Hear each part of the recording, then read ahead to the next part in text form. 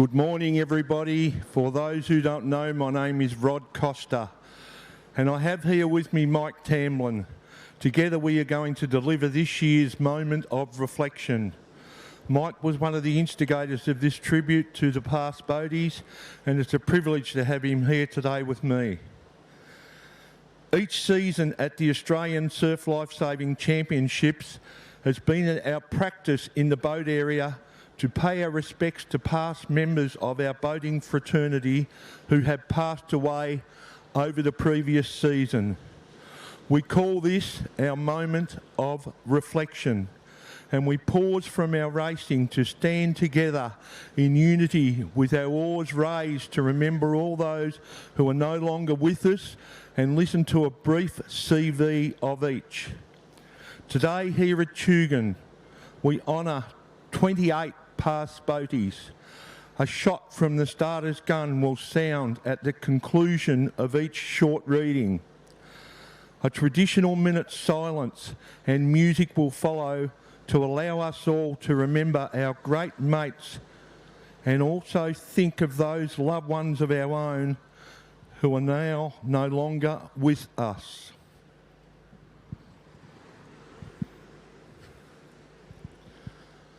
Ron Diamond, Fairhaven, age 74. Ron joined Fairhaven Surf Club in 1969 and commenced rowing in 1976 in the bow seat, a spot he filled with various crews for 24 years. He soon also took to sweeping and was recognised as one of Australia's most competent coaches and sweeps. His crews won countless Victorian, Australian and world titles. Ron was awarded life membership of Fairhaven Club in 1981 and the Victorian Surf Rowers League in 2004.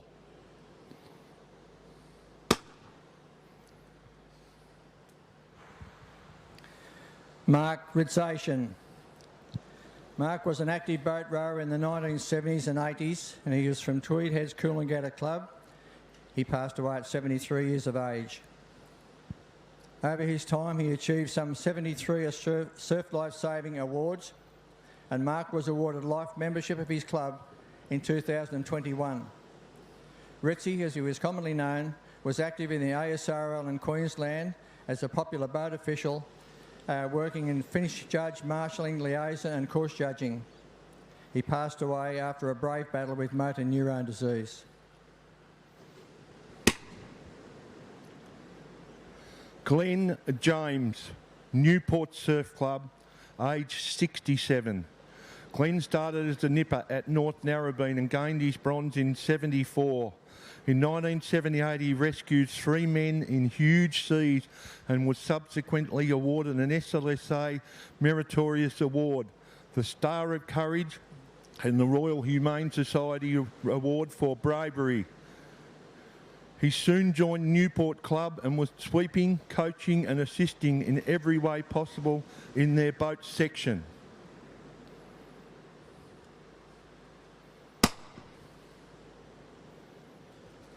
The next 3 athletes were members of the famous Ballina Lismore Open men's crew, which won 3 consecutive Australian Open men's titles in 1967, 68 and 69, plus a silver medal in 1966 and a bronze in 1970, a feat which is very, very hard to replicate.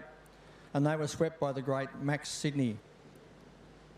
The first rower was Brian Sidney. Brian was awarded life membership of Ballina Lismore Club. He passed away at 91 years of age. He was made a life member of the Far North Coast branch of New South Wales. He held the position of club captain from 61 to 67, and due to his patrolling ethic was awarded 50 years long service award. The second one was Lance Goldsmith, Ballina Lismore also, age 88. Lance joined Ballina in 1958 and held the positions of vice boat captain, club treasurer and sat on the club committees in the late 1960s and early 1970s.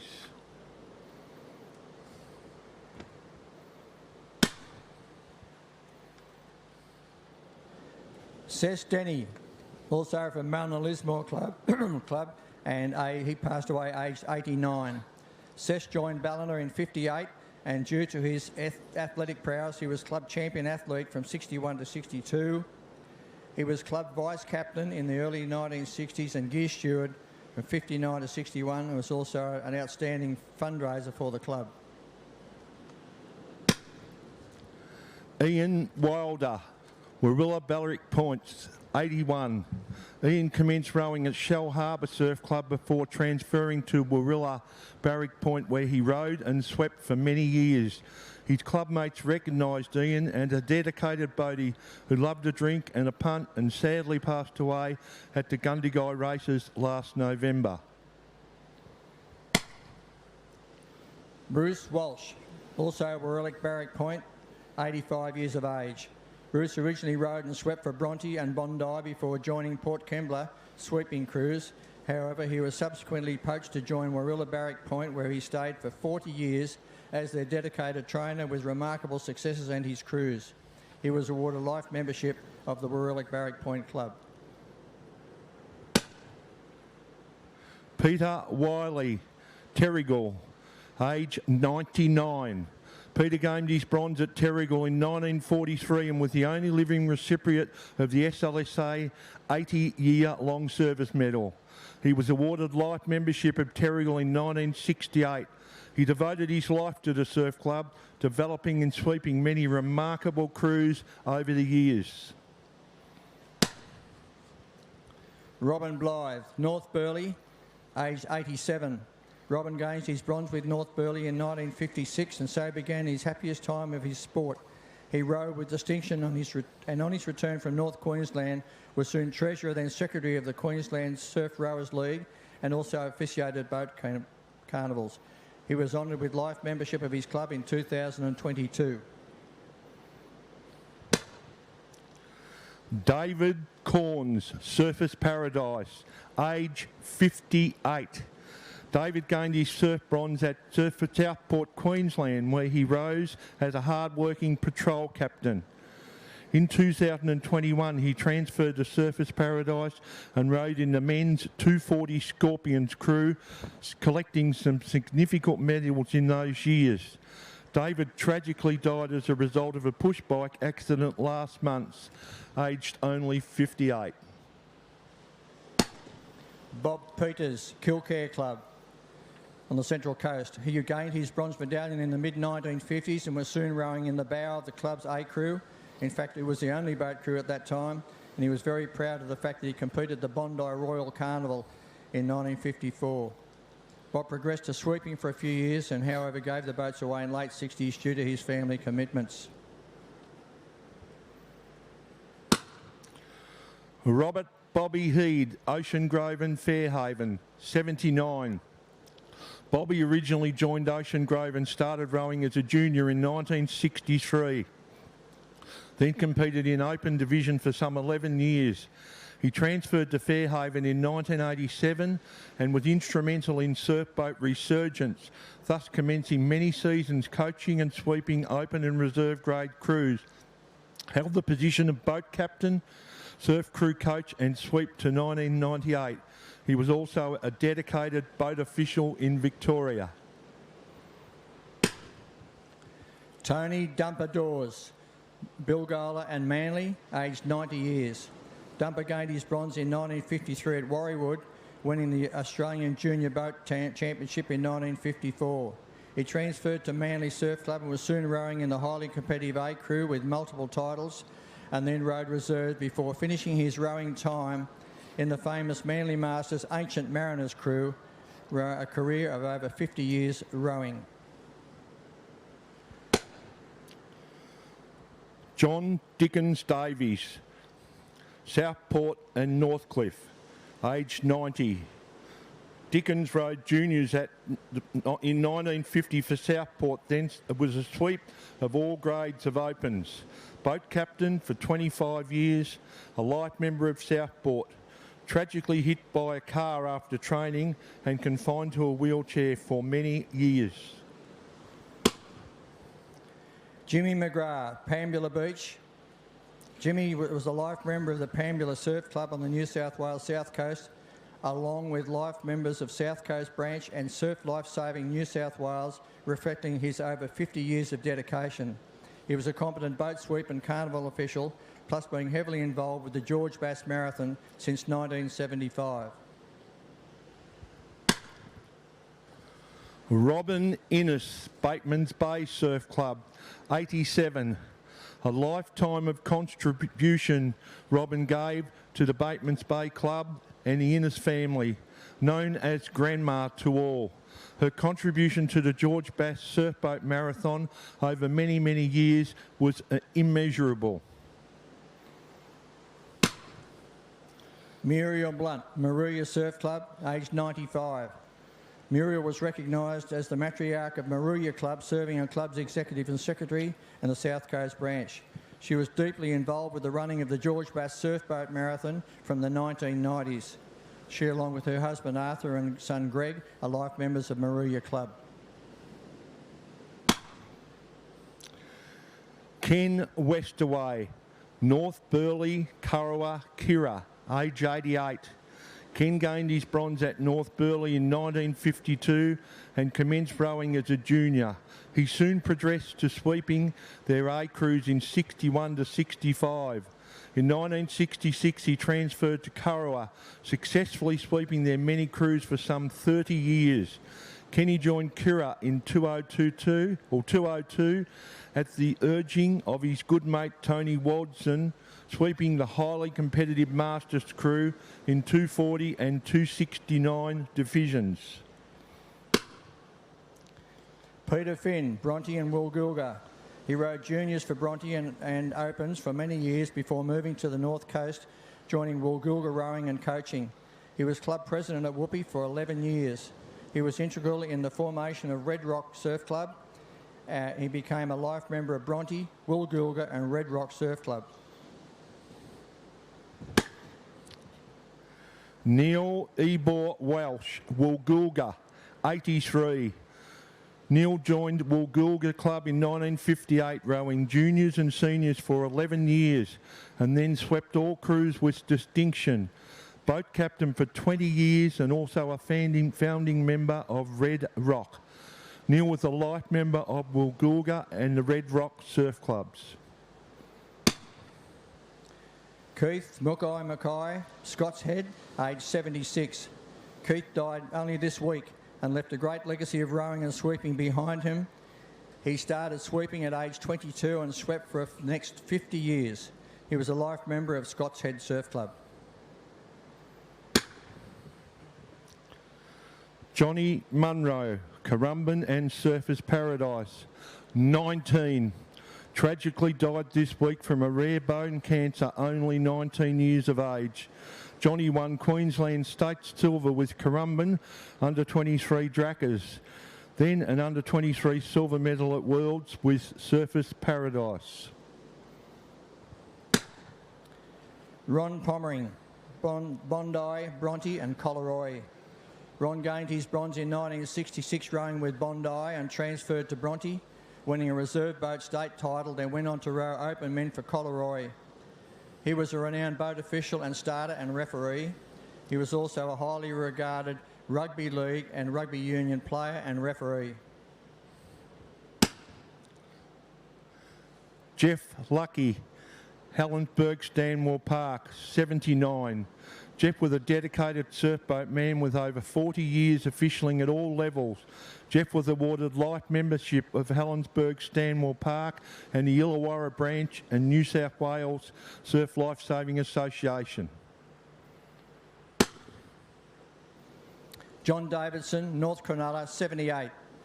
John was a state junior and open boat silver medalist and an enthusiastic boatie for the North Cronulla Club.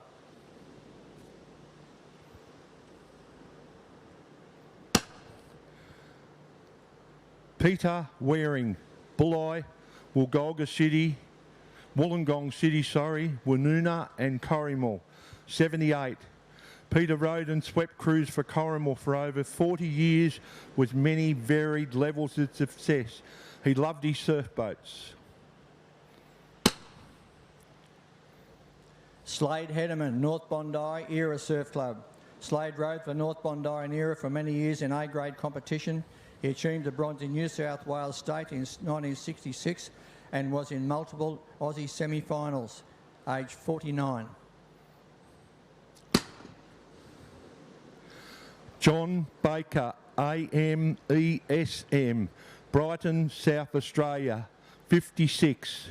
John joined Surf Lifesaving in 1977. Was made a life member of the Brighton Surf Lifesaving Club. He was a surf boat sweep and a rower with Brighton. John was a long-serving member of the Westpac Helicopter Service for 15 years, an SLSA surf board member, including being president. Surf Lifesaving Australia for 14 years, with 5 as president. Surf Lifesaving Australia Hall of Fame 2021. John's sudden death was in 2025.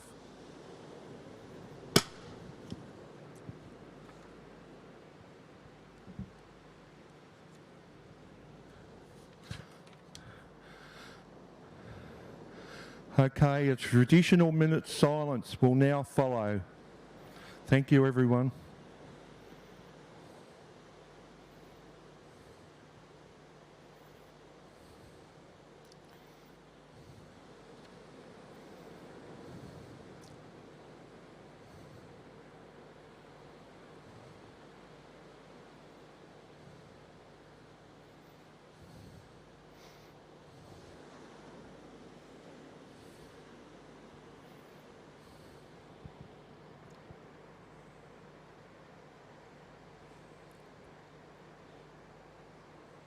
Thank you, everyone. That concludes our memorial service this morning. I'd just like to extend our thank you to all the athletes who have come out today to help commemorate what we believe is a very important and significant part of our Australian Championship event, which we've now been doing for something like 13 years. Thank you to all the officials who are also involved. And we just now like to leave you with some music to go by and remember the words. When you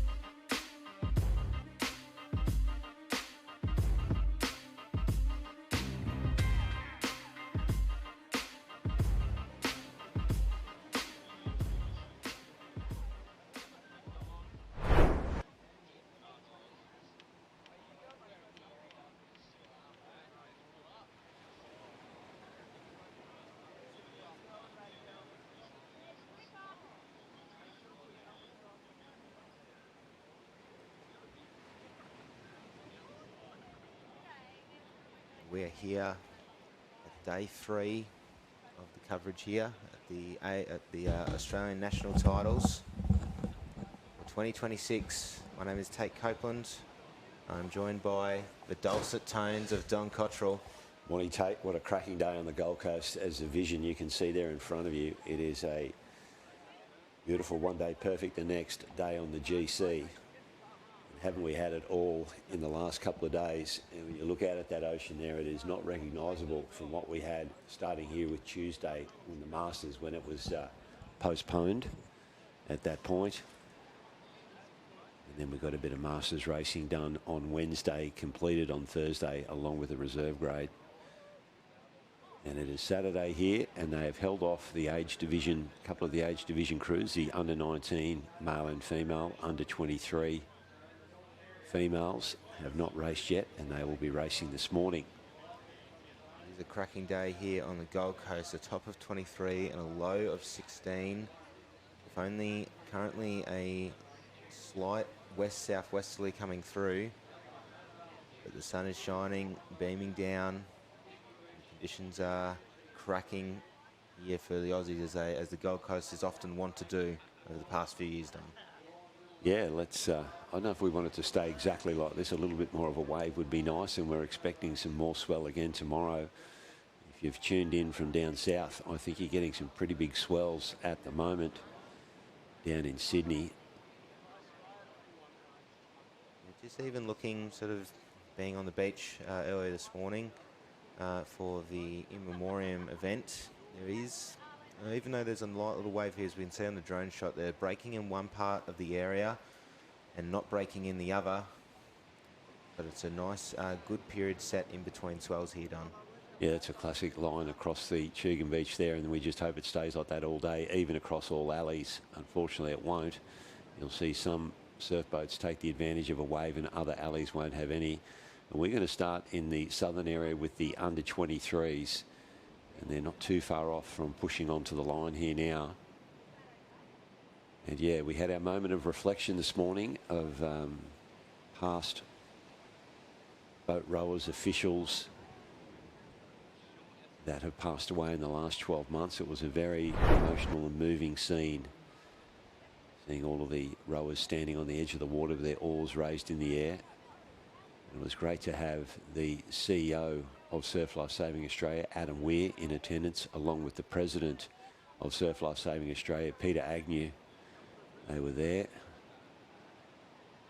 And of course, the name of a former Surf Life Saving President, Mr. Baker, was read out at that stage, passing away this year. It's probably one of the certainly more emotional events that we have here. Great tradition that we have, that the competition down on the other end of the Gold Coast have started to pick up as well. We now look to heat one of round one rather. On screen at the moment, it will be in alley 3. It is the Gerringong Pearls and the familiar stance of Rebecca Hamilton at the back of the boat with her girls there now, Don. Yeah, one of the few female sweeps.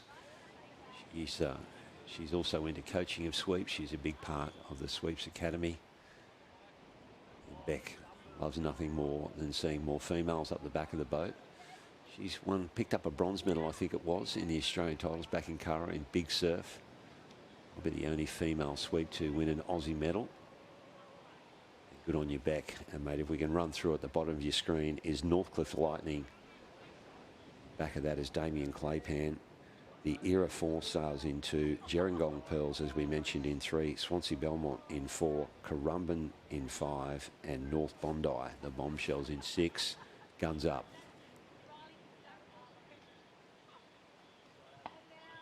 Gun goes away.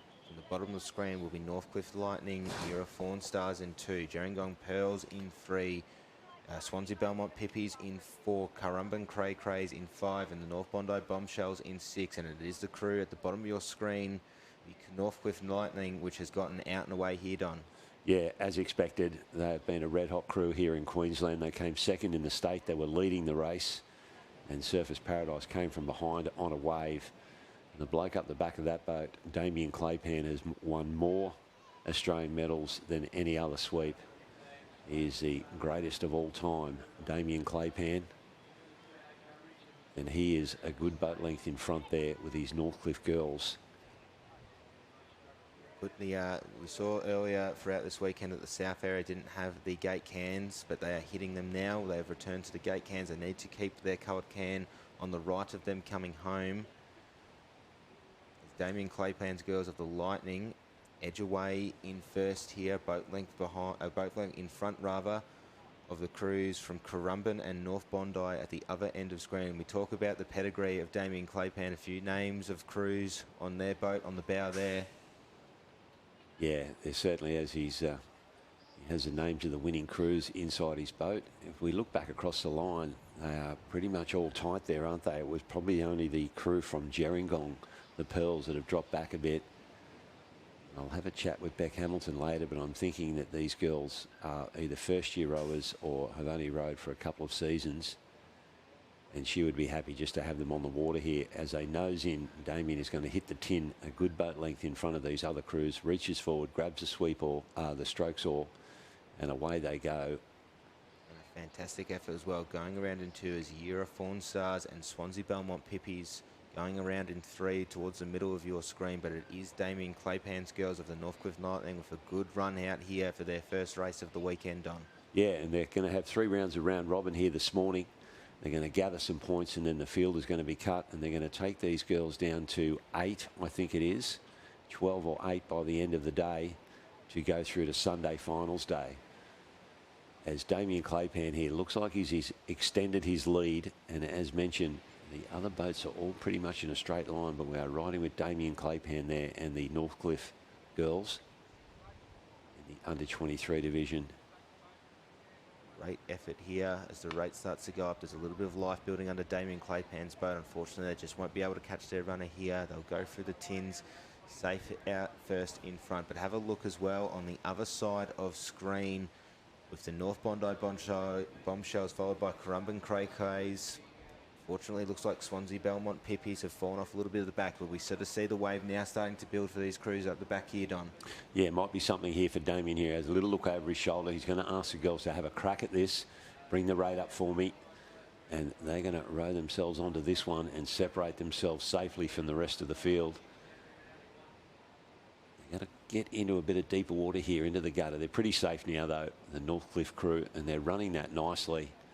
Good send in the boat, good shoulders into the bow. The rate is up, and he's working them pretty hard. He's whipping them to the line.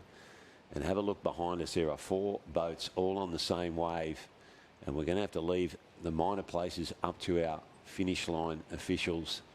You're trying to get a little bit of the shot there in alley 2, but it is very, very tight racing. Yeah, hard for us to see where the finish line is. We're not in line with both stands. We'll wait on the officials for that, but certainly Northcliffe dominating the first race of the day in the under-23 females. Fantastic effort. More crews get out and about and away as we now look to round 1, heat 2 of round 1. Starting from the bottom of the screen, the Newport Stingers in alley 1, South Kirkhill Cruisers will be in alley 2. Noosa Heads Clockers in 3, Surfers Paradise Sinners in 4, the Burley Heads Mowbray Park Lovelies in 5, and the Avalon Beach Ivy in 6. It is Michael King, Zoe, Ella, April and Alani of the Stingers on screen at the moment. Represented Australia in the development team a couple of years ago, did the Newport Stingers. They're a quality crew. They've had a little bit of injury earlier on in the year. One of the rowers had a bad back for the short course, but they have come good at the right end of the season, and they will be looking to impress here, the crew in alley 1 Newport Stingers. Next to them, the South Kirkhill Cruisers. Christopher Fleming at the back of the boat. Yeah, it's they got them bunched up reasonably tight there. They'll try and separate them a little bit.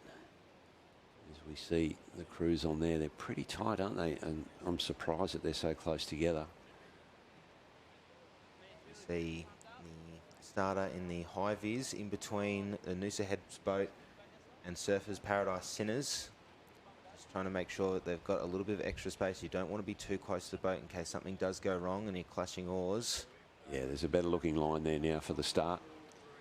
Check starters just separated them out a little bit.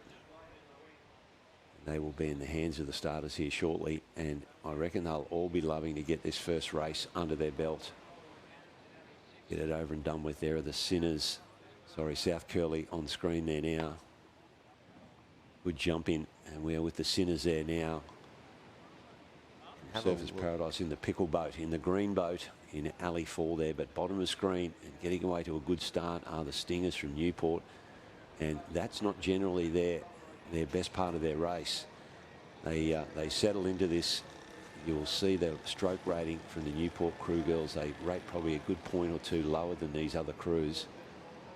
Wave to contend with in the middle of the pack. A nice green roll as they go over, and have a look at Avalon Beach Ivy. Have also got a really nice start out, followed alongside the Surfers Paradise crew in the pickle boat, with Mr. Sulka at the back with Georgia, Rio, Samantha and Molly. But Newport Stingers putting on the afterburners here, trying to just extend their lead a little bit, and they'll look like they'll hit the gate cans first on. Yeah, nice competitive race here in this second of our under 23 divisions.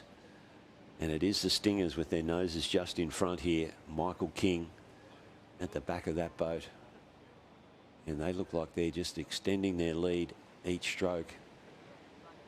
Hanging in with them, South Curl and probably across to Surfers Paradise. And way down the other end there, we've got Avalon Beach, the Ivy. Nathan Wellings at the back of their boat for the Avalon Beach Ivy. And as mentioned, these crews are looking for points here in this round robin racing. They will do a cut after 3 rounds. It's very important that these crews get their points up, especially in these earlier races. You don't want to put any pressure on yourselves. And here are turning cans now at Newport. They're going to hit that nicely. And around they go. Not a bad turn. 2.5 to 3 boat lead in front of the course, and right next to them is the South Curl Cruisers, who've probably got the best of the turns between themselves, Surfers Paradise and Avalon Beach, and they're starting to extend their lead a little bit here. Noosa Heads go around in 5, Burley Heads will go around in 6, but it is the Newport Stingers here at the moment who have got a commanding lead, Don. Yeah, look at the finish of their stroke there. They really put their shoulders into the bow, and there is a bit of time, hang time there, sending the boat, letting it run. You love to see the boat doing a little bit of work and the girls not racing off the back there. Again, Michael King, good coach. Comes from a family of sweeps, surf boat sweeps at Newport. One club man. He's a champion bloke. But there is a bit of a straight line for second place. We've got South Curly, we've got Surfers Paradise, and we've got Avalon at the top of your screen. I have to declare my interest here, mate. I've got my stepdaughter rowing in the Surfers Paradise crew, the Sinners. The crew staying at home. They're all sitting around the breakfast table. Pretty excited, the girls were this morning, mate, to get out and get this done. They've been waiting for a couple of days to find out when they're on. And Newport, they're going to run the top of this one here, and they're going to try and separate themselves. Can they drop down over it? Yes, they can. And Newport, put a little asterisk next to them. They'll be one to watch as we get deeper into this event. And it is now on for the Miners. Noosa in the mix there in the red bow boat. They row down onto one. We've got 4 boats here that are going to be sprinting for the line here for the all-important points. Noosa Heads with a fantastic run to try and catch up to there. They were falling off behind the pack. Unfortunately, it looks like South Curly will not be able to get down this wave. It's now a battle for the minor places between 3 crews, line for line, oar for oar. Far too close to call from here, Don. Yeah, that was a tight finish there for the Miners. But no doubt about our winners, the Newport Stingers.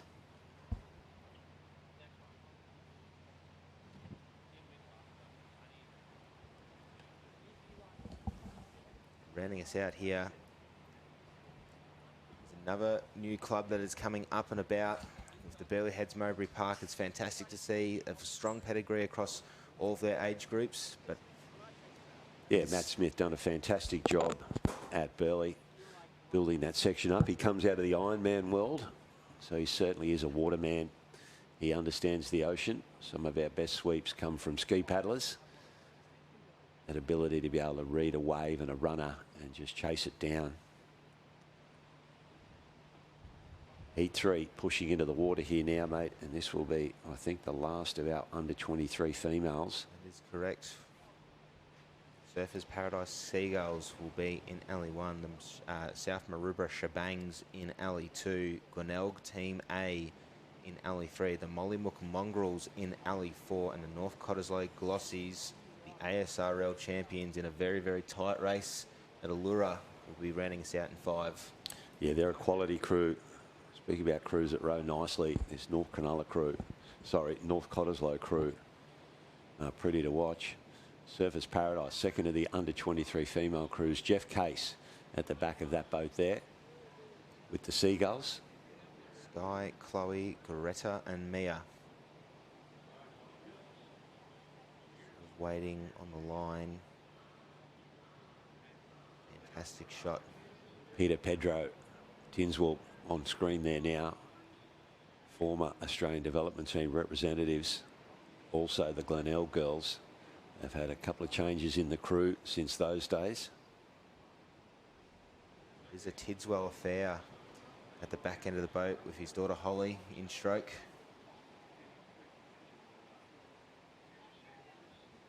Picked up Surf Life Saving Australia's Coach of the Year a couple of years ago, did Peter Tinswell.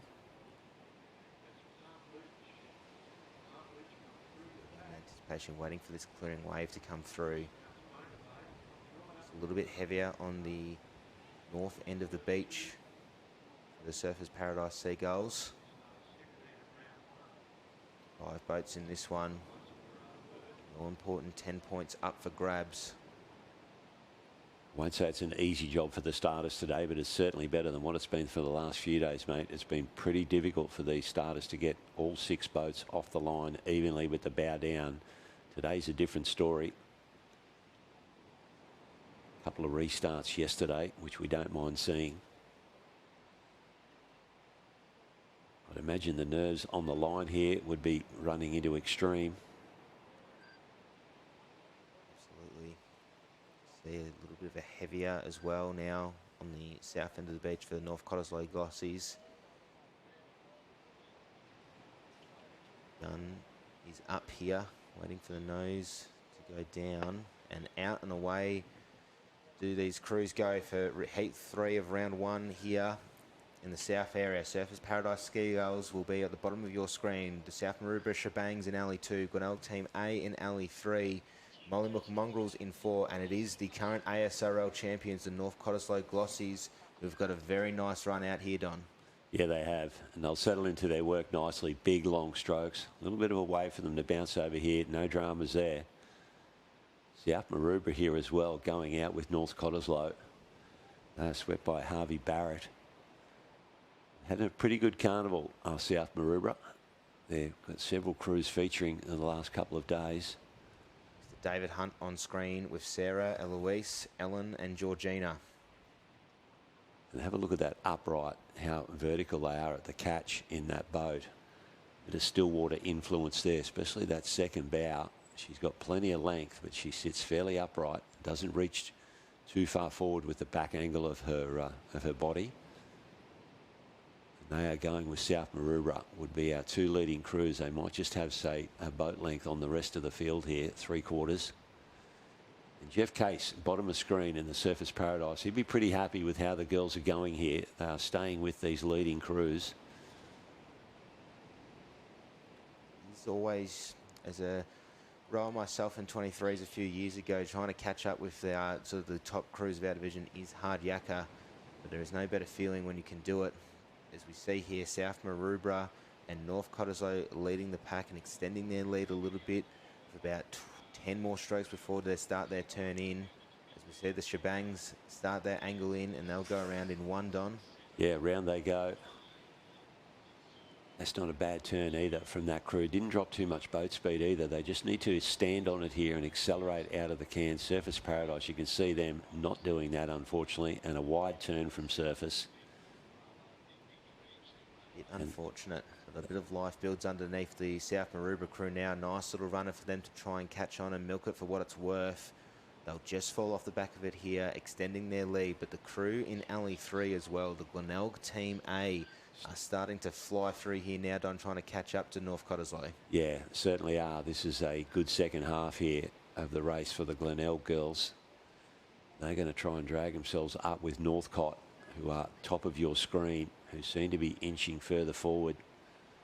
They're going to get through these gate cans and back into the wave area. Yeah, a little runner there for the crew in Alley 5. That is Mollymook, the Mongrels. Marty Drysdale at the back of their boat, a nice little push for them. And it's Northcott who's managed to turn around in second and has hit the gate cans first. It's been a fantastic third quarter for them, and a little bit of life building under the Glenelg boat now that South Maroubra will catch up to, and maybe Northcott as well, Don. Yeah, nice little wave forming here now. Possibly the crew at the top of your screen, North Cottesloe, can take advantage of this. South Maroubra stopped rowing. Oh, and so have Glenelg. They're all waiting for the wave behind. No doubt about North Cottesloe. But the crew's behind, not on screen here now. They've waited for a set wave. There's going to be a late takeoff here as we split the screen, and you can see these crews starting to come into the picture here now. They're racing for the minors, and around they go. Couple of boats around. There was a late takeoff. Jeff Case, bottom of screen here. He's been able to join the rest of these boats. One of them has flipped off the back. That might be South Maroubra. That was pretty well one of our leaders. That is disappointing for them. And a sprint for the line. And that would be the crew from Mollymook. Unfortunately as well for Surfers Paradise, a little bit of trouble for their bow woman. There's a lot of trouble. Oh, out she goes. Yeah, unfortunately, she's just trying to get her oar out of the water, has caught a crab. The blade gets stuck in trying to get it out. And South Maroubra, a fantastic run from them. Unfortunately, a bit of a late takeoff for them. Yeah, they had to stop rowing at the back of the break. They were on the tail of North Cottesloe, who pulled onto the wave in front. And as soon as they missed that wave in front, they and Glenelg stopped rowing because they knew they had a set wave coming behind them. And they tried to avoid that late takeoff. And unfortunately, it has cost South Maroubra. They have slewed round, popped off the back, and they've gone from second position to last position. Surfers Paradise Seagulls on the screen there. They won't be too disappointed with that race. That was certainly on the way to sea, and they were close enough in the end to keep themselves up with the leading crews. Chloe Richards there sitting in bow, unfortunately having that bit of a spill out of the boat at the end of the race. Went to Jeffrey, no, I'm fine, it's all good, it's okay. Yeah, Queso very supportive of his girls. Does a great job looking after the 23 girls, and he was pretty happy to see the swell drop from earlier on in the week. He wasn't looking forward to taking the girls out in 6 to 8 foot surf. And it looks like, mate, that we're on to under 19 here. Round 1, heat 1. The South Curl Sandy Cracks will be at the bottom of your screen. The Avoca Beach Wolfpack in Alley 2. Cronulla Hammerheads in 3. The Bilgola Chicken Legs in 4. And the Anglesey Assassins will take us out in Alley 5. Anglesey, mate, what can you tell us about that? Swept by Scotty Tannehill. There's been a few movements around. So we have Hudson Jude, Dylan Palmer, who's originally from Mordialloc, and Jeremy Cassar, who is originally from Altona, rowing under Scotty Hasty. They've come over, they went over to Anglesey, and I hate to be the bearer of bad news for Jeremy, but a funny story. He did ask his mum, Patrice, who took out a gold medal at States with the Altona Western Bells in Victoria earlier this year, is he going to be able to hear the gun? Because we've got the hooter down south. Yeah, right. And we've all said to him, no, you will be able to hear the gun, yeah, Jeremy. Yeah, that are one of the luxuries of coming to Queensland. The relaxation of the gun laws here allows us to use a gun to start, obviously with blanks in it. Don't panic. But it's more of a cannon than a gun, and you have no problem hearing it, especially with no wind here today as well. I'll just about jump with fright into the surf boat when this cannon goes off. Hammerheads on screen. Dane, Archie, Hamish and Rory with Gary Allman as their sweep. Been around for a number of years as Gary.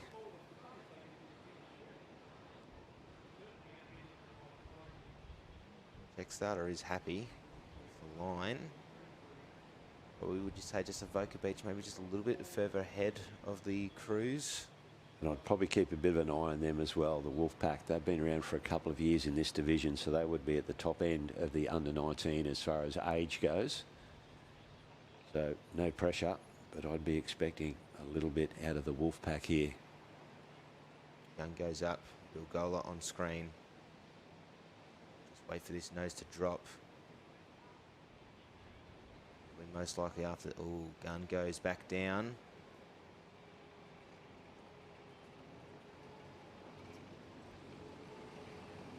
It's interesting watching the body language there, isn't it? From when the flag's up to when the gun goes up. They get themselves set. Has been, I'm sure that you can talk about your racing that you've done on Thursday when you're sort of waiting on the line, waiting for when the gun to go. That sort of extra movement of the boat is quite difficult and sort of losing a little bit of energy, which is why you just got to make sure you're ready to go, as these boys are now. Off and away they go. Bilgola is on screen at the moment. It will be in alley 4. It's a good start from them, but it is the Avoca Beach Wolfpack with Matty Mitchell, his two sons of Johnny and Floyd, and Ryder and Angus along for the Mitchell ride here, getting the nicest of the runs done.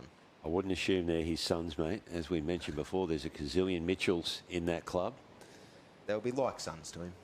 Absolutely. They're certainly family. Pretty even line as they scoot over towards the back bank here.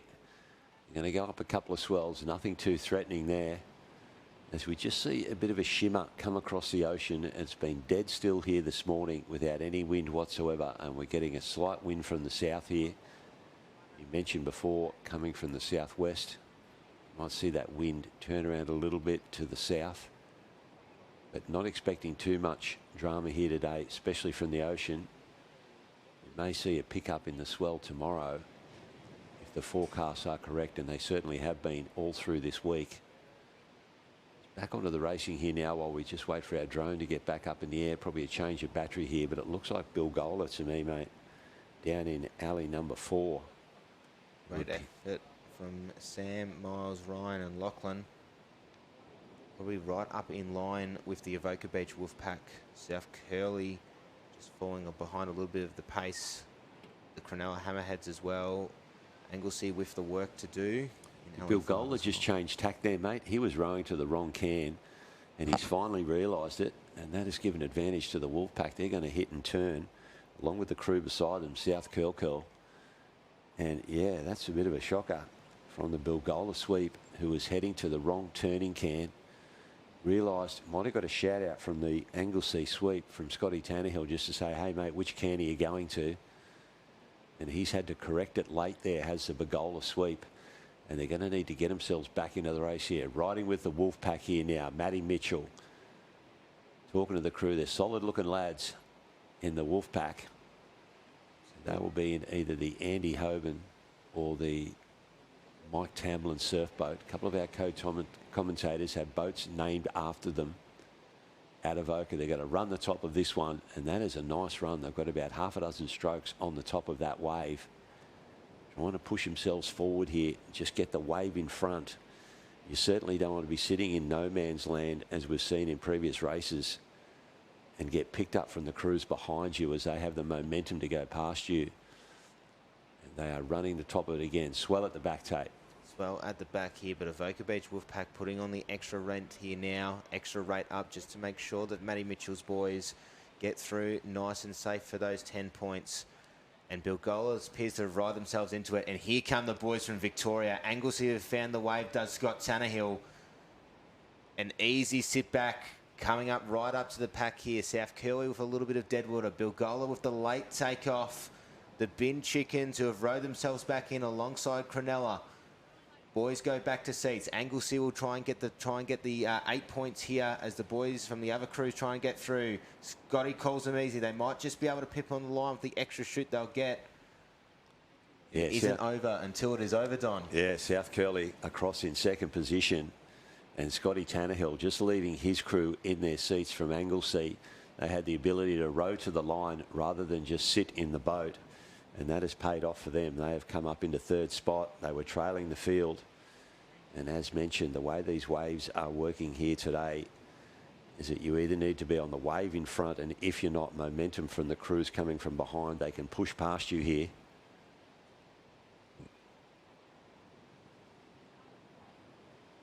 It's very interesting I think that extra glare that we probably haven't seen over the past few days, especially this morning, might just make it a bit difficult for the sweeps looking out to sea to make sure they're on the right can. Yeah, true. Yeah, they would be looking straight into the sun here, and that would make it difficult to pick up the colour of your can. We're covering now for the Bilgola sweep. We're finding excuses for him. Good stuff. Queenscliff on screen there now. This is round 1, heat 2 of the under-19 male surf boat. And we've got the Porky Pigs from Queenscliff. They don't look that porky to me. Look pretty fit, the boys.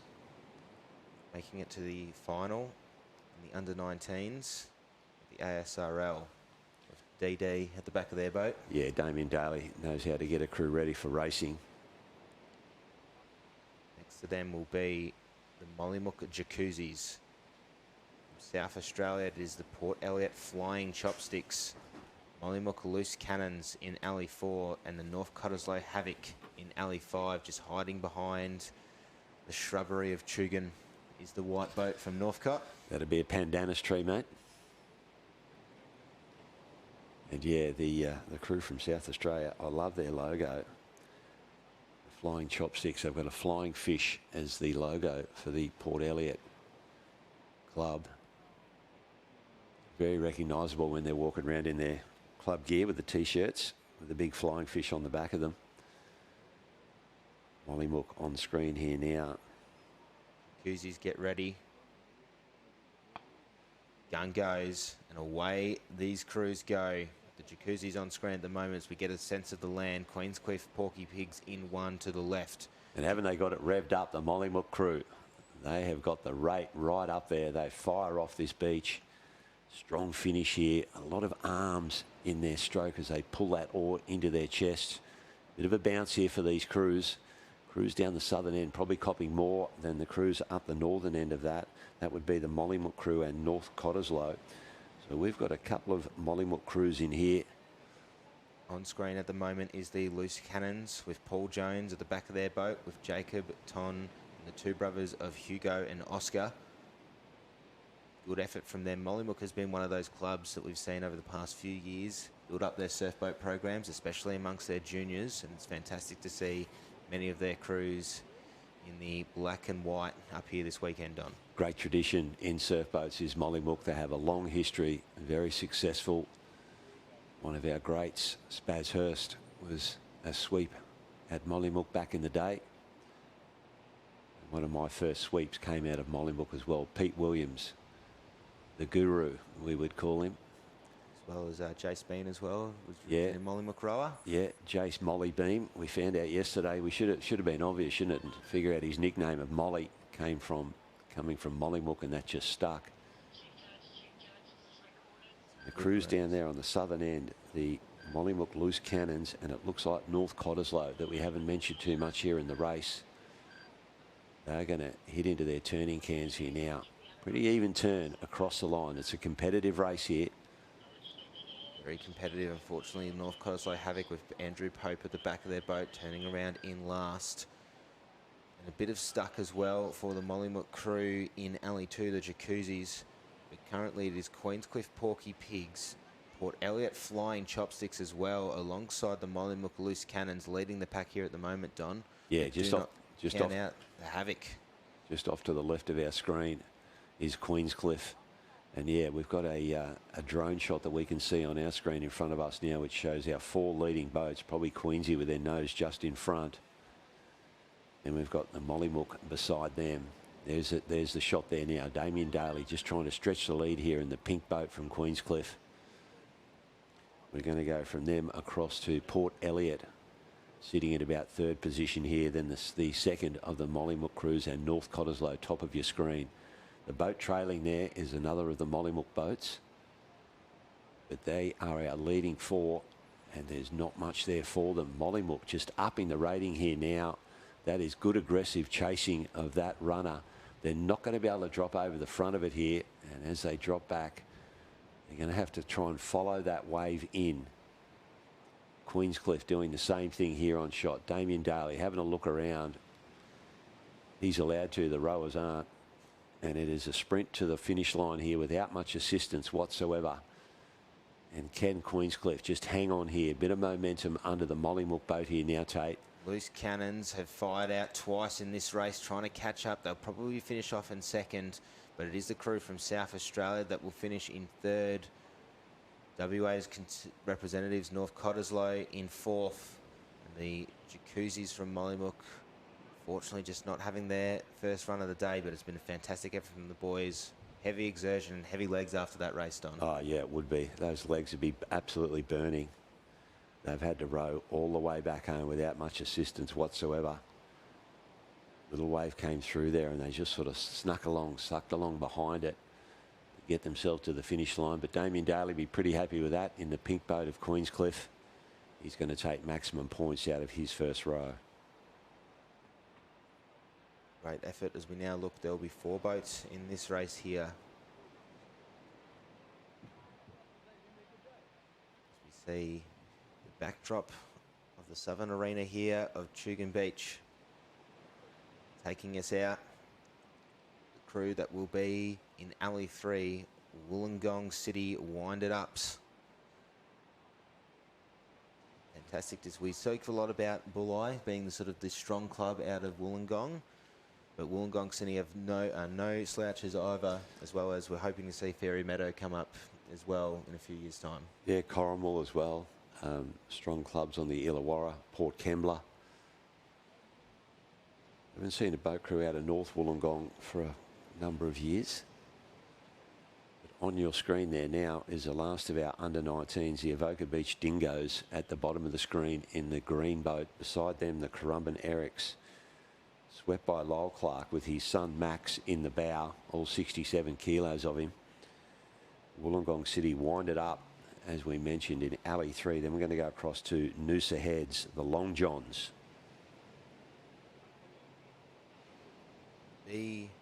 Looking at the names here, Mac Cooper, potential relation to the man at the back of the boat, Mr. Stuart Cooper? Yes, it would be. Yeah, Stu Cooper. He's sweeping that boat for Noosa. Champion bloke. And great to see another father-son combo in surf boats. The Erics there just got their nose out in front from the start line.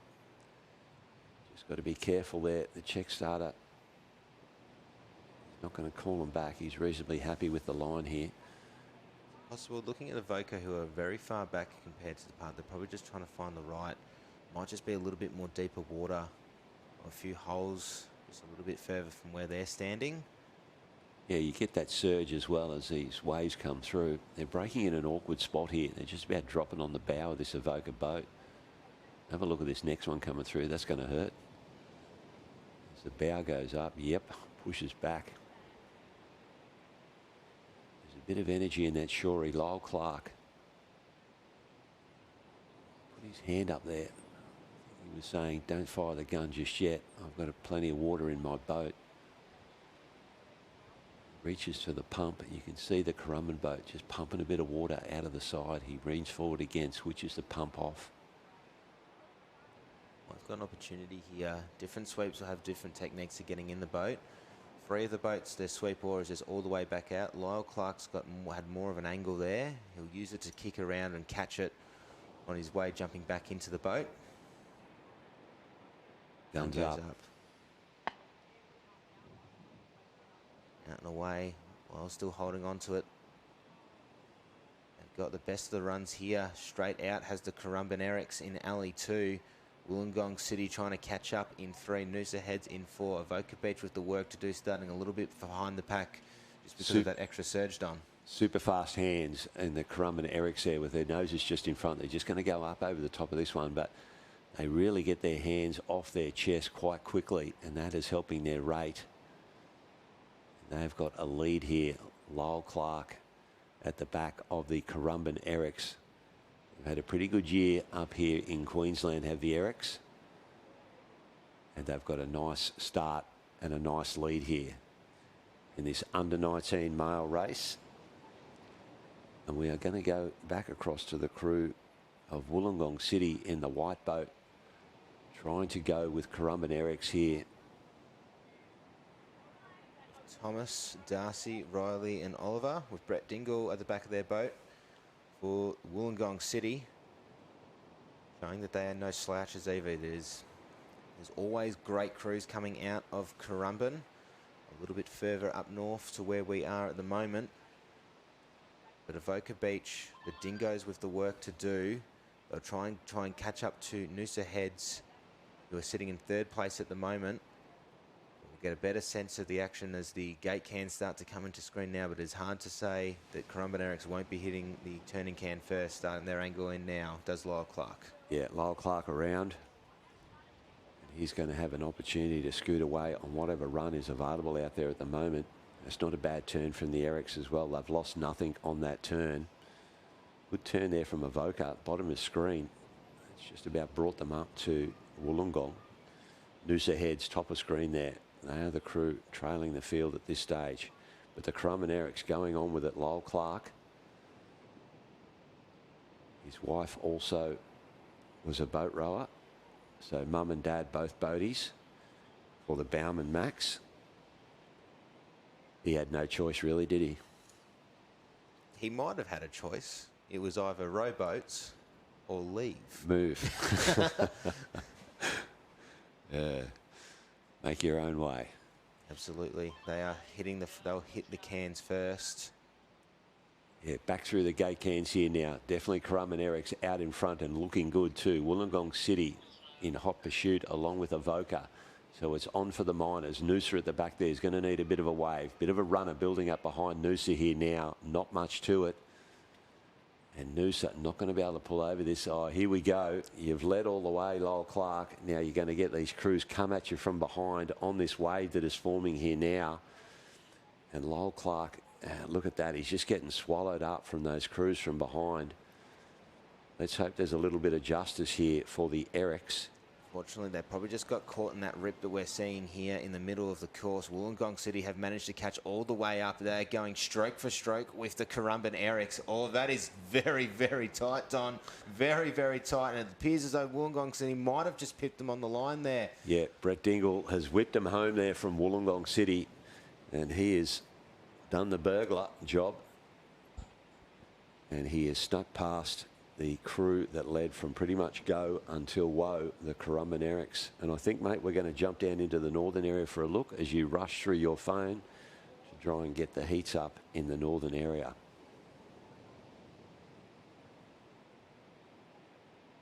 Has been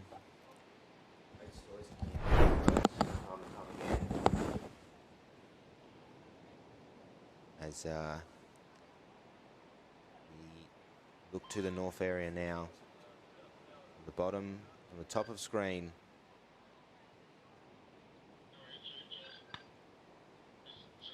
Having a look, there we go. Palm Beach Profits will be in alley 1 from the top of screen. Collaroy Cowboys will be in alley 2. The Corrimal Blackbirds in alley 3. The Kyneton Rocks Crusty Critters in alley 4. And the Mooloolaba Rustlers in alley 5. And it is the two crews on the southern end of the northern arena of Kyneton Rocks and Mooloolaba who've got the flattest of the runs, Don. Yeah, David Luff at the back of the Mooloolaba crew there, and next to him, Hocko. And aren't Kyneton Rocks having a good Australian titles? Picked up their first medal ever. And they are going to lead it out here. Hocko will be pretty happy with the start that the boys just got him away to then. David Lowe with the wooden sweep oar.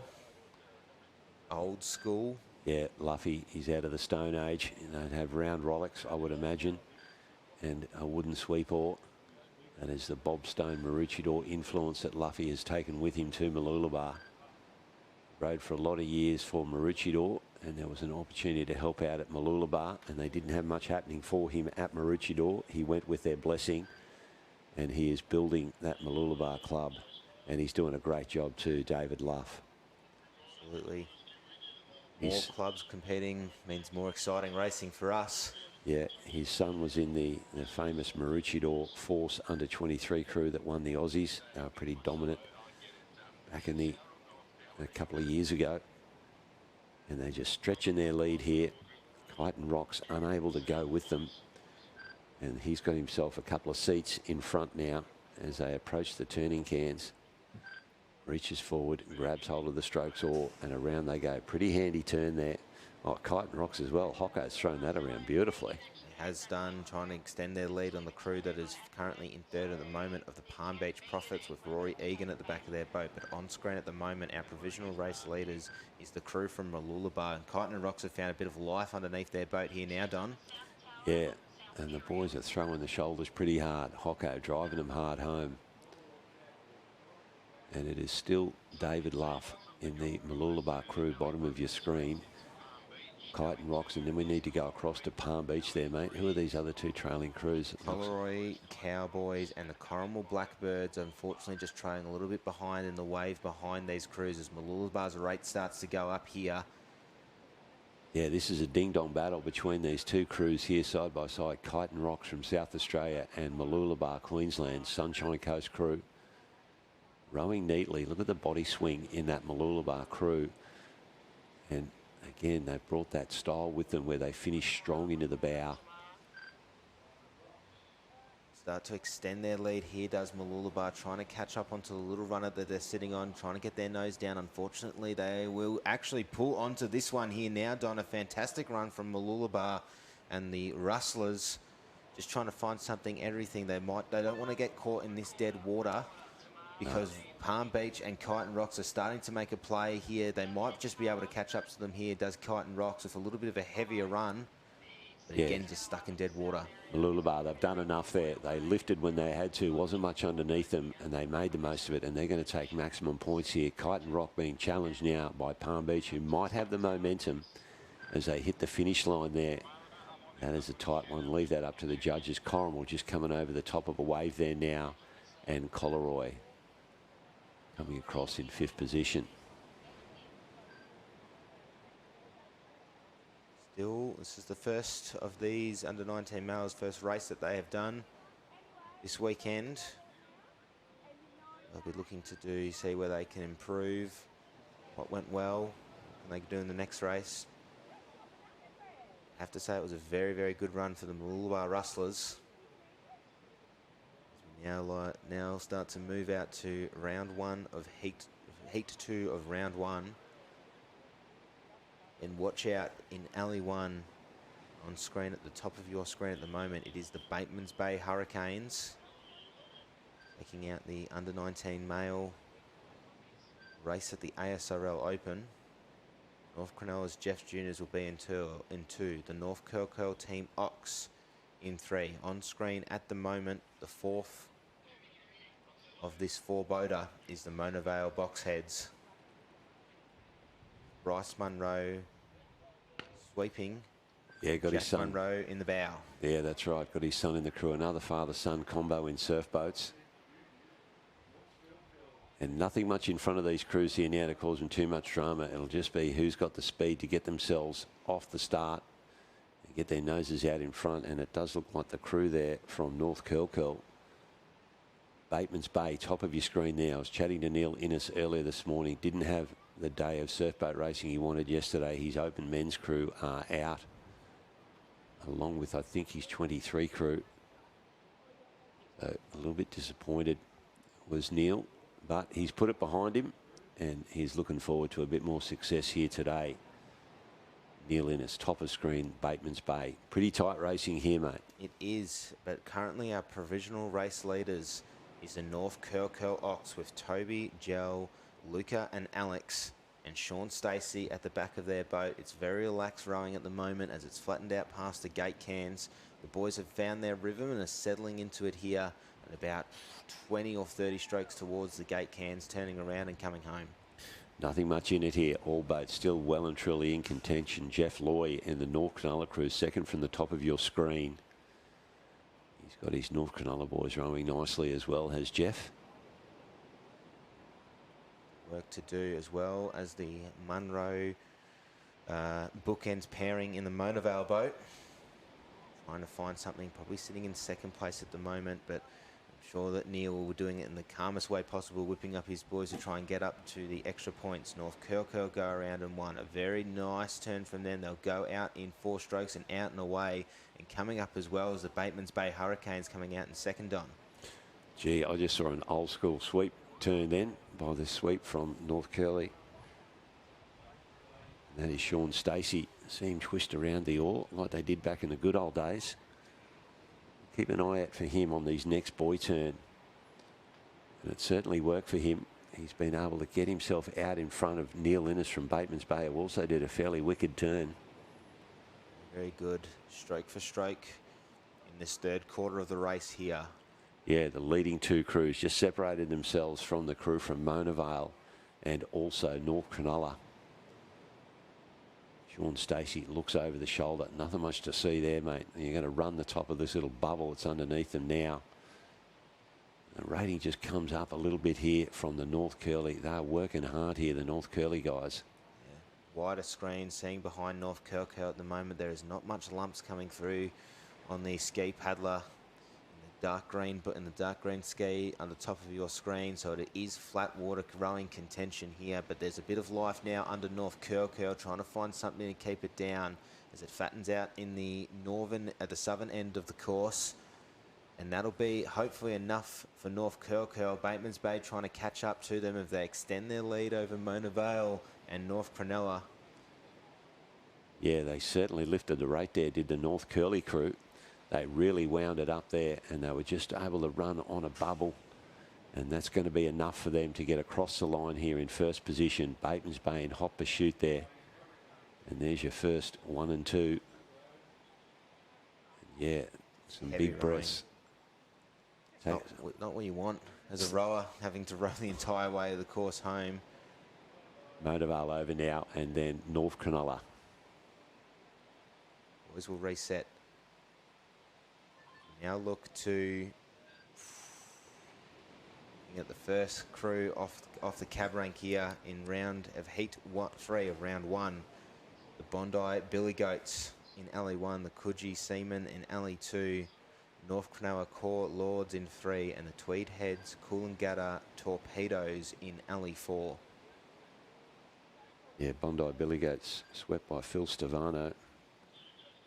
Coogee swept by Darren Williamson, and there is a second Williamson in that Coogee boat. Is this another father-son combo? We've had about 3 or 4 in a row.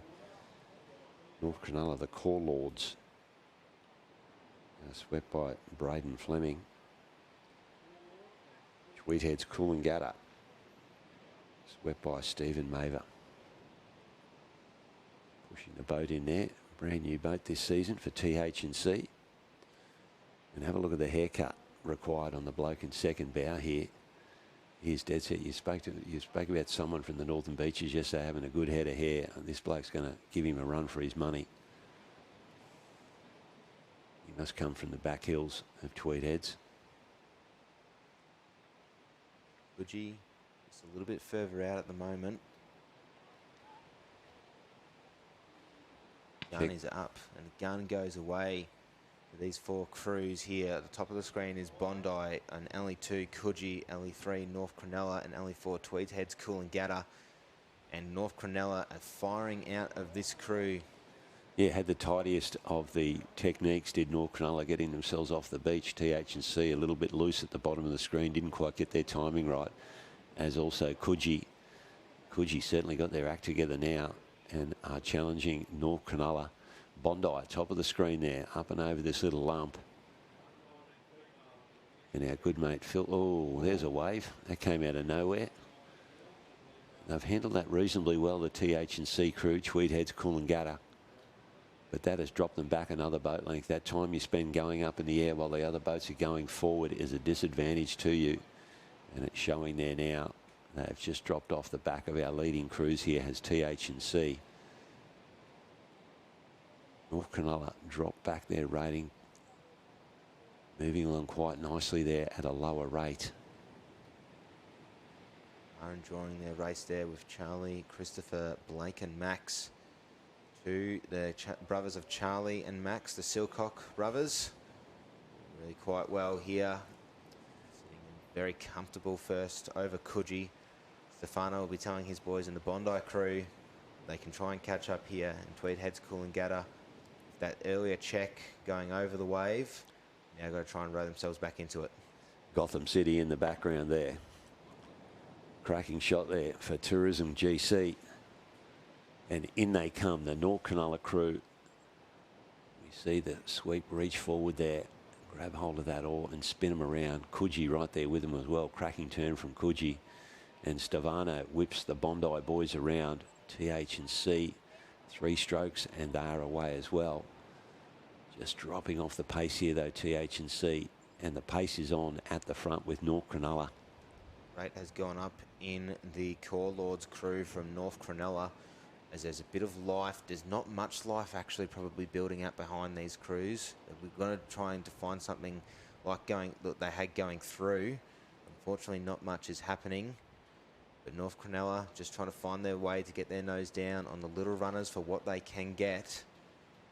Braden Fleming just having a look from the North Cronulla boat back to Coogee just to see where they were. They've just disappeared over his right shoulder. Focusing back here on the crew here now. He will be urging them on. They are first through the gate cans. A little bit of momentum under them now. Can they milk a couple of strokes out of that little runner? Got a little bit of a wobble up there. That didn't help. There'll be a little bit of life building under Stefano now and the Bondi crew. They'll probably fall off the back of it. Coogee will pick it up. And North Cronulla are now stuck in dead water. And here come the Coogee crew. Calls easy. It'll be a late takeoff for North Cronulla, Don. Yeah, they're in a bit of deep water, though. I think they're pretty safe. He's not going to break too hardly on the back of the boat there, and it doesn't. And look at this. Sprint for the line. This is exciting stuff here. Coogee got the rate up and possibly the momentum here. They're really whipping it through here, Coogee, and they're going to push their nose over and down the front of this one. And North Cronulla, sorry, just unable to stay with the momentum of Coogee coming from behind on a better part of the wave. And they're going to take maximum points out of this round robin for the under-19 male surfboat race. Bondi coming over the line here now for 3rd position. And of course, TH&C just off screen here at the moment will come across in 4th position. Certainly fantastic from there. Unfortunately, the Cronulla Core Lords just couldn't quite get over, didn't have the momentum over the Coogee Seamen. They were still probably a boat length behind. They managed to just find the runners and catch them in. So I'll say it time and time again, it isn't over until it is over. Ain't that the truth? And we have got under 19 female coming up in our northern area here. Stockton Sirens in Alley 1, Collaroy Cutters in Alley 2, Allura Sea Monkeys in Alley 3, North Cronulla Flames in Alley 4, and Alley 5 is the Maxwell Scott's Head Fruit Loops.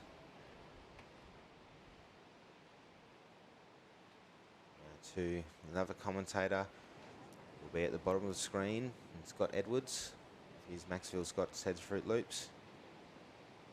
If him and his wife Rachel do a power of work out of that club. He's a good man. Vice President on the ASRL is Scotty. And there is Bluey just giving the thumbs up on the North Cronulla crew. And I've been told by Mick Crutcher I'm not allowed to talk about him, and his daughter is in this crew. I'm allowed to talk about Alana, but he's been told that commentator keeps talking about you in my race and I don't like it. Fair enough, Alana. Bluey at the back of the North Cronulla boat there. Jane, Lily, Alana and Amanda. Elton Mackay, check starter, has his flag up in between the bushes there. As this wind slowly increases from the south.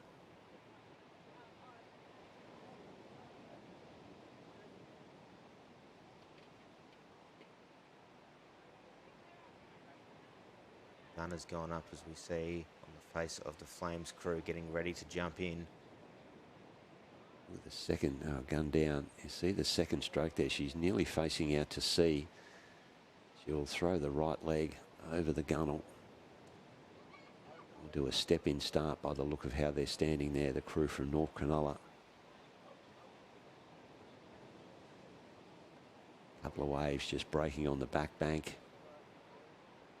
Our water safety will have a bit of an easier day today. You see the jet ski and IRB in the background. They've been flat out in the last few days.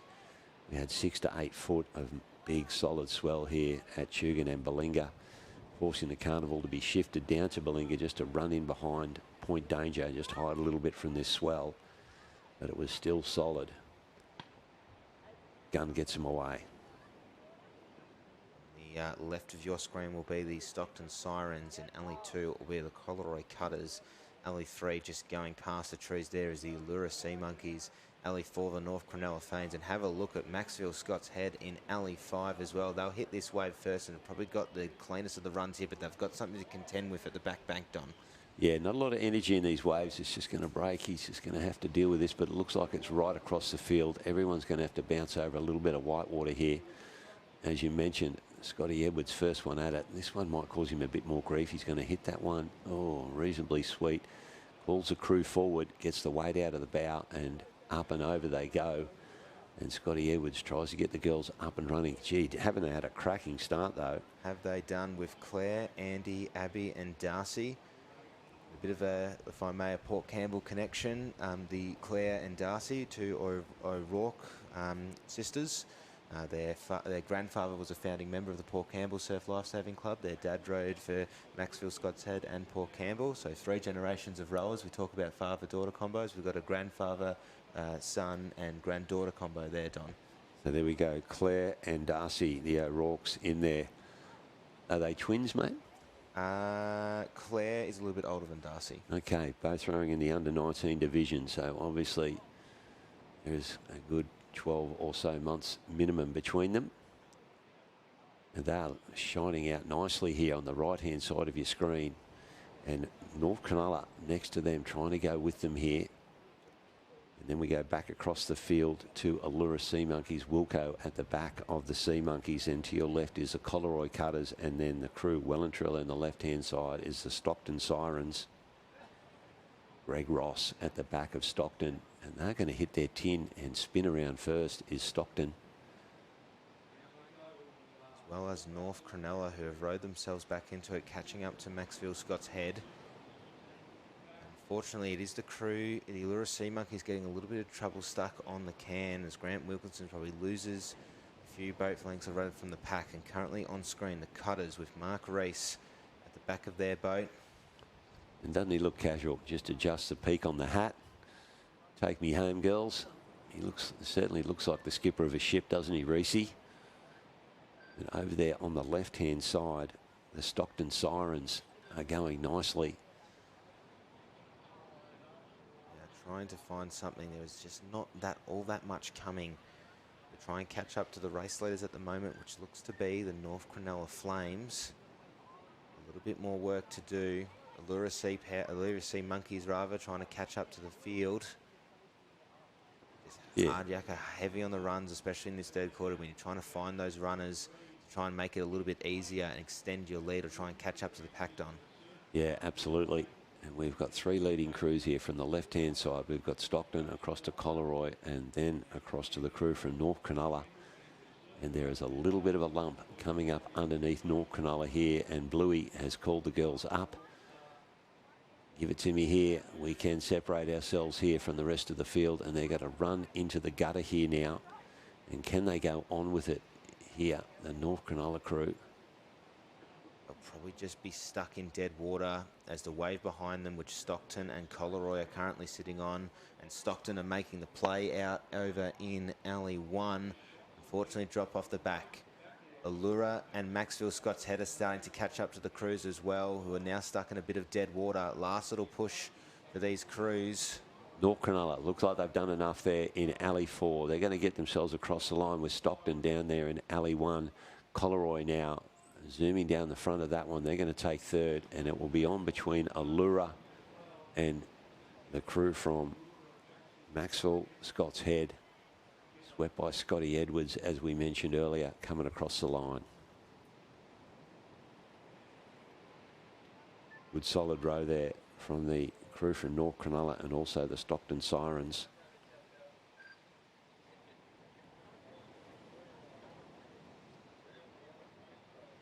Now to heat 2 of round 1 here in the Northern Arena. Going to take these crews down to 8 only by the end of the day to go through to our finals day on Sunday, where they will have 2 heats of 4, 3 through to a final, a 6-boat final. Crew in alley 4 on screen at the moment. Mr. Spence Palm Beach Propellers. But from the top of the field will be McMaster's McNuggets in alley 1, the Mona Vale Menace in alley 2, the Janjuk Jets in alley 3. On screen, the Propellers in 4 and the Allura Mermaids in 5. On screen at the moment. Now the Menace, mate. Mona Vale Menace, how did they go at the ASRL Open? I'll test you here now, mate. Haven't I? I am testing. They rode. I know that they rode in the under-17 final and had a good showing. Which they shouldn't have. But they're one of those crews, I think, the Mona Vale Menace, that we've seen probably they're on the younger side of the competition and still making finals and doing really quite well. As well as the crew on screen. Zelton's walking between Janjuk and Palm Beach, making sure that the line is nice and tight.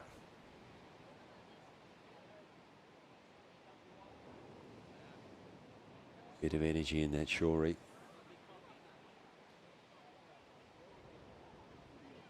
Allura Mermaids at the bottom of the screen. I'm seeing Stella Nesbitt as one of the names in that boat. I'm wondering if that's Timmy Nesbitt's daughter. One of the sweeps at Allura. They're being swept by Michael McBain here. Just power in that Shorey. Gun hasn't gone up yet. Yeah, a bit of sand in the water. Bit of push. Peter Spence on screen there with his Palm Beach crew.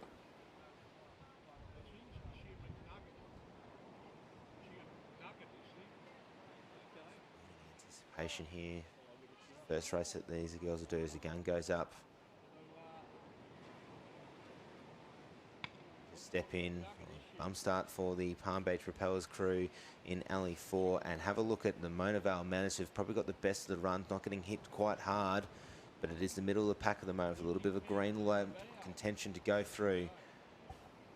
Yeah, Allura bottom of screen, and the McMaster's Nuggets at the top of the screen. Copped it off the start there. And they just got shunted back when they jumped in, got a couple of strokes in before they went up and over the Shorey. And they didn't get the best of the starts, unlike the crew from Palm Beach. And beside them, Janjuk, and beside them, Mona Vale Menace, the 3 leading crews leading us out here now. The only boat to deal with a bit of white water is Janjuk. Unfortunately, just gets stuck. They're getting hit in that middle alley there, and they've dropped back. It is currently Mona Vale and Palm Beach leading the pack. Allura have come back right up into it. Unfortunately, McMaster's getting hit with the white water as well on that last wave on the bank. It's going to be hard yakka rowing to try and catch up to the race leaders of Palm Beach and Mona Vale, Don.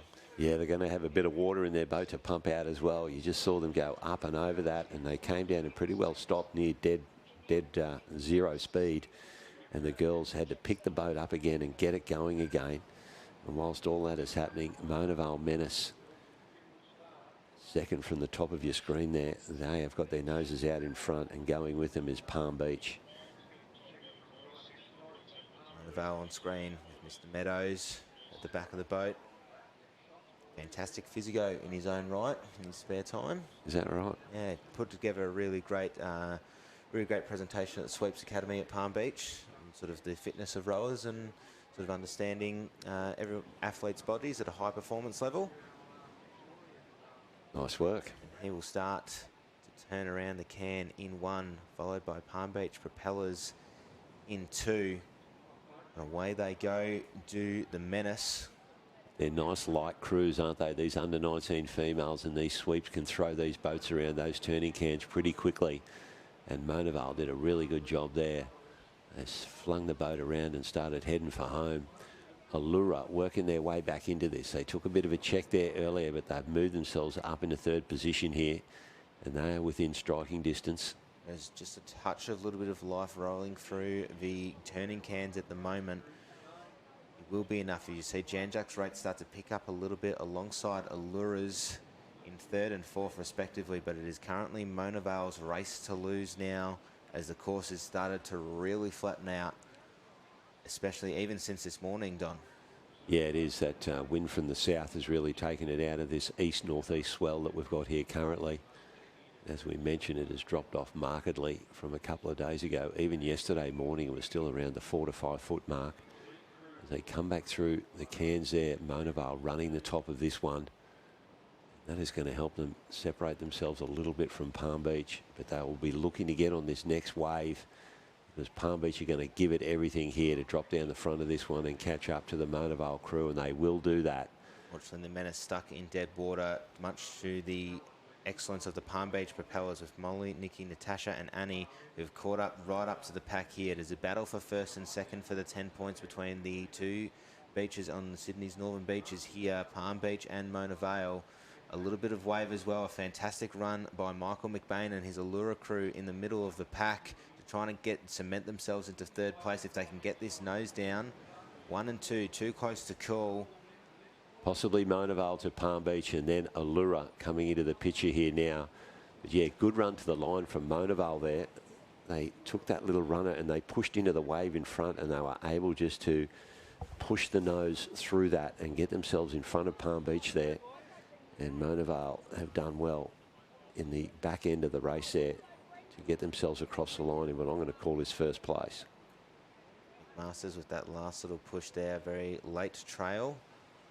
Just to make sure, probably the safest option with that sort of extra dumping wave that's coming through from Peter Norman at the back of the McMaster's boat. With Lenica, Rebecca, Jessica and Lucy. Jack just getting stuck. Getting hit by the only two whitewater waves that were breaking right in the middle of the field to check their boat, but do not count them out for the rest of the weekend, Don. No, the Nuggets copped the worst of the ocean in that race, that's for sure. The sweep will be letting them know you had it up against you there, girls. You did reasonably well there. Let's see how they go next time away. If they can get away with the leading crews, we'll see what the McNuggets can do. Now look to heat 3 of round 1. North Cronulla Springs will be in alley 1. Alexandra Headland Stingers in alley 2. The Kawana Wipeouts in alley 3. And on the screen at the moment, the Coogee Commandos in 4. Ran us out in this 4-boat race, Don. Yeah, and the North Cronulla crew, it might have happened here again. We've got Sage Pritchard in the bow and Craig Pritchard as the sweep. We're going to assume that's a father-daughter combo.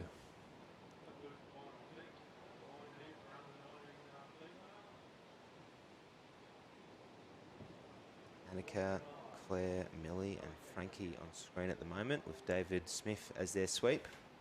Rounds out the Coogee Commandos.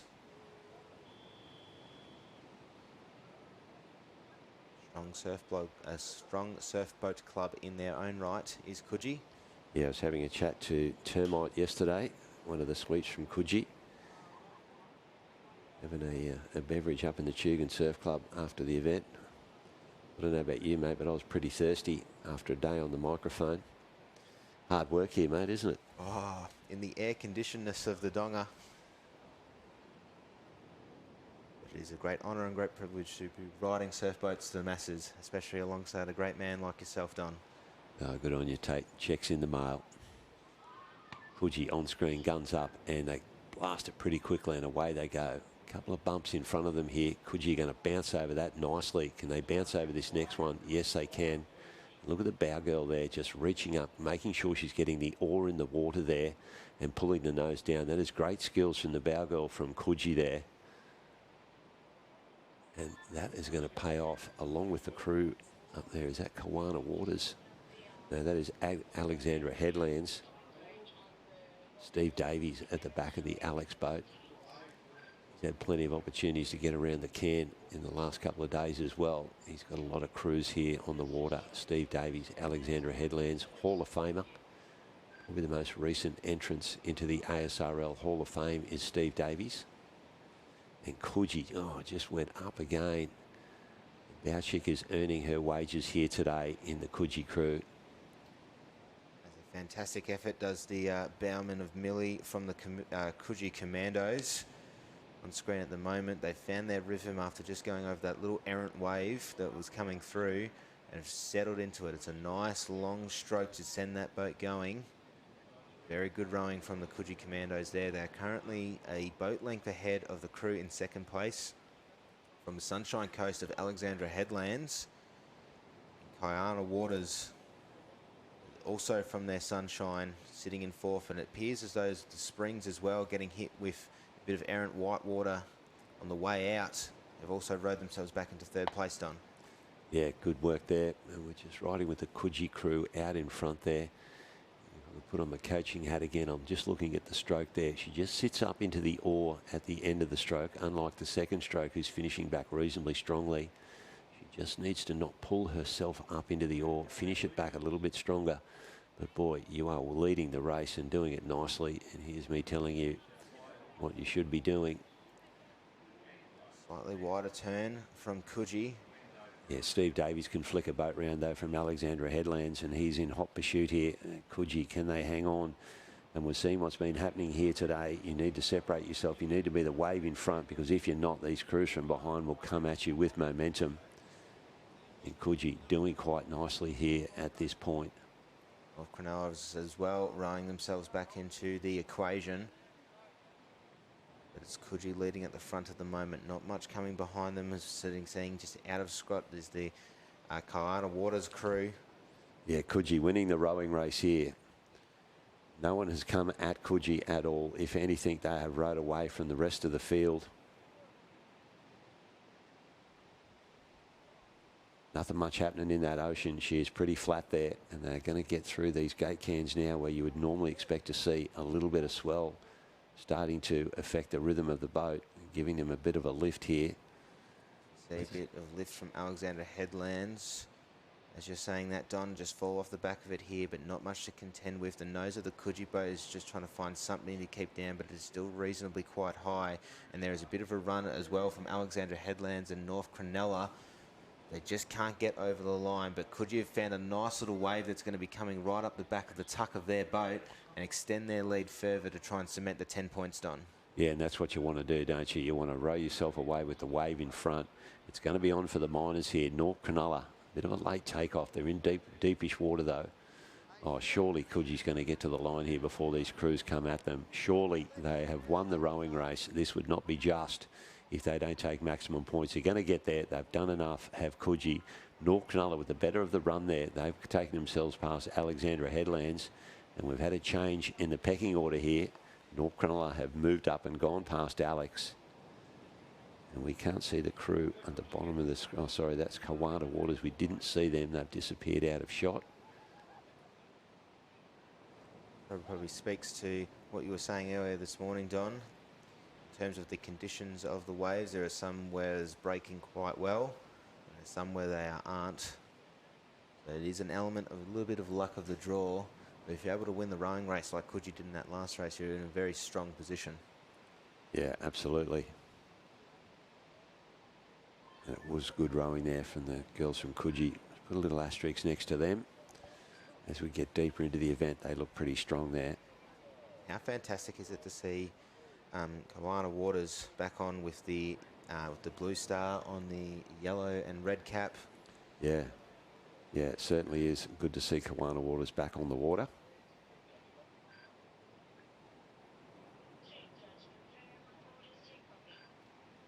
As we look now, heat 1 of round 2 of the under 23 women here in the north area. Bateman's Bay Skipjacks will be in Alley 1. The Palm Beach Pina Coladas in Alley 2. The Lawn Lil Lads in Alley 3. The Coogee Have-A-Chats in 4. The Palm Beach Pocket Rockets in 5. The Collaroy Cobras in 6. And rounding us out is the Dicky Beach DeHueys in 7. There we go, 7-boat race here. The under 23 female. And again, Neil Linus and Bateman's Bay, they're going to start out of Alley 1. You'd have to keep an eye on the Pina Coladas here, wouldn't you, from Palm Beach? They are your current Australian development team. Swept by Dr. Maddie Giblin, Abigail, Charlotte and Grace. Great bunch of girls. Bit of tall timber in there as well, mate. Had a bit of involvement with these girls in the Australian team. They're a lovely bunch of ladies. And they bought straight into the culture of the Australian surfboat team. It was fantastic to see such a strong culture that was coming out of the Australian team from the outside looking in, Don. Speaks to the culture, I think, overall that we have in our sport across clubs and across states, and across countries as well. Yeah, the Kiwis certainly, they've done well here, the crews from New Zealand that have rocked up here this weekend to compete at the Australian titles. Yeah, but let's keep an eye on the crew from the second top of your screen, the Pina Coladas from Palm Beach. Lawn little lads, you know about them, mate? I do. We've got Chloe, Bente, Sienna and Steph. Sienna and Steph, the better of the Davey and Longley sisters, who rode in the Williamstown crew that won Aussies last year in under 23s. Yep. And Cheese McComb, fantastic to see him in the boat. And the gun goes, and these crews are away. From the top of the screen will be the Bateman's Bay Skipjacks in 1, Palm Beach Pina Coladas, the one to watch out for in 2, and they have got the best of the runs here, does the Pina Coladas. Next to them is the Lawn Lil Lads in 3, Coogee Habitats in 4, growing stroke for stroke for Lawn. Unfortunately, the Pocket Rockets with Charlie Trotter at the back of the Palm Beach boat in 5, falling behind. They'll have to deal with a little bit of a green roller coming through here. Coleroy Cobras in 6, and the Dicky Beach to Hueys in 7. Whitewater coming, Don. Wave of the day. Look at that. Go through. All crews are going to bounce up and over that whitewater. We don't mind seeing that when it's even. We don't like this when we see one crew up the other end getting away with nothing, and then poor old Coleroy, they just copped it then. A little bit of a back shoot, and the girls have got to get it up and going again. The pumps are working overtime in the red top boat there of Coleroy. And while all this is happening, Palm Beach Pina Coladas are going on with it. There they are, Dr. Matty Giblin standing fairly casually at the back of that boat. Softly spoken man. And the girls love him. Abigail, Charlotte and Grace round out that boat, cementing their commanding lead, as is much to be expected from the Australian representatives at the ASRL Open. Hot on their tails is the Coogee Habitats of Georgia, Miller, Alice and Macy. And a first-year crew of the little lads from Lawn trying to keep up as well alongside Dicky Beach to Hueys. The all-important 10-pointers, many points you can get in these 3 rounds here. As the doctor starts to hit the cans now and begin his turn. Yeah, round they go, Palm Beach. And then they're the Habitats, one of my favourite names in surf boats. What a classic. You can just imagine them, can't you, at the boat ramp at training, all standing around having the chat on the sweeps going, look, can we get into this? And of course, Lawn around then. And our thoughts in the Lawn Club go out to Alistair, who, the father of the sweep, Jared, who had a car accident delivering the surf boat to the beach here the other day. I haven't heard an update. I hope he's okay. It certainly was fairly serious. But Pina Coladas back to the racing here. They have separated themselves. They are shown why they are the current Australian development team in under 23 females. They have streaked away here, have the Pina Coladas. Coogee Habitats trying to go with them, and then you can pretty much chuck a towel over the rest of the field here. Possibly the one dropping off the back there, mate. Can you help me out with that one? Is that the Pocket Rockets from Palm Beach? Pocket Rockets from Palm Beach, a little bit further behind the course. They're going to try and find little runners so they can at least try and catch up to Coleroy Cobras, who are sitting in 6. Bateman's Bay Skipjacks, who we haven't talked about much in this race as well, keeping up with the Dicky Beach to Hueys and the Lawn Little Lads. Pretty much set out is the 10 points, and the Doctor and Matty Giblin looking very calm and cool and collected, does the Doctor. The Coogee Habitats trying to find their way to sit in second, but it is a battle here for 3rd place at the moment, Don. Yeah, it certainly is. Palm Beach out in front, looking reasonably safe there. They're going to be the wave in front. I can't imagine them getting done from behind here by these other crews on a wave. I can't imagine Coogee, though, as a swell starts to build here.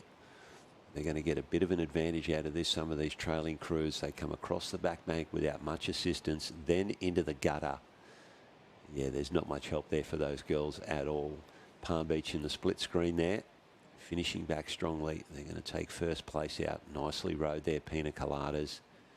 and Coogee just trying to fend off the rest of the field here, and they've been able to do that successfully. And have a look at Dickie Beach with the nice little chase that they had in that last quarter of the race to come up into third place there. Lorne will finish in fourth. Coleroy is probably might pip over the Bateman's Bay Skipjacks to finish off in fifth. Yeah, Robert Flood just able to bring the Dickie Beach crew home reasonably well there for third position.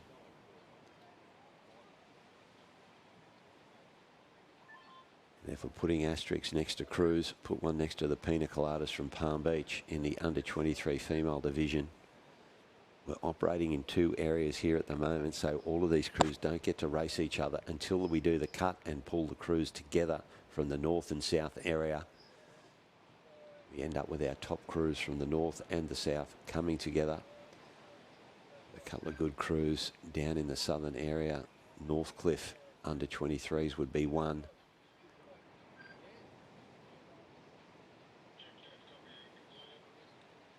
I'll throw in a few Surfers Paradise crews there as well for you, Don. Yeah, mate, I'm not allowed to show my bias there, am I? I would love to see the Surfers Paradise Sinners get deep into this event. Palm Beach Pythons on screen at the moment with Peter Spence at the back of the boat. They will be at the bottom of your screen in Alley 6. Going from the top up, it is the Bondi Blue with Mr. Stefano at the back of the vote. The Monabel Machiks with Kai Cooper in Alley 4. Allura Fancy Pants with Grant Wilkinson in 3. The Coogee Crabbers, Nut Crabbers with Darren Williamson in 2. And then the Wombrel Minkies in Alley 1 at the top of your screen. In Palm Beach, they just keep producing boat crews, don't they? And Bondi there on screen, Phil Stefano. Got a big day in front of him. Several crews in this division. Sorry, in this block of racing. Palm Beach, bottom of screen there. Peter Spence. You never discount this man. He always produces good surf boat crews, along with Wilco there in the dark blue boat. The Fancy Pants. And the Bondi crew, they will all be first-year rowers. Didn't have a crew racing last year, and Phil has been able to build that section up nicely. 6 or 7 crews competing this season for Bondi, and congratulations to them. And we've got the starter. Is that Elton Mackay there? Two starters up there, just keeping an eye on the ocean, trying to get all of the bows down so they can get an even start here. And they've done reasonably well here this morning, the starters. Great communicators between each other, trying to find out the one looking to the north end, one looking to the south end for potentially the evenest course. Yep, they'll be talking to one another saying, yeah, I'm good at my end, and then the other guy sees good at his end, the gun will go up and the trigger will go. And obviously, if there's not a good start, there's 2 of them there to say, hey, I think we should call this one back. Bondi. Yet to go up. We can go back and forth. There's Sandbank. Yeah, look at those bows lift up there. They're right under the drop zone there, aren't they? The starter's being quite patient. They can see these bows going up in the air. And it's pretty hard to get all bows down across all 6 boats here, and Palm Beach copping plenty here at the bottom of our screen. Pump's already working overtime for Peter Spence's crew. Just making sure that they're working. Such a short period in between wave. Looks like the guns are up here now. Yes, they are. Waiting for the bows to drop down here. Having a difficult time trying to get these crews away evenly here are the starters. Might get an opportunity after this one if we can get all bows down as they drop now. Bang, away they go. Oh, Palm Beach just got a little lift underneath them. That was unfortunate for Palm Beach. Hopefully, yeah, they've been able to get into the boat and get themselves away. Peter Spence not happy with the start there. You see the hand go up in the air, and also the Bondi sweep. Phil Stefano also expressing he wasn't overly happy. They got held for such a long time on the line, And then when the gun did go, they just got a wave come up underneath them. But boy, I don't know, hard job for the starters here this morning, mate. Yeah, it has been. But Palm Beach Pythons not using their, not letting their bad start get ahead of them here, rowing really quite well over the Mona Vale crew of the McChicks in Alley 4. Allura Wilco in the fancy pants in 3, trying to catch up, and the Coogee Nutcrabbers going around, but unfortunately it doesn't appear Womberall is sort of out of shot at the moment. They might not have jumped in the boat here. Yeah, that is disappointing for them. Just riding with Palm Beach at the bottom of the screen here. They've got a really flat boat, and what I mean by that is that they've been able to keep the boat nice and level in these conditions, and if you can do that, you set up a good base and you can attack the stroke with a nice even flat boat. You can draw that oar into your chest without having to reach up or down. Palm Beach just their nose in front, but gee, it's on here, isn't it? We've got Mona Vale, we've got Allura, and then we've got Coogee all in the mix here in our top 4. Bondi just dropping back out of screen, and as you mentioned, Womberall, the Minkies, we have not spotted them since the gun went off. Fancy goes back behind the second quarter bar just to get a bit more stability to hold on to the sweep oar. The strokes all going around. They'll go out in 3 strokes here. Absolute beautiful turn there from Peter Spence. That is textbook. And that's what it can do. It can put you a boat length in front. Allura obviously having a good turn as well. They've come out just in front of the pack. And there's Womberall just rowing back out in the wrong direction there. Had maybe just a heavier start as the other crews got fired out of the guns, and away they went. Not much of a run, not much energy in the ocean, but what there is there, Peter Spence is urging his girls on bottom of the screen there in the Palm Beach boat. Take advantage of every little bubble that comes up in this ocean. Lift the rating up for a couple of strokes. Give me a little bit more effort on the legs. Bring the rate up and let's run and see if we can separate ourselves from these crews. Allura going with them. Spency having a big look over the shoulder there. Seeing the bent elbow across a few of the sweeps over this weekend, Don. Yeah, Scotty Edwards was saying at the sweep school they try to encourage the sweeps to have both hands on the sweep oar, but some of our top sweeps, they have that style, one hand on the sweep oar and the other arm just bent in front of them. It's like it's a balance thing. Somebody stopped rowing down the other end there, waiting for the wave to come to them. Allura Wilco stopped rowing to catch on this nice little runner here. A party wave on the northern end of the beach. Unfortunately, Coogee looks like they've gone around, but they've managed to save it. It is a party wave between these 4 boats here, going through in 1. Mona Vale have rowed themselves back into the equation here. It is stroke for stroke across these 4 crews. Don. That might be Coogee, is it? Up on the left-hand side. It might just push down the front of that one. Allura dropping over the face there now. And Peter Spence on the right-hand side just did not get the run that the rest of those other crews did. And Bondi coming across now. And we are still looking out the back at Womberall. Hard rowing for these crews, but it is fantastic to see Womberall having a junior crew as well. On screen at the moment, Lily, Ella, Elena and Jacinta with Jason Vinberg at the back of the boat.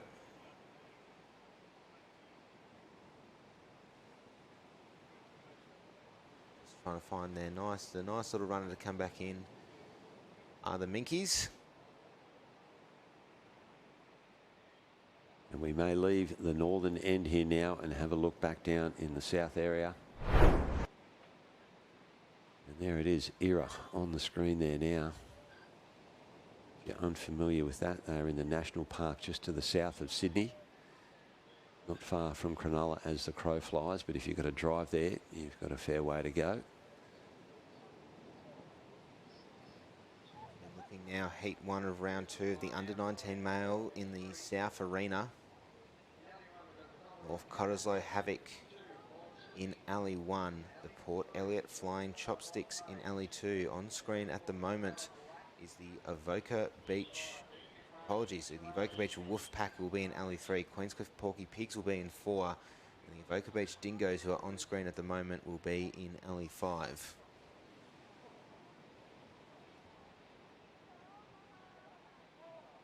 You see a bank down the southern end of the southern area there. Hopefully the crews don't have to deal with that, and we've got a fairly even break across the front of our racing area. Crew at the top of the screen there just going for a warm-up.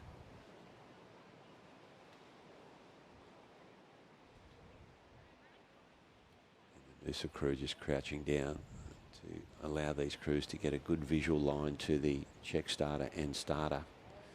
North Cottesloe on the screen there now. Andrew Pope at the back of that boat.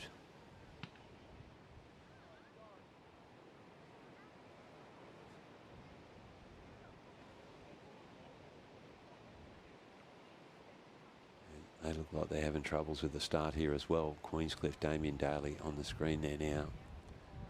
Check starter just talking to the crews, trying to get him where he wants them. A lot more probably evenly spaced out. Probably what we saw earlier this morning.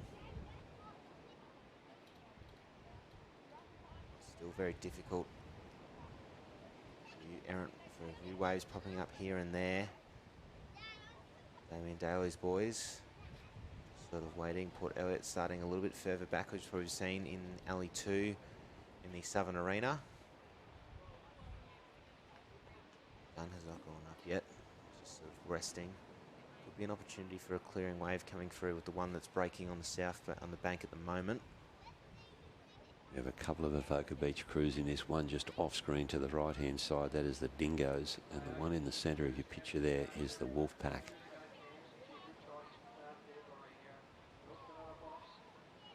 Wolfpack on the screen there now. Swept by Matty Mitchell. A couple other Mitchells in the boat.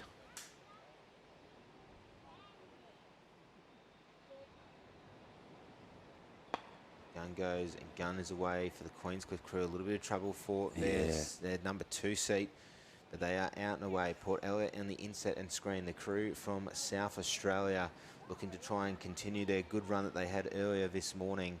But have a look at the pack. It is the Wolfpack that is leading the pack here at the moment, but followed closely by the Porky Pigs, Don. Yeah, out they go in the Mike Tamlin boat. A wave at the back here. And they're going to punch through here. Not a whole lot of power in this wave here. And they're going to push through it. The Wolfpack, Queensy beside them, up and over as well. And then down to the second of the Avoca crews on your right-hand side. Port Elliot, mate, just getting left a little bit behind here. And to the other side of them that we can't see is North Cottesloe. Just might be slightly off screen there. They are there now.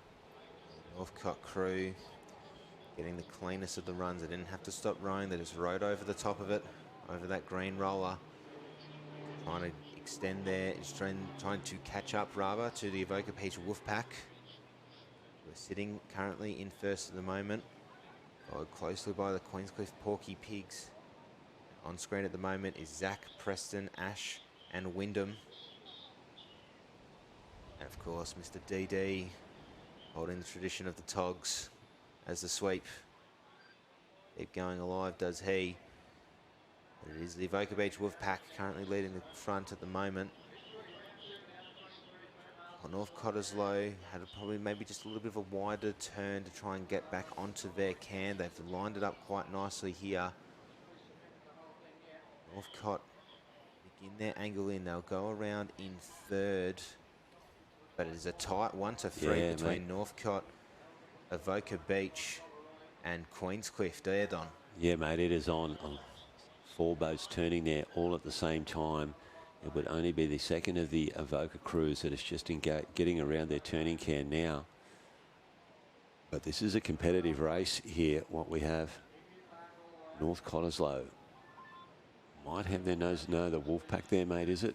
Yeah, the Wolfpack in the middle of the course at the moment. North Cottesloe trying to catch up in Alley 1. Queenscliff as well sitting in Alley 4. Just going stroke for stroke at the moment. It's the same conditions in the South Arena it is to the north. There is not much swell coming through, so it is going to be hard legs in this third quarter of the race. Port Elliot hanging in there, mate. The South Australians. Find something, just anything, but there just seems to be nothing coming. There's just a little bit of bubbling water that's going to form right underneath the Dingoes Avoca Beach pack on the top, more so to the right of your screen, but it won't be enough to catch on here Yeah, bit wave. of dead water, but there is a wave here coming, Don. Yeah, wave coming here now, mate. We might get all 4 boats on this one wave, and it will be the shape of the wave that's going to determine who comes across here in first position. The Wolfpack trying to row away from that wave, but they are in dead water, and these boats behind them here now. Queenscliff pick up on the right-hand side. Port Elliot, the rating comes up for them, and North Cottesloe, and they are going to swamp over the top of the Wolfpack here.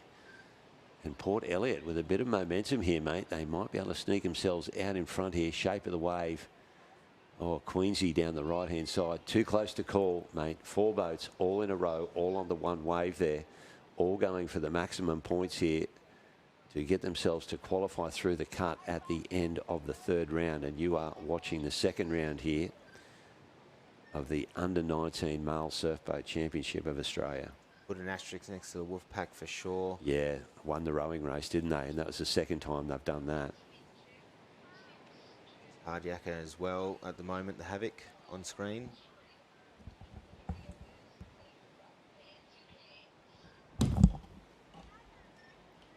Waiting for the next opportunity here.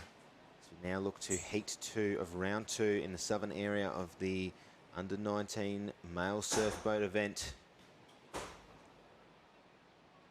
Yeah, and day 3 of our coverage. Day 4 of competition. We've got the Under-19 male and female events, the Under-23 female events, followed by a combination into one arena for the elimination finals of the reserve men, Under-23 men, Under-23 women rather, Under-19 men and women, and a few quarterfinals and a few semis. But we now look on screen here at the moment. Noosa Head Longs Johns will be in 1. The Anglesey Assassins in 2. The Bilgola Chicken Legs on screen at the moment in 3. The Mollymook Jacuzzis in 4. And the Currumbin Erics in 5. 5 boats in this race will go out. As we see there, Ryan Goff with the Jacuzzis on screen at the moment. Does the crew from Mollymook.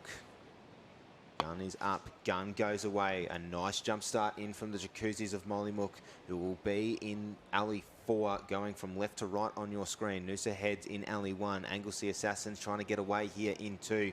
Bilgola Spring, not the Spring Chicken, the Chicken Legs rather, going out in 3. Leading the pack, Jacuzzis are going to try and make up for that for their first round exit, trying to find something or anything. And do not count out double bow of the Lyle Clark and Max Clark in the Currumbin Erics is 3, getting the nicest of the runs here. A little bit of an errant wave building. Anglesey Assassins on screen at the moment.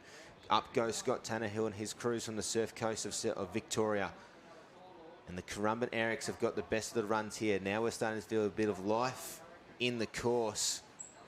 And the waves are coming through.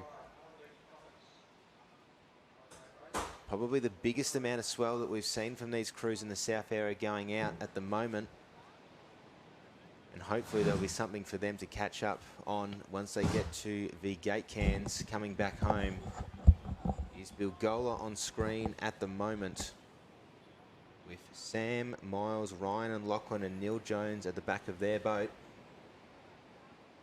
Setting a nice rhythm and a nice pace as the crew from Bilgola trying to catch up with the Currumbin Erics, alongside a nice run out from the Anglesey Assassins. Noosa Head with a bit of work to do alongside Mollymook.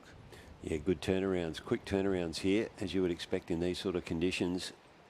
And we saw the Erics dominate the rowing race in their first heat, and they're doing it here again. They look like they're turning their can now. Lyle Clark spins that boat around for the Currumbin Erics and starts heading for home. And who is that that's gone with them, mate, in alley 2? Is that Anglesey, the Assassins? And there is the Erics on screen there now. Good run from Lyle Clark's boys, sitting at the front at the moment. They'll be chasing behind their tails is the Bilgola Chicken Legs. Good effort from then. Anglesey and Mollymook and Noosa Heads just falling a little bit behind the pack. But there is starting to build a bit of life in the swell here as we see one last little roller coming through just past the gate cans.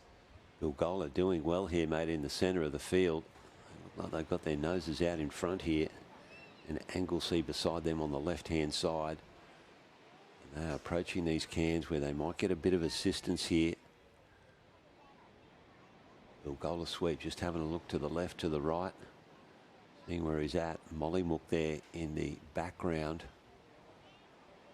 Battle between Neil Jones of Bilgola, Ryan Goff of Mollymook, but it is Lyle Clark and Currumbin Erics on this little wave here trying to catch it. They'll just get over the top of it here to sit comfortably in first place. Bilgola with a little bit of a play as well. I don't think that they're going to be on trying to get onto the same wave, but they might just be able to.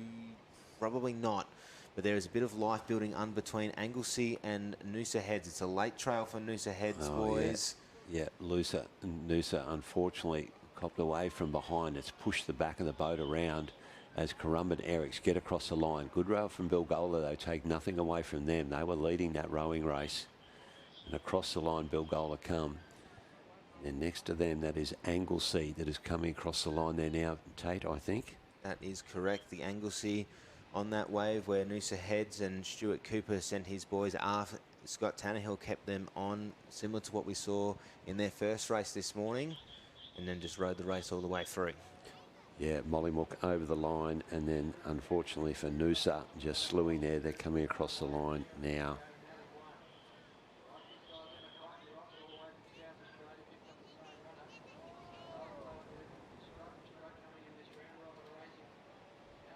Good calm conditions here at Tugun. It is a rowing race. The last few days have been a day for sweeps, where they came into it as we look down towards Coolangatta and Kira. The Noosa boat is getting dragged off the line here. Just a bit of practice for the Mooloolaba boat. Catching a few waves there. Yeah, not sure if that is Mooloolaba. Aren't they racing up the other end? Wollongong City, wind it up. On the line for round 2, heat 3 of the under-19 male surf boat. Brett Dingwall at the back of that boat. Next to them will be the Mollymook Loose Cannons, followed by the South Curl Sandy Cracks. And rounding us out, Don, it's the crew from the Cronulla, the Hammerheads. Great to see Cronulla with Dane, Archie, Hamish and Rory. Mr. Gary Allman is their sweep. Here we go. 4-boat race.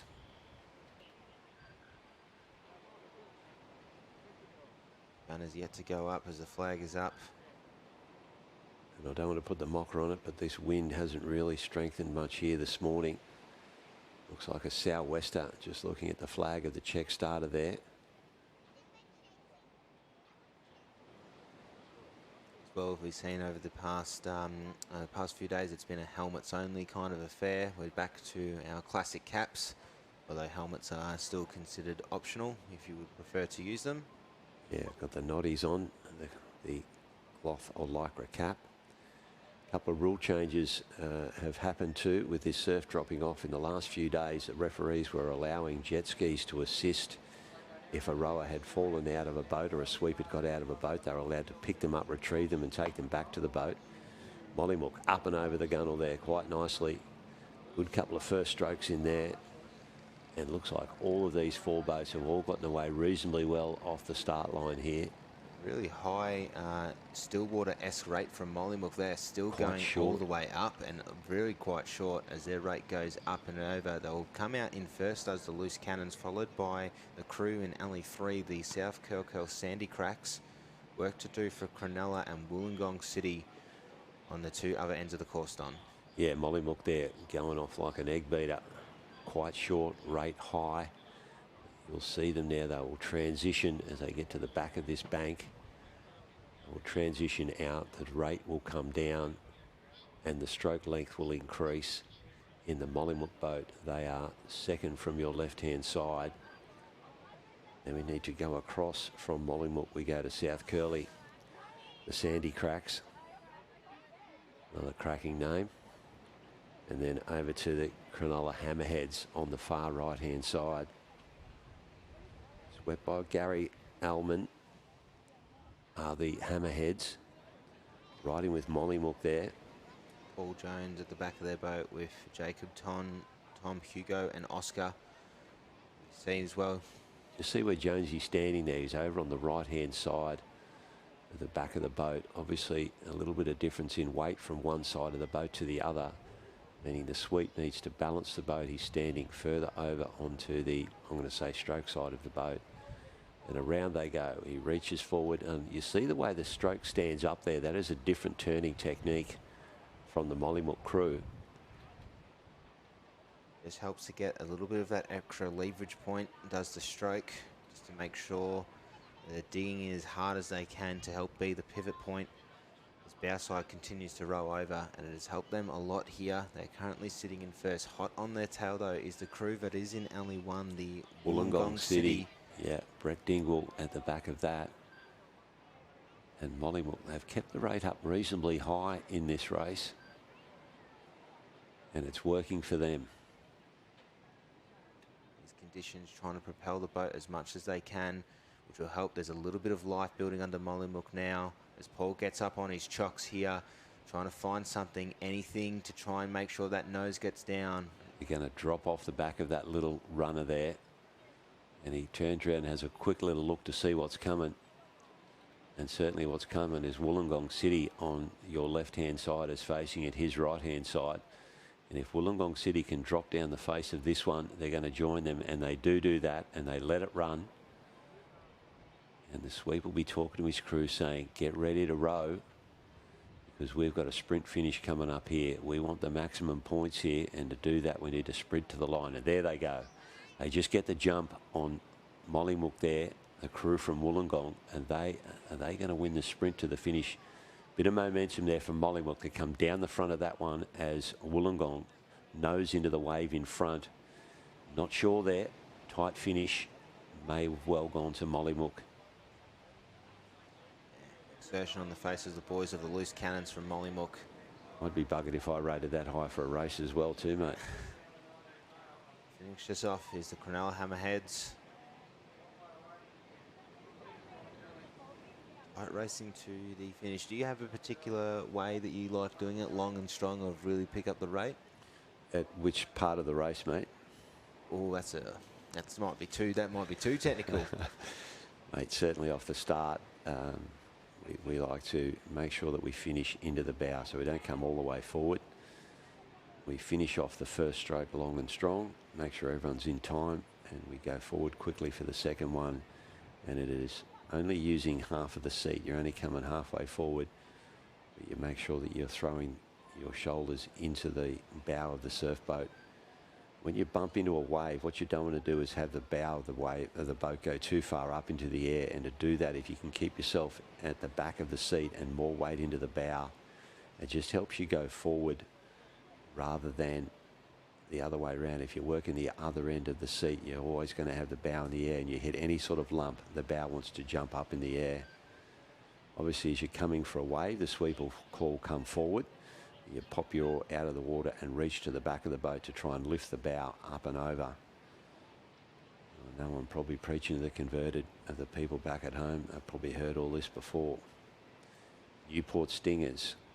Nightmare is on screen at the moment as we look to heat it? one of round two. Sorry, that is the under 19 crew. Apologies.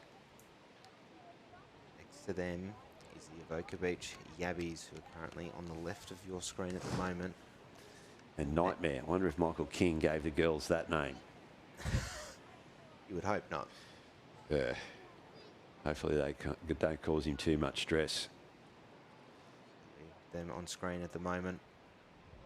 In Alley 3 is the Metcal Missiles. Alley 4, the Currumbin Cuttlefish. And then Alley 5, it's the Mordialloc Manta Rays. Rounding us out in a 5-boater here in Heat 1 of round 2, Don. Yeah. Molly on screen there. Sorry, not on screen. There he's on screen there now. Metropolitan Calandra crew. And mate, you may not have seen the live stream. Oh, sorry, it was the head cam that he had on of his state title where the girls came from behind, and it was an actual cracking bit of social media from Molly. Really encourages the girls, does Molly. Good communicator in the boat. We go across to the, sorry, we're still with Michael King there.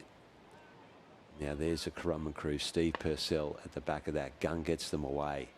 And in that Currumbin crew, we have Charlie's, Holly, Grace and Piper.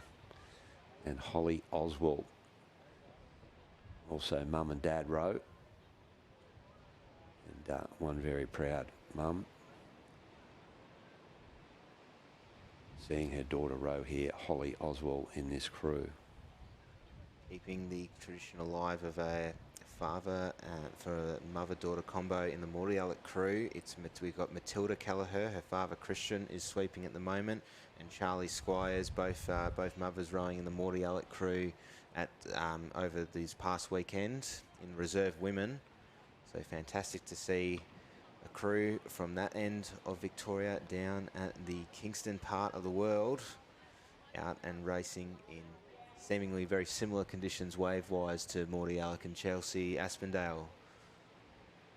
But on screen at the moment it is the Metcalfe missiles with Mia, Ellen, Kaya and Evie, and Mr. Molly himself at the back of the boat looking very calm and cool and very collected, does Molly. Yeah, doesn't he? He's just moving with the motion of the boat there. Just bending the knees up and down as the boat pushes forward, so does he. But it's a pretty straight line there as we look across it there of this under-19 race. Very straight, but have a look at the Newport Nightmare. Probably got the best of the starts here. Probably looking like they're a boat length in front of the crew from the Avoca Beach Yabbies.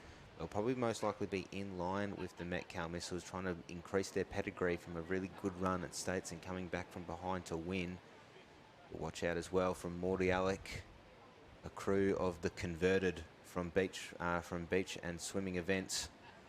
But Newport go around in 1. Avoca Beach and Metcalfe go around in 2. It is very hard to tell. Throw a blanket over. Christian Kelleher's girls from Mordialloc go around in 3, and the Currumbin Cuttlefish will go around in 4. Yeah, they've got the work to do of the Cuttlefish. And heading for home. The first boat to turn there, as mentioned in Alley 1, was a Newport Nightmare. Michael King on screen there now. Still sweeping in speedos. Good on you, Kingy. Hold the line, mate. And you have a look at his sweeping technique. He has both hands on the sweep oar. Adds for that extra stability, especially in these conditions. You don't want to be slewing over a wave in these conditions here at the moment. It's nice and even. Newport Nightmare leading the pack here at the moment. The Avoca Beach Yabbies hot on their tails. Jace is looking behind him, trying to find something, anything to come through. Mordialloc have rowed themselves back into the equation as well. They'll be sitting in line with Metcalfe, maybe even half a boat length behind here. Currumbin Cuttlefish with the work to do, but they'll have the first little crack at this little bubble that's building underneath them, Don. Yeah, they will. They will run the top of that one, but they need more than that. They need a big wave to Currumbin to bring themselves up to these leaders. Mitch Renouf at the back of the Avoca crew there. They've come across this back bank with not much assistance. Might be something coming for them now. Molly calling the girls on there in the blue and white boat of Metropolitan Caloundra. And they are using the momentum to get themselves across into the gutter here. Echoes of the Queensland State Championships maybe, as they're now right in the line with Newport, who are caught in a bit of dead water. Avoca Beach are now trying to push up. Currumbin Cuttlefish have caught up on the wave with Mordialloc as well for more of the minor places. Too close to call for 1, 2 and 3, and maybe even for 4th place. Mordialloc getting the better of the runs there. Yeah, good row there from Newport. They certainly led that race from the start, and I think they've come home for maximum points. Avoca Beach with a strong finish there as well, but I think they just fended off Metropolitan Caloundra for 2nd place.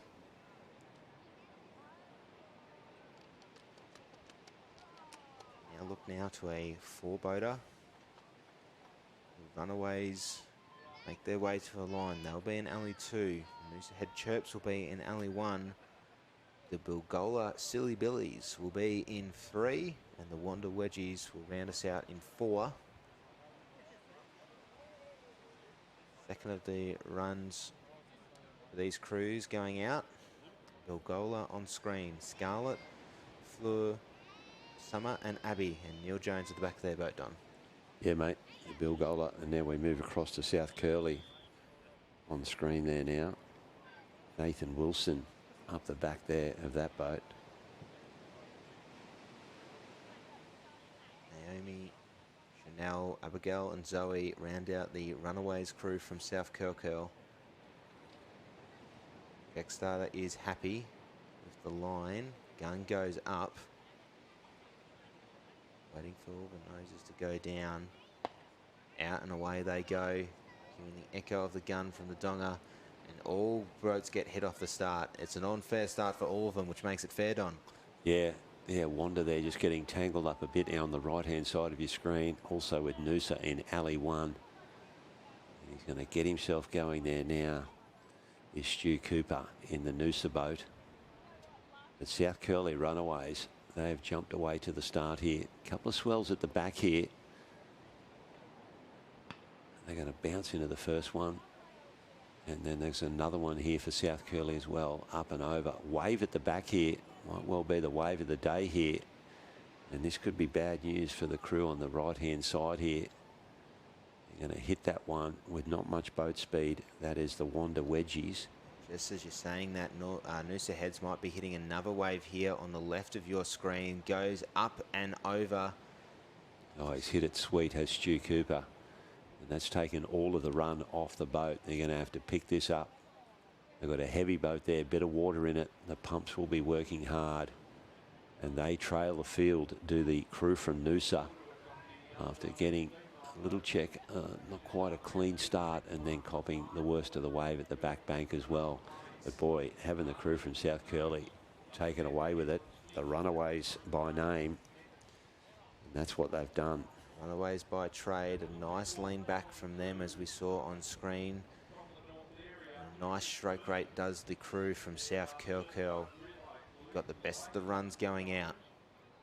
Bilgola sitting in second place at the moment, but still about 30 strokes out of the turn as we see South Curl turn around in. A wide turn, just making sure they're getting around. They don't get around the can, they will get disqualified. As is the rules, as the Northcote boys from behind watching the race, seeing what it's like. Or the Fremantle boys, rather. Yeah, Michael Cameron at the back of the Fremantle boat, sitting at the back of the cans, having a bit of a look. But it is South Curly. They have blitzed the field here. And I'm seeing a Abigail Wilson. Nathan Wilson is the sweep. Let's have a guess and say that's his daughter Abigail in the crew as well. Good turn as well from the other parts of our pack for Bilgola and Wanda, who got checked at the start and have rode themselves back into the equation here. They turned around in fourth, but are now currently sitting in third. A bit of an errant turn from Noosa Head's Chirps. Try and catch back in. There is not really that much building behind Bilgola at the moment. There's just a few little runners coming through, but there is something just building out the back as the turning cans go up and down, Don. Yeah, we're seeing a little bit more energy in the ocean here. I don't know if that's got something to do with the incoming tide or not. But we're just seeing a couple of 2-footers starting to appear. The swell is meant to build. You can put the glasses down for first position. That is South Curly, the Runaways. They will take maximum points here from this round 2, heat 2, under 19 female. And just for practice, they're going to row it to shore. And that is neat rowing. Have a look at the timing in that crew. Well done, girls. Obviously well coached. And they look very smart. Wave at the back, Tate. Wave at the back for Wanda. Trying to find something, does the Wedgies. They're going to get that nose down. A great wave from Wanda to push through there. Very nice wave to start us off here. Inside a nice little wave coming through. Bilgola will catch on to a little bit of the run here as it breaks and might just reform again alongside Noosa Heads. This is a battle now for second place to try and get those 9 points. row for row, clashing with oars here, rowing against the other crews. Noosa heads with the last little push. Unfortunately, Stu Cooper might just be able to sneak in through the line there. Tight one for the Miners there. 3 boats in contention there for second position. South Curl, they did the work. They were convincing winners there. Rowing neatly as well, the girls from the South Curly Runaways.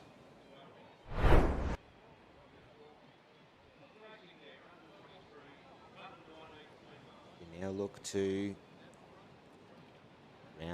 heat 3 of round 2. The Currumbin Chaos will be in alley 1. As Brett Dowker takes his crew out, the Bilgola Bombshells will be in alley 2, the Yura Bucking Beauties in 3, and the Evoca Beach CCs in 4. And we spoke many times about Chook. Matthew Wildman in the boat of the Currumbin Chaos. In stroke is Jordan Wildman. Fantastic to see the growth of the female sport. We're allowed to have father-daughter combos happening across the courses, across divisions.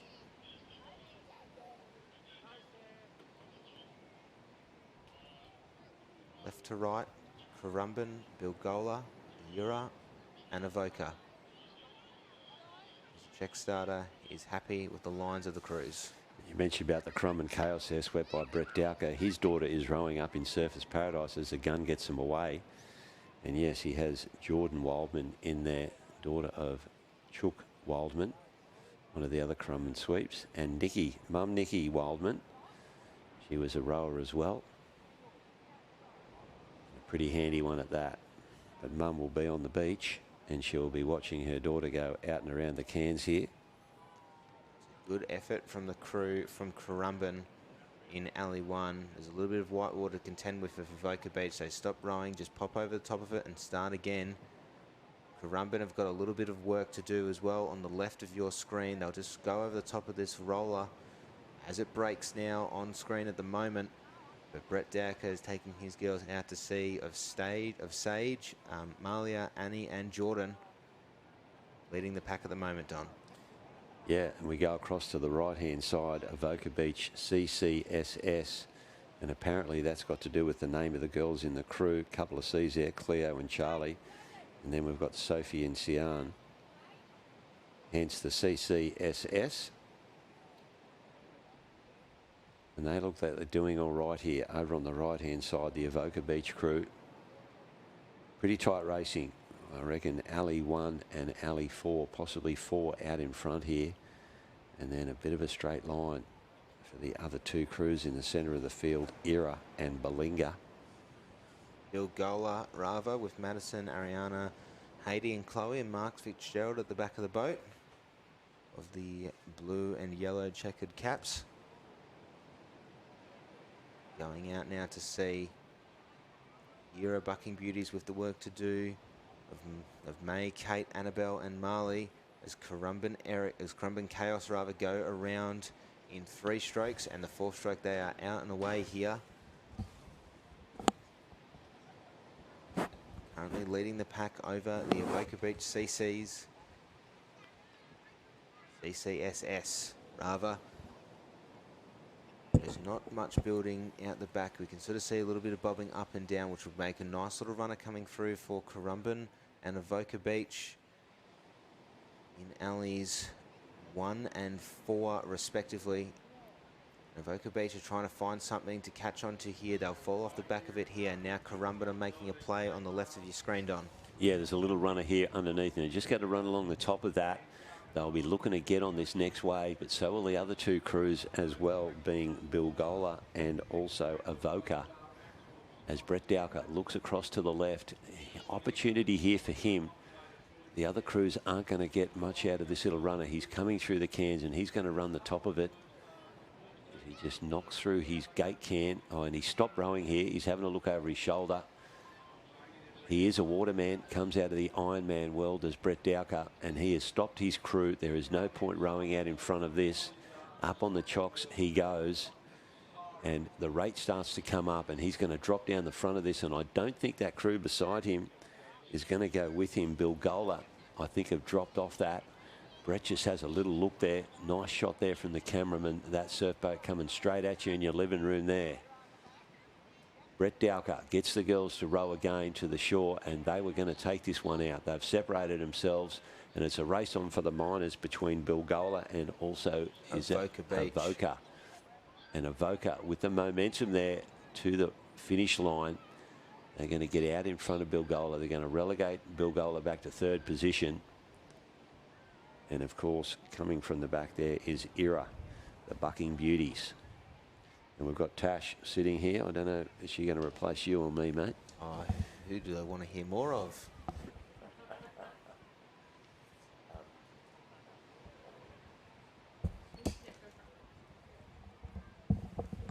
Tash jumps in.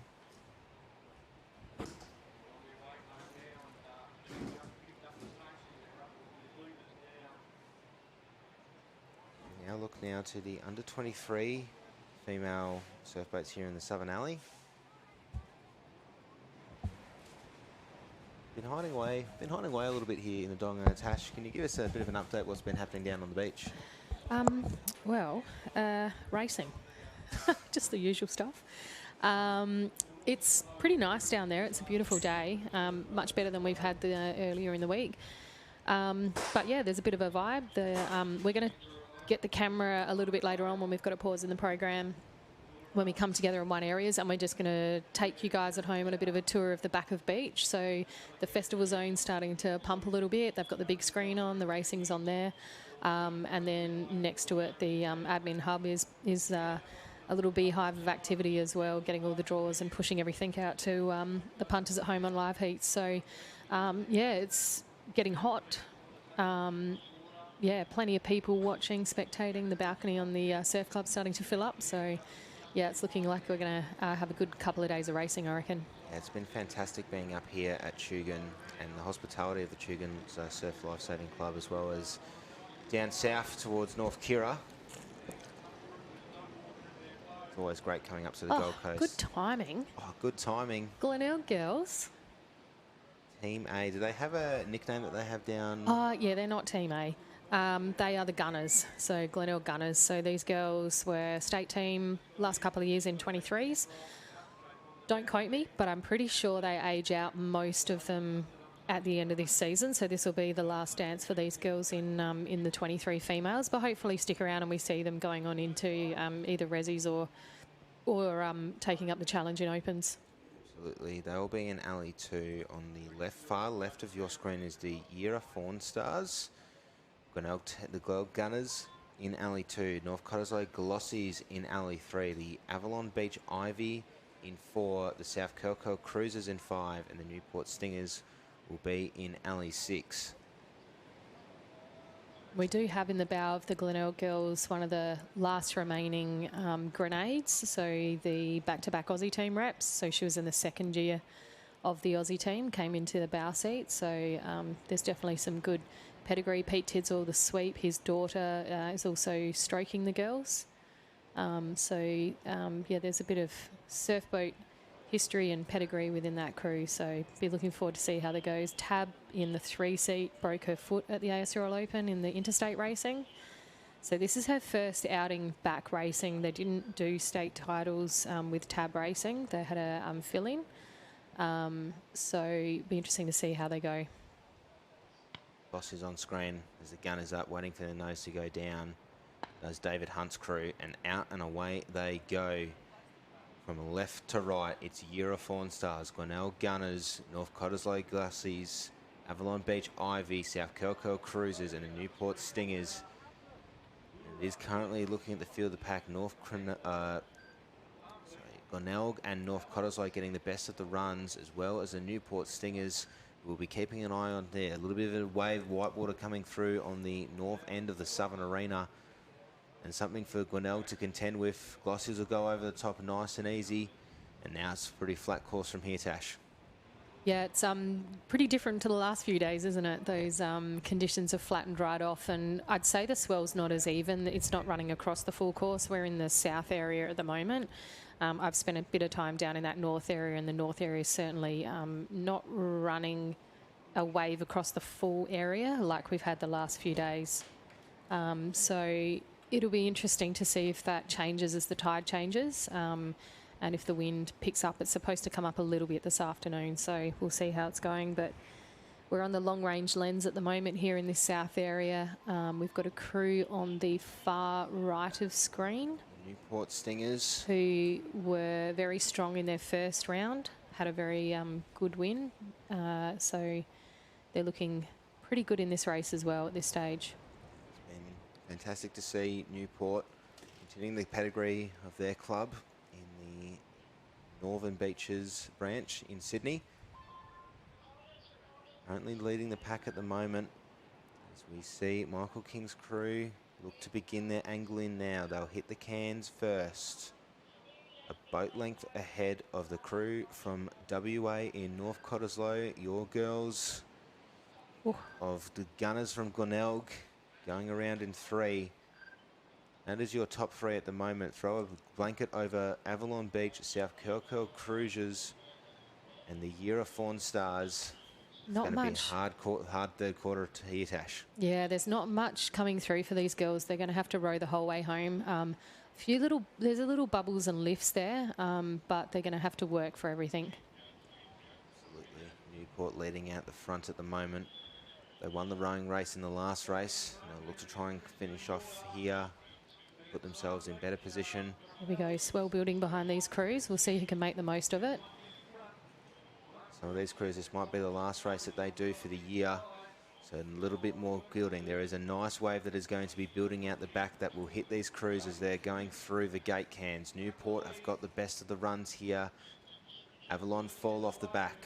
North Cotter trying to chase it. They won't be able to catch it there. Off. Here we go. Few crews have stopped rowing. Newport stopped rowing. They'll pick it up here again. Here comes South Curl. Oh, how about the run from South Curl here to try and get it over? We'll have a party wave with 6 boats Six on. Here we go. Phew. Oh, we've had a slew in the middle from Northcott.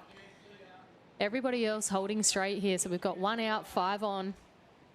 Some have stayed in their seats. This is probably going to make the difference here. Avalon had a trail. They've quickly gone back to their seats, but the other crews are up and running. So Newport looking good down the end. This is going to be too close to call, though. Av probably just dropping off a little bit. Glenelg pushing hard for the line there, possibly second, but very tight racing. We'll wait for the official results to come through. Hopefully, Malcolm Trees, eat your heart out. That's probably the first time all weekend we've seen a 6-boat party wave. Sort of see those crews were just trying to chase it. A few stopped rowing because they said we're going to just try our luck with a late takeoff. Just get in the best position to catch the runners coming through. And that can make the difference between, trailing and staying in your seats. But if you've got that late takeoff, you've got the weight in the bow, sometimes you need to trail. You don't have a choice. You've got the different part of the wave. You can stay in your seat. So it comes down to luck sometimes. Echoes of the Mooloolaba chop suey at Burley Heads. Yes, yesterday. That was probably one of the more spectacular ones I've seen, because usually that boat, when that boat is on that angle, it's a foregone conclusion. Yep. It's candlesticking, and then somehow it just sort of pops back up the back. So yeah, just being able to somehow get that nose to pop. I think Megsy, I was talking to him yesterday, is in the north area with Maroochydore. He had first race, they nosedived, and he just couldn't get that bow to pop up. And then second race, he was going in exactly the same fashion and managed to just get some weight on the back of the boat and get it to pop up. So very lucky there. You can't see it on screen, but that Northcott crew that slewed on that late takeoff there are still, I can see a pair of legs going into the boat. They're still getting themselves back together and rowing themselves. So we won't see another race on the water just yet until those crews come back. Now heading off to the North Arena. We quietly get our live heat schedule up, so make sure to check out live heat results. On screen at the moment, Dicky Beach in focus. I'll keep my live heats on the south area, and we'll get these results, pick up the results as they come through as well. Definitely a video review finish, I reckon. Yes. North Cronulla's Boffs Babes in Alley 1 here, round 3 of Heat 1 of the under-23 surf boats. First time we'll bring this into you in the second time, rather, in the northern area. Shore break working the girls there. Bow girl from Bateman's Bay here just getting pummeled at the moment in the surf. Almost losing her bathers at the same time. So still a tricky edge for these crews, particularly the smaller, lighter weight girls. Just get thrown around a little bit. And it's deep water, so hopefully it settles. Here we go. Gun goes up for Bateman's Bay. Still quite deep. Gun goes away. Alley 1 will be North Cronulla's Boss Babes, which will be to the left of your screen. Palm Beach Prosecco will be in Alley 2. The Mona Vale McChicks in Alley 3. Dicky Beach De Huey's in 4. Bateman's Bay Skipjacks in 5. Mona Vale Black in 6. And Coogee Nut Crabbers in 7. 7 boats in this one here, Tash, and it appears as though the crew that is in Alley 3, the McChicks, have wanted the best of the runs here. Alongside them is the Coogee Nut Crabbers in Alley 7. Yeah, a little bit of a set coming through here. Might just hold up some of those crews on the southern end of the course. North probably will be able to pop over. A little bit of white water there, nothing too much to slow them down. So they'll make their ways out to the gate cans now. On screen at the moment. Floody on screen with the Dicky Beach girls. The Hueys, and the camera comes up. Coogee Nut Crabbers sitting in front at the moment, followed very, very closely by the crew in Alley 4 of Dicky Beach. A little bit of work to do for the crew in Alley 2, the Palm Beach Prosecco with Rory Egan, one of the many sweeps out of Palm Beach. Has done a power of work. I believe maybe 3 or 4 under-23 female boat crews at this Aussies. It's just flattened off immensely here in the north area. And Dicky Beach seem to have extended their lead there. They've just pulled away and put some distance on those other crews. So out on their own at this stage, and then the rest of the field pretty close together. See, on Dicky Beach's boat, we've got a little bit of an extra handle for the sweep oar to sort of throw in when you're waiting on the start line, rather than for the sweep oar to sort of hold it into it. They'll just pull it out and then basically take it from the way they go. And they will go around in one here on their red can. You can see Floody holding on to the stroke oar. For the stroke, it's quite heavy. The boat's going really fast, and all of a sudden you're jamming on the brakes. So that stops the girl from getting a crab and helps sort of almost back the oar and helps spin the boat a bit quicker.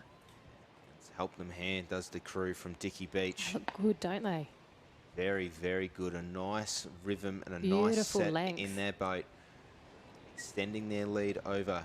Coming up into second as well is the Palm Beach Prosecco, Rory Egan's crew for out of Palm Beach. Coogee not going away though. They've been pretty solid this season. A really strong little crew. They'll stay here and fight this one out. They won't give up. Absolutely, they won't. Maybe hopefully trying to catch a little bit of the waves coming through. Bateman's Bay Skipjacks and Mona Vale Black out of it a little bit. North Cronulla's Boffs Babes as well, sitting over in Alley 1, sitting in 4th place at the moment. Coogee have fallen off, and Dicky Beach have picked up their rate, trying to find a little bit of a runner here coming through to the gate cans.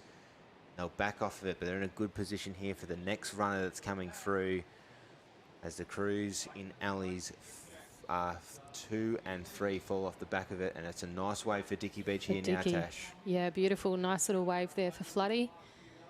Girls will get to easy oar and have a little break. Just sitting the girls there who'll have them ready to row. You can see they've squared their blades up. They'll be ready to take it on. And then we've got a Coogee back in the mix.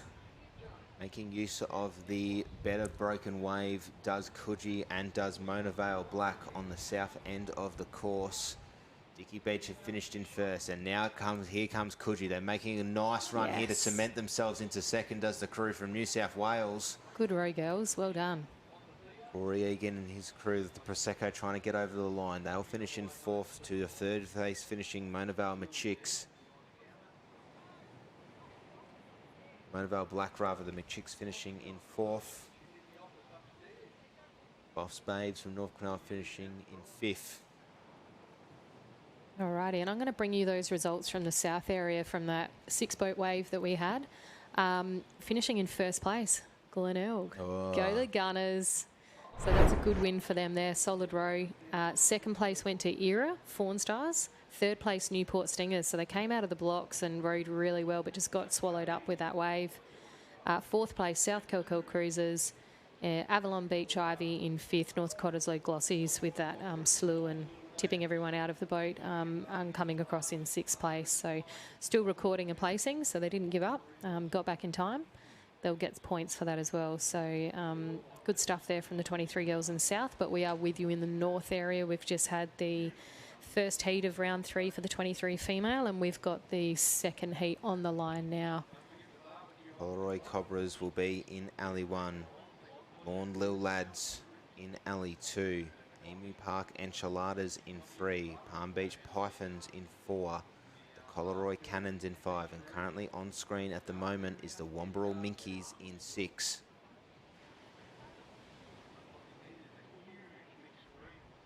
Contingent, the gun has gone up and the gun is out and away, as we see on the Womberall crew of the Minkies just getting hit by the first wave, as we've seen time and time again in the southern part of the Northern Arena. They've got some work to do to try and catch up to the leaders, and it looks like it is the Collaroy Cannons coming out of the woodworks here, as well as Palm Beach's Pythons crew with Spency at the back. Pretty hot heat here. Those 3 middle crews, Emu Park Enchiladas, Spency's Girls and Collaroy, are all very, very solid crews. So, yeah, very, very strong. Very, very strong. A little bit of white water for the north end of the boats here. And they'll have to hit another one, does the crew from Lawn and Collaroy Cobras. Emu Park as well. They're faring the best out of it, Emu Park. They've got that boat up and going. Lawn getting checked on the end, as are Cobras from Collaroy. And again, bouncing up and down. That's going to be hard work for the Collaroy Cobras to get back into that mix there. Down here at the bottom of screen, we've got the Womberall Minkies, who have been out untouched. So they're sitting currently in, I would say, about 3rd or 4th place. Doing really quite well. As you said, Tash, Emu Park managing to get the best of the runs on the crews from the northern end, getting hit with the only white water going out to sea. I would not count out the Lawn Little Lads with Cheese at the back of the boat, Jared McComb. We'll be urging these girls to try and get on, to try and make sure they get as many points as they can to cement themselves through to the cuts. But it is currently the crew in Alley 5 of the Cannons of Alani, Alia, Chelsea and Hannah, with Mark Reese. Even looking on this drone here, he is a very calm character. Next to him, a little bit more animated, is Peter Spence. Just a little. There we go, round together. Good length there. Great turns. 1 and 2 go around.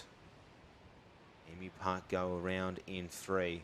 Lawn Little Lads will go around in 4. And even Womberall might even pick them up there. Work to do, but it is now a battle between Collaroy and Palm Beach. Stroke for stroke here, trying to find any little runners that are coming through. Look at the composure from the Collaroy girls, just focusing in on them. They're just so composed, very calm, beautiful rhythm. Just, yeah, nice strong finishes. Just following the example of Mr. Reese. Really good. I like the little micro pause at the finish, so they hold with the shoulders back, tap it down, but then they hold the shoulders back and just have that little pause, keep the weight in the bow. These crews, the 3rd call of the race is nearly done for our 2 race leaders at the moment. Not much life underneath these boats coming through. I definitely know that Spencer will be urging his girls. Oh, they're just having a push there. You can see Spencer's girls were, the Collaroy girls have just lifted, but the Palm Beach girls were rating quite quicker, a lot quicker than the Collaroy girls. They've just lifted Collaroy because they're chasing that little bubble. It will work for them, does the Cannons crew. They've managed to pick out a nice little runner here. They'll sit on the wave in front. Spencer will pick up the nice little last little runner here to try and catch up and cement themselves into 2nd spot, does the crew from Palm Beach. Collaroy currently out in front. Mark Reese looking very, very calm. His compatriot Gavin Scott as well in the boat. Great row from Coleroy at the top of the screen as well, because they were quite well out of it off that start. They got checked multiple times, and they've done a fantastic job to pull themselves back into that position. That's a really strong row. To pull themselves back into third place here does the crew from Coleroy as Lawn and Emu Park get caught in a touch of dead water. What happened to Womberall down the bottom? There they are. Coming back in. Just across the line now. Great to see Womberall. Lily, Ella, Lana and Jacinta with Jason Vinberg at the back of the boat doing their club proud.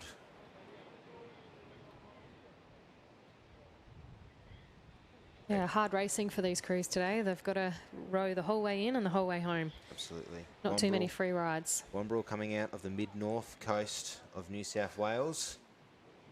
Strong boated contingent as the sport continues to grow. As we now look to round 3, heat number 3 of the under-23 surf boats. Round robin. And alley 1 will be the Lawn Slippy. Alley 2, the Allura Fancy Pants. They always have good names, Lawn. When I was at Lawn, we had the Lawn with the Wind was our one, which was, you know, much to the officials understood the reference as the reference to Gone with the Wind, Clark Gable's favourite surf boat crew. But we've gone with the Windies now over at Point Leo. Fantastic part of Victorian surf boat scenes does the Windies. On screen at the moment, it will be hard to put out this crew of the Pina Coladas, the Dr. Matty Giblin at the back of the boat. Fancy Pants have done quite well this season as well. 23 girls, they're pretty solid Wilco's girls. They'll be rowing in alley 2. It's a bit of a hot one too, this one. Absolutely. Have a chats. Next to them, Bondi Blue in alley 3. Gun goes off. Oh, straight into one down the bottom. Unfortunate for the Coogee Haverchats. They will not let it go. No. And they are out and away. And it is the Doctor's crew of Matty Giblin and his girls from the Palm Beach Pina Coladas getting the nicest of the runs here. Their compatriots with Charlie Trotter at the back of the boat, the Pocket Rockets falling a little bit behind. Phil Stefano and his girls of Bondi, a little bit of whitewater to contend with going over for Coogee. Just popping over the top. One last little wave to go through. Gosh, lumpy and bumpy, isn't it? It's probably the most we've seen in a few races. With the whitewater, and again. It goes over. Great stuff there from the Palm Beach Pina Coladas. Bondi just get checked back a little bit. Lawn with the work to do. Coogee will have one more on their bow. Great work from the bow, getting herself in a good solid position there. Looking after her back. It'll be hard to press out now. Palm Beach Pina Coladas are in front. Hot on their tail is the crew from Fancy the Sutherland Shire of Allura. Caitlin, Sienna, Casey and Talia. Charlotte Breen most likely looking like maybe the number 14, Charlotte Breen. Yeah, I think so. Great, a great sponsor of the Allura, of the Royal Surf Club and the surfboat section is Charlotte Breen. But it is Palm Beach in front at the moment. Leading the pack. Behind them, Allura in second. And have a look at this. Wollumba out of it were the crew from the Surf Coast of Victoria. Now up in the pack and just leading forward does Nathan Waddell's crew of Sophie, Bridie, Tilly and Isla. Just trying to get through. Watch out for Phil Stefano's crew as well of Luana, Taylor, Pippa and Faith. As well as Chops' crew. Plugger himself, Briar, Laura, Brennan and Bridie. The Doctor goes around in one. Impressive turn there from the Doc. Goes around another impressive turn as well. I'd probably say from Bondi, from Phil Stefano's being the benefit of a left-handed sweep. But getting caught a little bit here. And how about this run from Lawn Slippy? The Victorian state representatives at the ASRL Open. Having a fantastic showing at States as well and trying to catch up to Allura Wilco on these little bit of runners here that they might be able to catch out of Point Road Night. But here they come. It is all trying to catch up to one crew in the Pina Coladas who are extending their lead. There is a very nice runner that Coogee has fallen off the back of, that Bondi were about to fall off the back of. Lawn's trying to catch it. Allura's trying to catch it. But the best position for it is the Doctor of Matty Giblin and the Palm Beach Pina Coladas, Tash. Yeah, they're not going to get onto it. They're going to drop off the back here, which will make things interesting because it will bring them together possibly if some swells come through. We can see just behind Matty Giblin, he's got something behind him there he's setting himself for. But I believe we'll see Allura and Lorne joining him on the same wave here. So it's going to be a race to the finish here. Lorne just trying to get down it. We can't see out of screen, but we've got Palm Beach on. There is Allura on and Lorne on. So it is a 3-boat race here for the first place. You can see Bondi just dropping off the back of that last one. It is a battle here for Palm Beach have fallen off the back of it. Allura and Lorne are trying to catch up to it here. Allura will take it out. How about the drop from Lorne to try and finish off as well? Oh, geez, I feel for those Palm Beach girls. They have led the whole way, rode their little hearts out, and just got swallowed up. Fortunately, that's so, folks. It's so annoying. But a solid crew there. Let's not take anything away from them. They are a very, very solid crew. I will just say, watching from the drone shot that we had that was off screen at the moment, Lorne were pretty much out of it, and then we had the bow of Isla and Sophia Maxwell trying to catch that last little bit, and we just saw them giving everything just to get that nose all the way down, and they've been able to pull out a second place there for sure, at least, from that race. No, fantastic racing there. So we'll be heading into our 19 males next in our northern area. So we'll stay in the north area and pick up these 19 crews. We have coming onto the line, it will be round 3, heat 1. It'll be North Cronulla Jeffs Juniors in 1, Tweed Heads Coolangatta Torpedoes in 2, Palm Beach Profits in 3, Bondi Billy Goats in 4, Kite and Rocks Crusty Critters in 5, and that rounds out the field. A 5-boat race for this going into this race.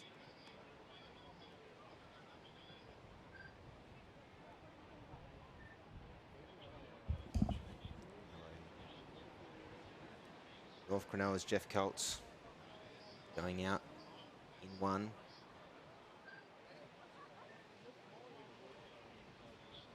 These Heads Coolangatta going out. Go out in 2 in their brand new boat. Those THC, then Torpedoes. Rory Egan as well dragging his boat out. The Palm Beach Profits. Our co-commentator going back to back. Just finishing off with the blue of Bondi, and into the Billy Goats does Phil Stefano. A group of first-year rowers. Kite and Rocks Crusty Critters as well on screen. This will be tight racing. New South Wales, Queensland and South Australia being represented in this event, in this heat.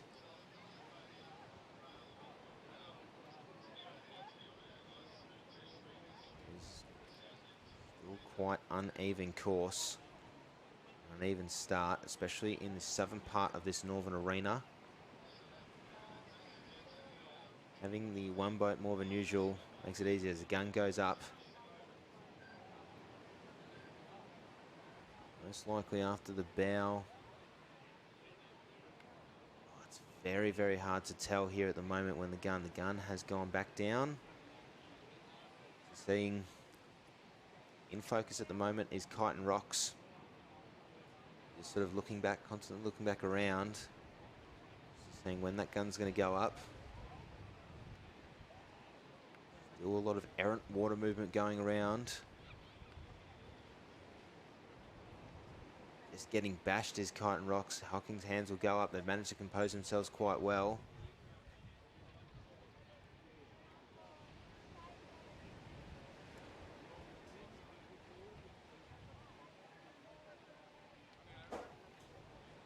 Puts the pumps on.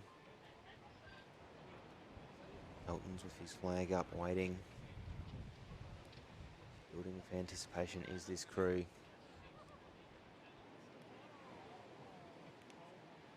Five boats to go for this. The last opportunity for these boys to try and get as many points as they can to avoid being cut after 3 races. Gun goes off and away. Palm Beach and Rory Egan's crew on screen here at the moment. Hand goes up for Rory Egan. They might just be there. a little bit of confusion. The boys have stopped rowing. The second gun has gone off. There has been a false start. There we go. First one I've seen this weekend. I haven't been paying attention. There was one. We had the one yesterday. Yeah. So there we go. Those crews will turn it around and bring it back to shore. Interesting to see what they do here. Sometimes they will put the next heat on just to give these boys a bit of a break and time to reset.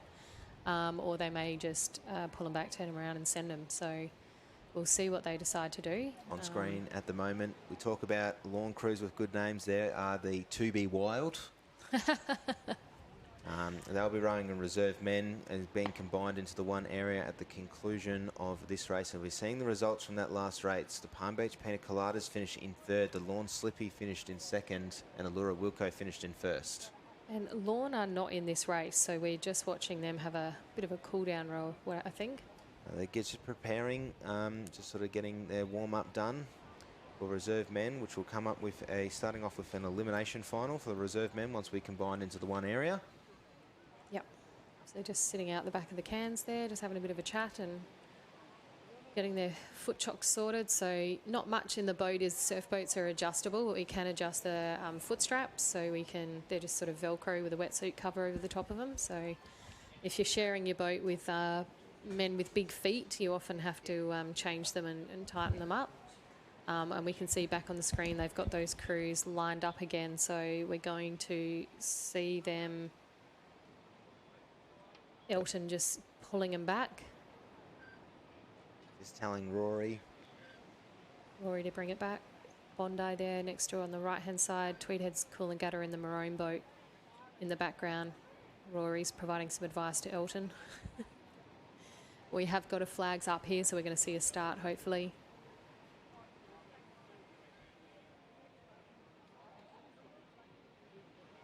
And it's not yet gone up. Looking at the boys from Bondi. Billy Goats, Oliver, Josh, Armin and Benjamin. You can see those crews just walking it out ever so slightly. Elton pulling him back. He's doing a great job there, just keeping all of the crews together. He's pointing to one crew in particular to the left of Kyneton. Bondi, and they're pointing to Kyneton. The gamesmanship of South Australians. Tweedhead's Coolangatta on screen. Stephen Mayer at the back of their boat. Mr. Hocking at the back of the Kyneton Rocks boat. Hocko just trying to get that, reach the pumps, put the pumps on. You see he's got the elastic strap around the handle of the sweep oar, so he can have both hands free to pull himself in the boat. We have up. Hugh in the bow, Jack in two-seat. Rory just moving his boat ever so slightly for the Palm Beach Profits. Gun goes out and away. This 5-boater. First of our last round for the under-19 male, and it is Rory Egan's crew have gotten out a nice good start, and alongside them a very wide distance for the Kyneton Rocks boat. A lot of extra space in them in alley 5 compared to alley 4 of Bondi. They might have just found a better spot to go through. There's a bit of waves to contend through here now, Tash. Yeah, a little bit of white water just for these crews. It won't do too much. Kyneton probably getting, oh no, it hasn't even broken for them, so they're going to pop over. It's going to hit the northern end again like we saw in the previous races as well. So Kyneton getting a free run straight out the end here. What it usually means, though, is that coming home, the swells are down the other end. So we'll see if that is to their advantage. Don't count out Rory Egan's crew from Palm Beach. And how about this run as well from Tweedhead's Coolangatta? The Torpedoes out of the shots here. They'll hit the gate cans now, sitting well in front of North Cronulla's Jeff Colts, who've just juniors rather, who are just falling behind the pack. And Stefano's going to have to recorrect his course as well for the Bondi Billy Goats. He's got his hand up in the air, Stefano. He's saying that he's being cut off or impeded by the Palm Beach crew. So some confusion there on the cans possibly. I think Phil's possibly heading to the third can. Will be interesting to see an event like that. There's usually some animated chats from the competition, from the appeals process. Phil's got himself back on track now. Hocko, and We saw at the start there was that large gap between them, so Phil may have had the wrong can potentially. Hocko writes it on his hand, he showed me before. So round kite and go just on the very right of screen, we saw them go around the cans, followed by Palm Beach. Coming into third place here is Coolangatta Tweed Heads. Bondi round together. Tight in for the racing here. North Cronulla bringing up the rear of the field. Yes, they are, is the crew from North Cronulla of Sonny, Sam, Billy and Boyd. But it is currently at the moment, Bondi, it is currently Kite and Rock's race to lose. There is a bit of life building out the back as it's going to hit the gate cans here now, as we're seeing. Hocko will be telling his guys if we can just catch a few little runners here and really milk for what it's worth. Here we go. But it has been building out the back. Unfortunately, Rory Egan's crew is going to try and catch onto this one here. They'll drop off the back of it here. And nice, just tapping along for Kite and Rocks. They'll jump off the back, but there is a bit of a wave building out the back. The Tweed Heads, Coolangatta have just fallen off the back. It's going to be a battle for 1 and 2 here. Hocko calls the boys easy and now starts to row. Rory Egan and his Palm Beach Profits have got a little bit better of the runs here and a little bit more of the momentum. Both boys, both crews here have called it easy. It'll be a row off to the finish line should the sweeps hold the waves here. Both in their seats, so Kiting up and rowing. Palm Beach rowing. Up and rowing. It's going to reform. Can they pull down it? I think Kite and Rocks have got the best of the runs here, does the South Australians, as Tash Tunney gets up and about for the state compatriots. Fantastic row from those boys, staying on the wave as it broke and then reformed. That's excellent racing there. I spent a bit of time sweeping these boys in the pre-season. Hocko had a triple bypass in August, so had some time off the water recuperating, so spent a few months working with these boys, and they're certainly full of energy and, yeah, a handful. Well, Tash, I'm going to have just a quick 5-minute break. And behind me is a man who has got a repository of surfboat videos on YouTube and has been putting together a bit of a library. It's Mr. Graham Hugel from Surfers Paradise.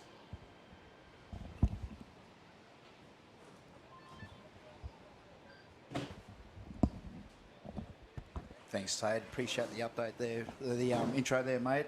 How you going, Tash? I'm good. How are you? Yeah, long time. This is my first time caller. Thanks for having me on board. And so I can do to help you out here. Yeah, we're a little lean in the commentary team today. Big Tom had to sneak off. He's got rugby. I'm guessing he's probably playing rugby. That time of the season for him. And the others racing. So Scotty's down racing with his girls, and Phil we just saw on screen with the Bondi cruise. So out and about. So yeah. How's it out there? Have you been no racing today? No racing today. And yeah, I just probably dropped off a bit from my liking. I mean, it's perfect for me. It's perfect. What a beautiful day it is on the Gold Coast. Isn't that a postcard for this part of the world? I just want to let everyone know that it is like this every day on the Gold Coast, all right? Just like the previous days we've had. Oh, yeah. Forget about that. Dearie me. All right, so we are under 19 males still with them. We're going into round 3, heat 3. I thought that was heat 1 before, but anyway. We've got round 3. Haven't got anything live. I think they've just dropped off the live schedule at the moment. So let's go to heat 2 because I'm pretty sure that's where we're at. And that looks like an Alley 1. We've got Collaroy Cowboys, Alley 2, North Curl, Team Ox, Alley 3, the Coogee Seamen, and Alley 4, the Coromel Blackbirds.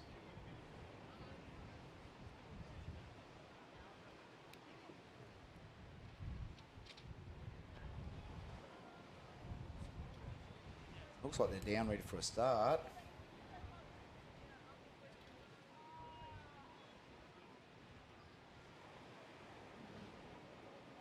Waiting for this shore break to pass through.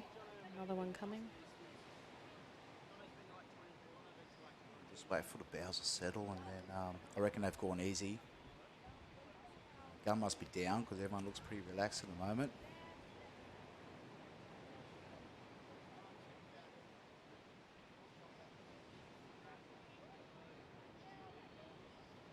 Mark Reese on screen there. We just saw him with his 23 girls. They're doing well, aren't they? They're For going first all right. year 23s.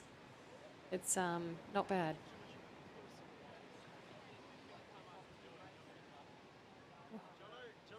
Hard work in the shore break there, isn't it? It is, and it's not a big wave on, but it's just, A bit of power behind it. yeah. Starter still wants to get an even start for everybody here. I reckon the moment will be coming up pretty soon.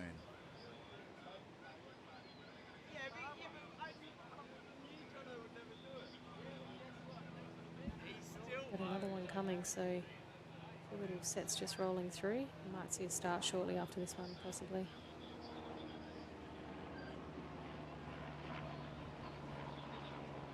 And you'll know it. You'll see all the rowers crouch down like they look like they are now, and Okay. away.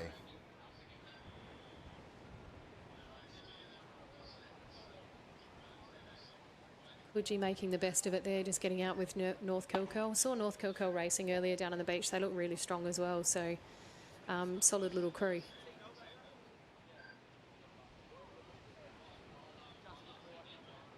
Yeah, I'm not sure what's happening in New South Wales, but is North Curly sort of on the build again? I think so, because like we it. haven't had crews from them for a few seasons, but starting to see them back and on the beach, which is great. And that wasn't going to stop them there. They've just rode straight through that. Coogee going to get hit here, as are Corrimal. Coleroy sneaking through untouched on that one. That's stopped those two dead, so they've got some work to do to catch up with the rest of the field. So it's a two-boat race at this stage with North Kilkell just hitting the gate cans and Coleroy hot on their heels. Look at the style that these juniors have. The North Kilkell crew, they look pretty slick at the moment. Yeah. The way they're finishing nice and strong. Strong finish. Good timing. Nice little pause at the finish. And these conditions really lend itself to good rowing. Once we get out the beach, off the beach, past the break, it's really Settle all in and rowing for yep, sure. all technique. It is where I guess those crews that aren't technically as strong in conditions like this, it'll start to show up, because those crews that do have the good technique, have good balance, good drive, good speed, those boats will just sit up and run. Absolutely.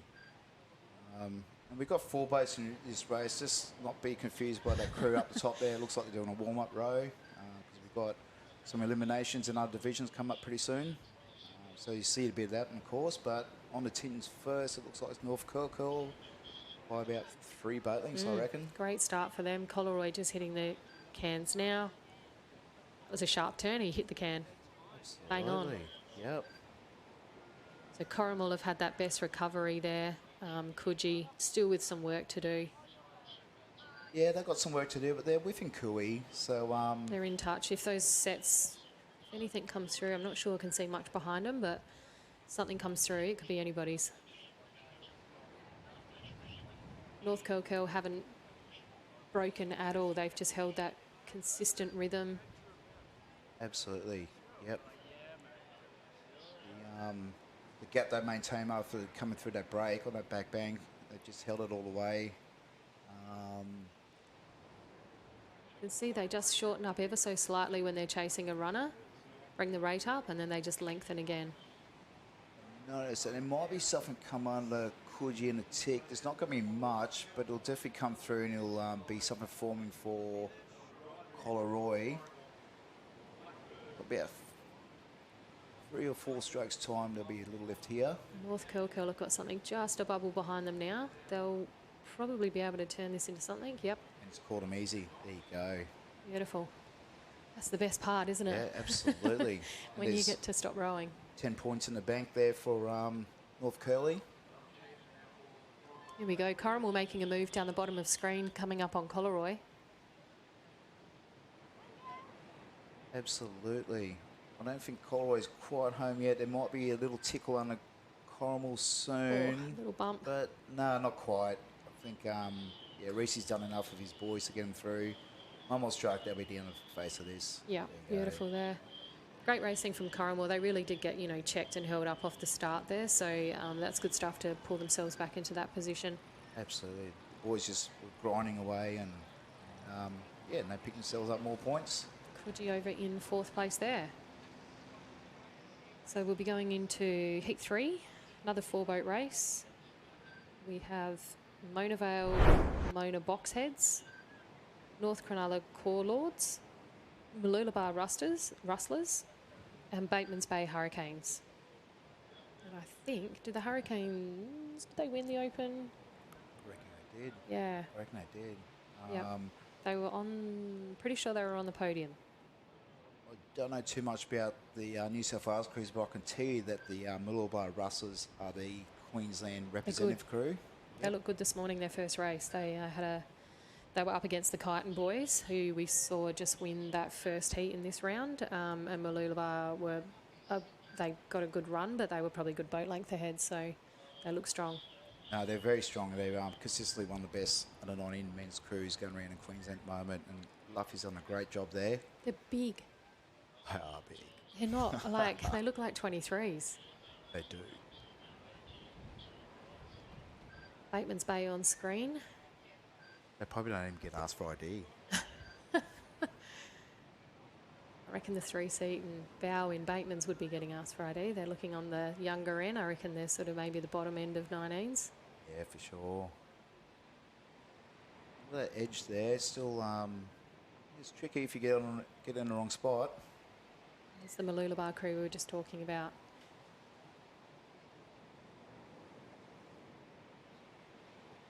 I feel it's been a really good breakout season for Luffy on the big stick. He's done great, hasn't he? He's done great. He's really sort of made his own. Absolutely. Bateman's great start there. They just pushed through that. That was not stopping him at all. Absolutely. I think all crews got about the same amount of check. But all 4 of them are grinding away now, and they're moving their boats. Bit of bounce here from Mooloolaba in the gutter. Yeah, a little bouncy, a couple little double ups. We've got a few more bumps to just get through. Yeah, you just got to try and ride them out and settle the bow and get that boat moving forward again.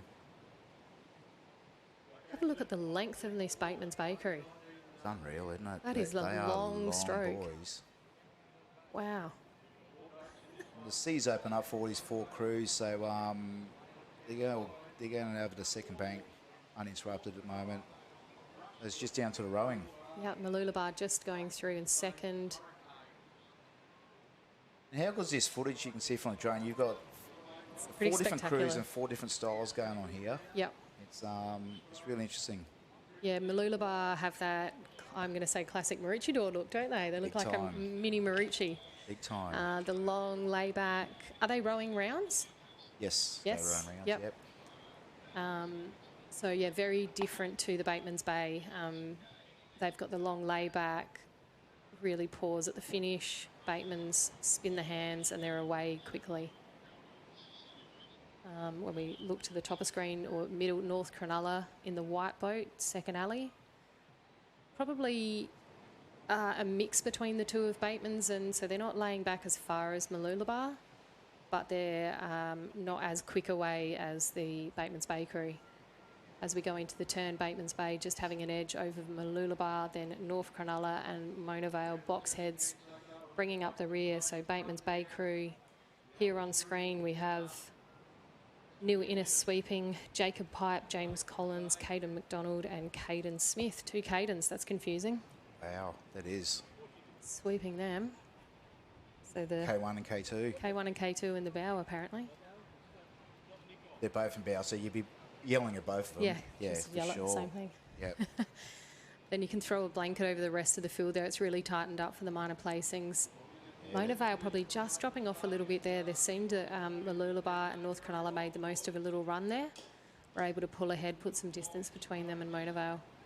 Little lifts coming through here. We'll see Neil's boys go. Small lifts coming through, and I reckon there could be... There's going to be a wave. Yeah, there's going to be a wave coming up soon. You can't see it on screen at the moment, but... There's something brewing. Something brewing. And it may bring them all together here. And I reckon it will. So Neil's And probably here in they the go, best the- position. Mooloolaba working this at the moment. They're down it. Oh, And Mona I Vale. think Mona Vale's just going to miss out, unfortunately. Here we go, 3 on the same wave. going to be a sprint to the finish. Good job, Luffy. Yep. See him moving forwards in the boat as well, so he's just adjusting the weight. Down they go again. Absolutely. And good luck calling this one. Oh, I reckon Bateman's I reckon just a nose in it. Yeah, absolutely. Good stuff there. North Cronulla across third. Well done. More valuable points going into the cut. Yeah, so we'll see a cut after the conclusion of these rounds. So every point counts. We look at the leaderboard for the North area at this stage. The North Kilkeel boys have finished on top with 30 points, which means they've been undefeated for their 3 rounds. So looking the strongest out of the North area. Kyneton Rocks Crusty Critters behind them on 28. And we'll have the points yet to come through from that third heat. So that will change things up a little bit. But I'd say we'll be seeing North Kilkeel, Kyneton Rocks, Palm Beach Profits heading through into the eliminations, which is when we'll be merging areas, which I'm not sure where the south area is up to, but we won't be too far away from that when we finish our females. I reckon we'll be pretty close to combining areas. So that wraps up for the under-19s round 3 in the northern area.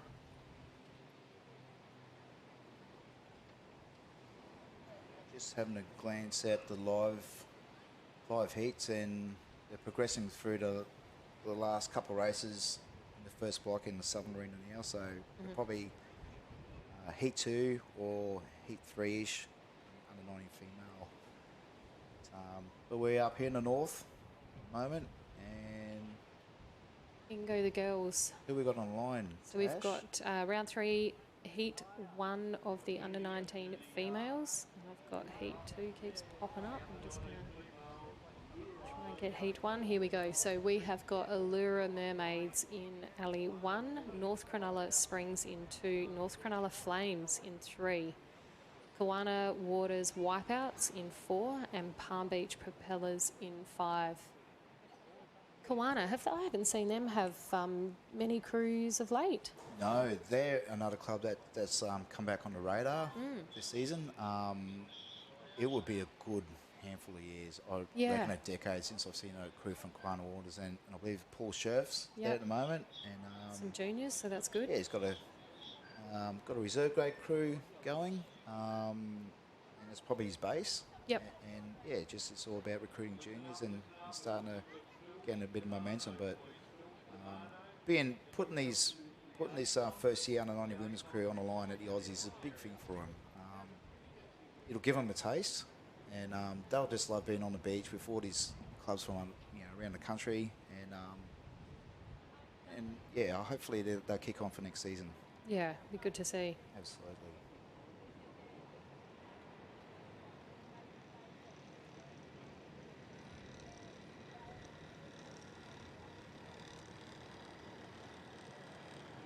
You see Kawana just starting a little bit further back than the other crews. That can be a choice thing. My girls prefer to start shallower because they would rather be in the boat than miss the start. Absolutely. I'm also vertically challenged. So I can't afford to go out too far or I don't get in and then we're in all sorts of trouble. So I've just learnt to get in quick. I get in on the gun. I can't wait for them to take a stroke, otherwise I get left behind. It's one of those things, Tash, that you just got to play it on the day at the time. On the beach, it changes On every the beach. Absolutely. We Palm Beach is getting worked there. Open women's yesterday in my last race. I reckon I gave away half a boat length like Kawana is here, but it was just we were in a hole. Yeah, and you just have to. Just couldn't do it. But they're away. Palm Beach quality crew in this race here. Be interested. Oh, bit of work for the bow there. But all crews got off that shore, so that's awesome. A few little bubbles coming through here. They're going to bounce around through this gutter. So the 2 North Cronulla crews sitting in alleys 2 and 3 have made the best of the start here at this stage. So North Cronulla Springs in 2, North Cronulla Flames in 3. The Flames, Jane, Mark Lee sweeping, Lily, Alana and Amanda. And in Springs, we have Craig Pritchard sweeping Sage Pritchard. So we've got a little family tie here.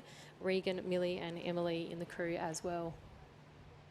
Starting to see a lot of that coming through. I think it's just the age of surf boats. There's a lot of father-daughter, well, mother-daughter in my case. There's a lot of families rowing, which is great. It shows the community of surf boats. Absolutely. And coming through the gates, we've got North Cronulla Flames.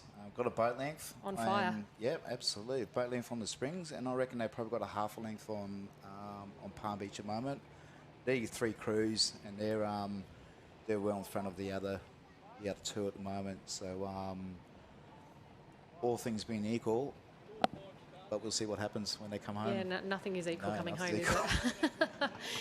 Just that little bit of swell pops through and it changes everything. So, and just the last couple of strokes, I was watching the Flames, and I reckon they've put on a little bit more of a spurt as well. They've opened up that gap on their teammates. And Louis sweeping them. Yeah. Probably about 10 strokes away from the tins now, and they'll certainly hit them first. Palm Beach have closed that gap a little bit. I wouldn't be surprised if they hit the cans in sort of equal second. And around they go. Oh. Absolutely. And they probably just come out a fraction better than... yeah, good turn there for Palm Beach. They've come out, closed that gap on Bluey's crew. The North Cronulla Flames, though, had a little bit of a... their turn wasn't great. The balance of the boat was off, which meant the bow side just couldn't get their blades in the water properly, so they just lost a little, but doesn't seem to faze them. They've put on the afterburners and they're having another swing at it. Absolutely, and I'm looking at the other camera, and I can't see anything coming for these crews at more. I think most of them are going to be run all the way in. Little lift under the Flames at the moment, but it's going to be too fat. I think they're a bit too far off the beach at the moment to get anything out of that. A little lift for Palm Beach now, just under. You can see the girls go. Yep. Oh, Spency just pushing them, I urging don't think them on. Bluey's girls, they haven't got the lift. There it is, but it's not going to be as good as what Palm Beach got from it. And I reckon there's another little one coming under Palmy soon. Yep.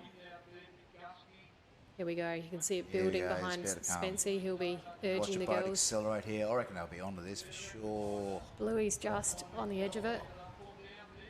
Nice girls. work. Well done. Great sweeping there. Well done, both crews. And I reckon both crews will be happy at that. Just doing what it needs to do, just across the line. Breathing room. Exactly. And both of them will be walking in next round with their tails up. Spency's just got the nose stuck in the back of that wave. North Cronulla just pulling ahead on it. Change, maybe they're very close, but a good race from those crews. Well done. Leave it to judge, but they are definitely 1 and 2. And I think we'll see North Cronulla Springs coming across in third. Yep. And they'll be coming across third. Quina Waters doing well. They're hanging in there. Yeah, good race. Yeah, excellent. I'm not sure what this does for the campaign, but I'm sure the ladies will be stoked. Yep, and we've got the Allura Mermaids coming across in 5th place, swept by Mick McBain. We've got Josie, Georgia, Stella and India in that crew. There they are, just right off screen now, finishing off their race.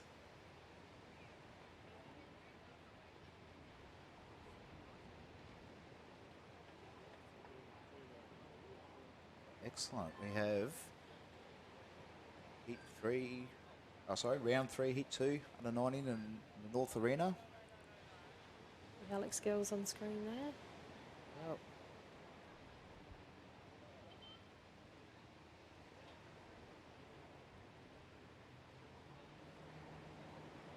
So Collaroy Cutters will be in Alley 1, then McMaster's McNuggets in 2, Stockton Sirens in 3, and Janjuk Jets in 4 from Victoria, and Alex Headland Stingers in 5. So they've made the trip down the coast.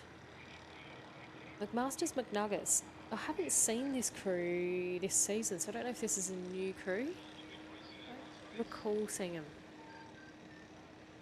Good to see that they've got some youth crews though. They've dropped away. They had a solid little 19 crew a couple of years ago, and then they have dropped away. So good to see them back with the junior crew. Jan Juck have a strong crew here. Aaron Tannehill started out with these girls. He's moved away and had another sweep come in, and the girls continue on. So state team representatives and should row well.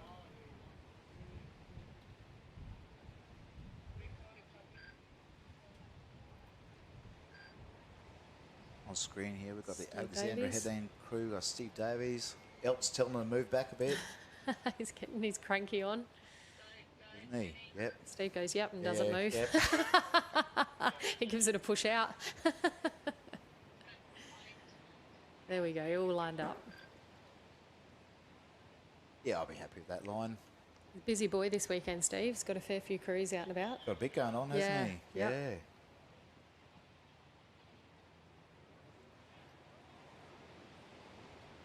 Still in the starter's hands. I don't think the gun's gone up yet.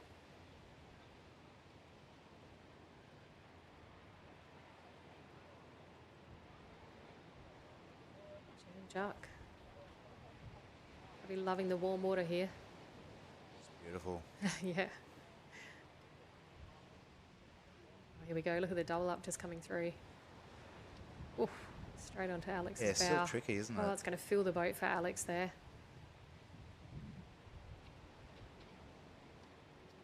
And you won't see it on your cameras at the moment. There's a couple waves out come over that back bank. Well, guns up. Guns up. They're going to send him through. Guns down. Down. Oh, he had a dud shell in the chamber. Had a dud. Yeah. Craig Birchall, I think, is there, so he'll sort it out. Yep. Oh, no. there was nothing in it. We see everything, boys. Absolutely.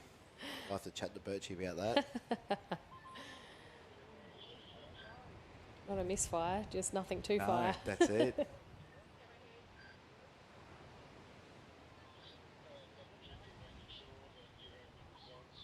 crews have got to relax again. Still with the guns down. Looks pretty good, so I think we'll be... Oh no, you can see some white water just coming in. You guys can't see it at home, but we can see out of screen there's some white water rolling through, so there must be some little sets coming. Doesn't the water look beautiful? So clear. So clear. Different to the algal bloom we've had down in SA. Oh. It's been not so clear. Has that affected you guys much at Yeah. Glenelg there? Glenelg, it's affected the whole coast. It probably, I would say, for the metro beaches from about January it cleared off. It's been good. We're starting to see some little like whitebait and some small fish and seagrasses recovering. But it killed everything. Like, I haven't seen a stingray all year, and we usually have like masses of stingrays around. We've got nothing. Wow. No crabs, nothing. It's just decimated it. It looks like a graveyard when you go underneath and look at the bottom of the ocean. It's pretty terrible. So, and it's fired sort of back up again up the Gulf and then back around Kangaroo Island. It's kicked off again down there. So, yeah, it's been pretty horrible, pretty depressing. Yeah, not great. But we are underway here. They're going to call this racing. back. That is not... Surely. No. No, everyone's still rowing.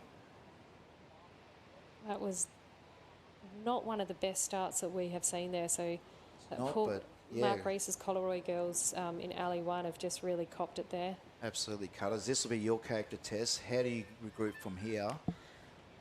You just go. You got to. I think one of the things you learn in surf boats is that anything can happen. You can be boat lengths behind. Everyone else gets cleaned out on a wave, and you do a Bradbury. So Absolutely. I think, you don't give up. You just get going and sort of shake that one off, focus in on the boat, get your race plan back together. See here, crews get a little check. Anything can happen. Unfortunately, I think Coleroy are going to get the check. Okay. Yeah, just the one on nose there as it comes through the bank. They got the Shorey and the bank. Unfortunate for the girls there. No, but it is a 800-metre row, so It is. Anything can happen. a lot of things can happen. And don't I know it? Yeah.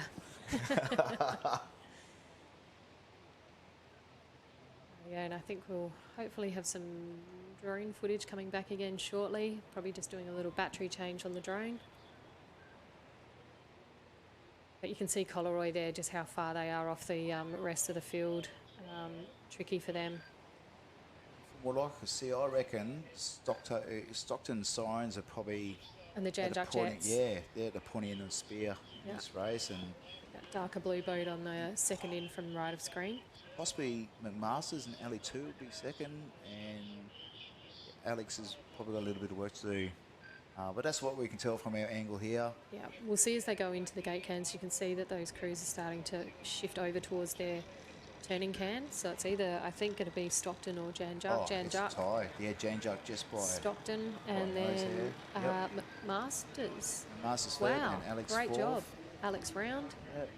And Coleroy Cutters just with the work to do there, And I reckon unfortunately. they're about 6 lengths off the lead here, so they've... And one of the things we know with the start is you can't protest the start. So when they finish this race, you can't come off the beach and go up and say that wasn't fair, we got hit.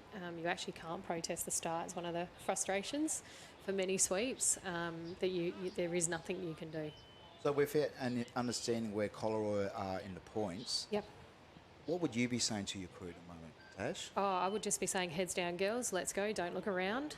Let's just focus on our race plan. We have a very, not formal, but we have a race plan. We know at every part of the race what we're working on and what we're doing. I'm very big on trying to just execute each part of the race well, and that will then, the results will look after themselves. We don't focus on winning. We focus on executing, sort of mastering every part of the race. So if they do that well and they get themselves back into that wave zone, anything can happen. And there is a little something building. And I reckon from what I can see, They've done I well. reckon Coleroy pulled themselves back a bit Yeah. in contention. And there's a if- bubble building behind them. and if Jan Jack, Jan can get on this, fantastic. Well done there. Great row from them. the race is still on for the minors because there's no other crews on any other wave at the moment. And Reese has got something behind him about 5 strokes time or so, but is that going to be in time for him to catch up the others? I'm not sure. I think looking at the points so far for the Cutters, that's probably going to see the end of their day for them. Jan Jack, though, great strong row there from that crew. Really good work. Absolutely. They're across the line. I reckon second place we are looking at Stockton, and possibly McMaster's going to be the same wave as them. Great row from McMasters. What a row. Absolutely. Well done. They might even have got their nose just ahead there. Might have got a shot through. Fantastic. And Alex Headland right of screen coming across, and Coleroy just on that wave behind. Coleroy. They rode back some ground, but unfortunately for them, and from what we suggested from the point score at the moment, they might be packing that one up. Yep. Okay, so I've had it just hot off the press from Tamara that we're thinking at about 11:30. That's Queensland time, which is behind everybody else because only daylight saving. Except for Western Australia. We'll see the combination of areas. So that's when Tamara thinks that we'll be combining areas. So Jan Jack Boat on screen there. Daisy Drips, we've got Brett Mazura sweeping, Eliza Campbell, Matilda McNamara and Molly Callahan in that crew. So there's a few daughters of, I know Eliza Campbell is the daughter of a rower, so former VSRL president. James's girls, the Motor Vale. This is quality crew here. Yeah, So I who we think- got on the line? Alley 1, we have Coogee, the Coogee Commandos. Alley 2, we got Elura Sea Monkeys. Yep. Alley 3 got Maxville Scott's Heads Fruit Loops. And Mona Alley 4, we got Menace. the Mona Vale It's Menace. a bit of a hot heat. It is. Mona Vale Menace, very strong. You've got Maxville, they've also been in the finals, the Fruit Loops. They were with Coffs last year. And Allura Sea Monkeys with Wilco, also a very strong crew. So might see some tight racing here. Mona Vale swept by James, and then they've got Abby, Georgia, Jasmine and Annabelle are a good little crew, red hot little crew. I think they won New South Wales State. And ASL Open, did they win the ASL Open? No, I think they got third in the Open. They got absolutely belted off the start line. Short course they won. They won Yes. the short course, yes. Yep. So them South Curly Runaways swept by Nathan, who are racing in the south area. Yep. I would expect to see them coming through to the eliminations. Allura, the Fruit Loops, I would expect to see them in that sort of final dance. So guns up and they're away.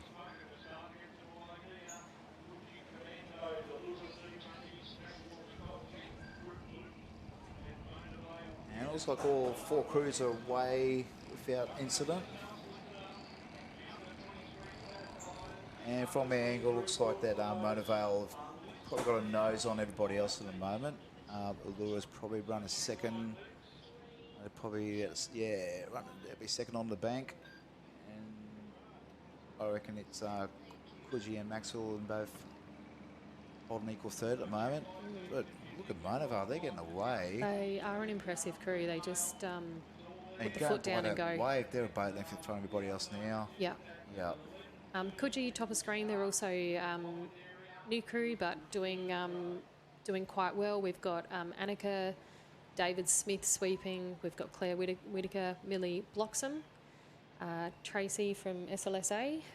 I say from. She just left SLSA. She's moved on to a new role, but Tracy's daughter Millie in the crew, and Frankie Mullins Donahue. So Tracy's been fantastic supporting surf boats and the development of surf boats. She's actually sending you up to join me in Gove at the end of May. So we're going up to do I'm doing a development coach workshop and rowing, and you're going to bring the sweeping side and back to where it all started for you, up in the East Arnhem Land. Yeah, where I was born. Right on the tip of the Carpentaria on the Territory side.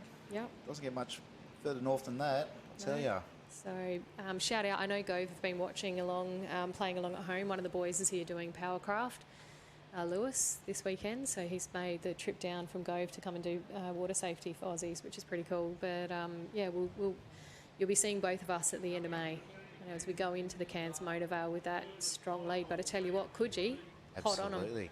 Coogee are right on their tail. And Mona Vale aren't getting it all their way at the moment. Then going around Allura in second place, and Fruit Loops just bringing up the rear, but all very close together here.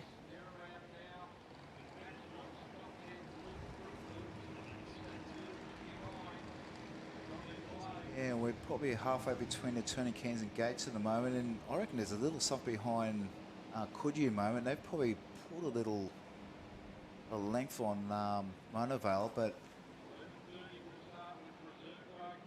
I'm just trying to see if I can pick up from the camera here, and there's a little bit of life coming. Maxwell get a little bit of run out of this, but I reckon it's set up now for Coogee, who's just fallen off one. Good row from the girls here. They're just going to Mona Vale about to change gear soon, and they're going to pull on this little runner. see if they can pull themselves down this. It's just fattening up. Get down, girls. It is, isn't it? It's not quite. Just lift that rate. No. It is. And look at across the alley. Coogee There's as absolutely well. nothing for alley one. So James will see that little run coming behind him. Coogee will just try and sit in front of it. Just see that dead water there. Girls working hard. Oh, James, Absolutely. hold it. He's had a late trail there. Keep working it. Oh, just pushing it the wrong way. That's There right. we go, You can little just, Rio. Just get back to your seats, ladies, and keep your composure. I imagine you're sitting well in the points at the moment, so cover your oars and just finish the race, I reckon is what he's going to say. And rowing. And here comes Coogee across the line now. Allura just coming past Mona Vale there on that wave, so that's going to see them stitch up second place. I Mona wonder Vale what just that not means having for. boat speed. I wonder what that means for this Allura crew getting that 1 point ahead of Mona Vale. Could be difference between getting through the cut or not. And Scotty Edwards here, just coming across hot on their heels in fourth place. So Tight racing there for our under-19 females.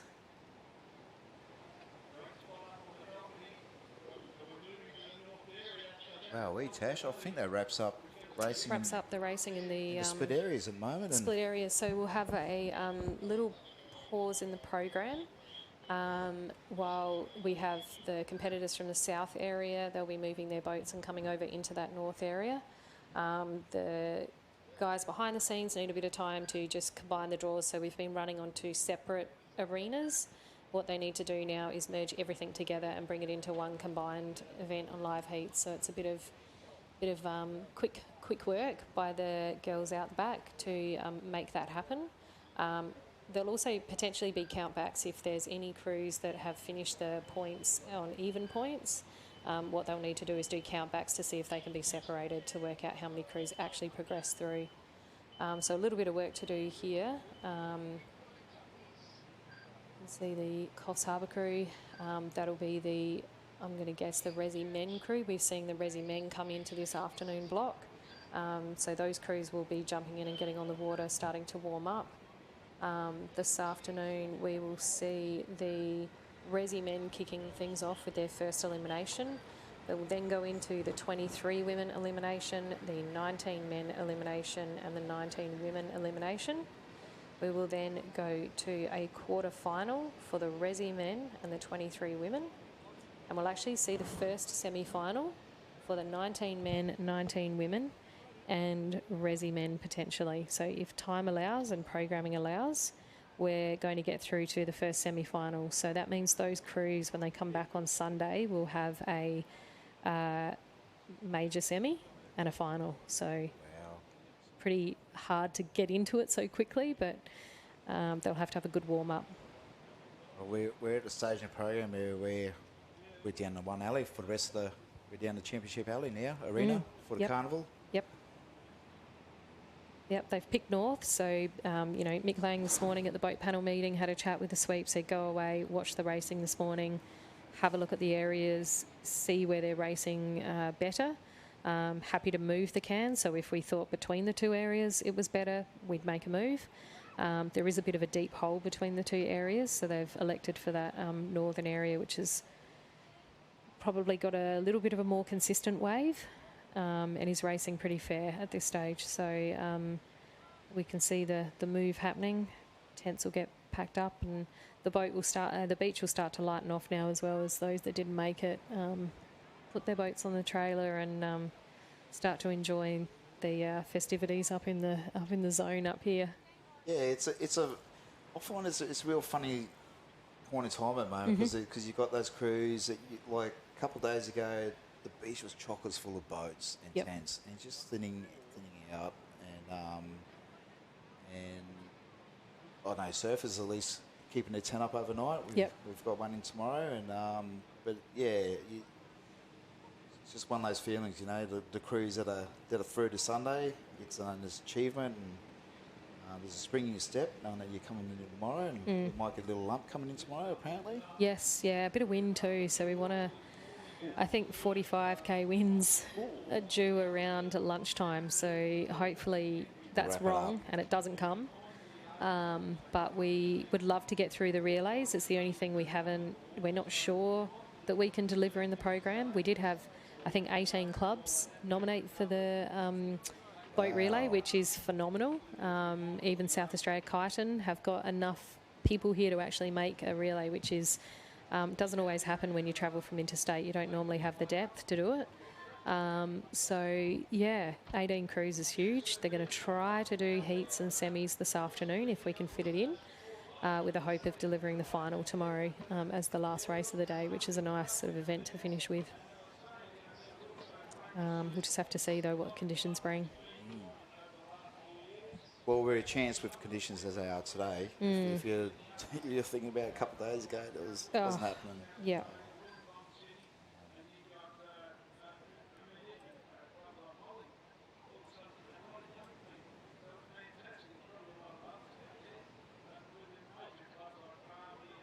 Alrighty, we're going to leave you here for a moment while they just set the areas and get themselves going. I might see if I can wrangle the wireless camera to come off the beach, and we can see if we can have a look at backer scenes, look at the hub, and so those at home can see what you're missing out on, and next year you might join us up at the sunny coast.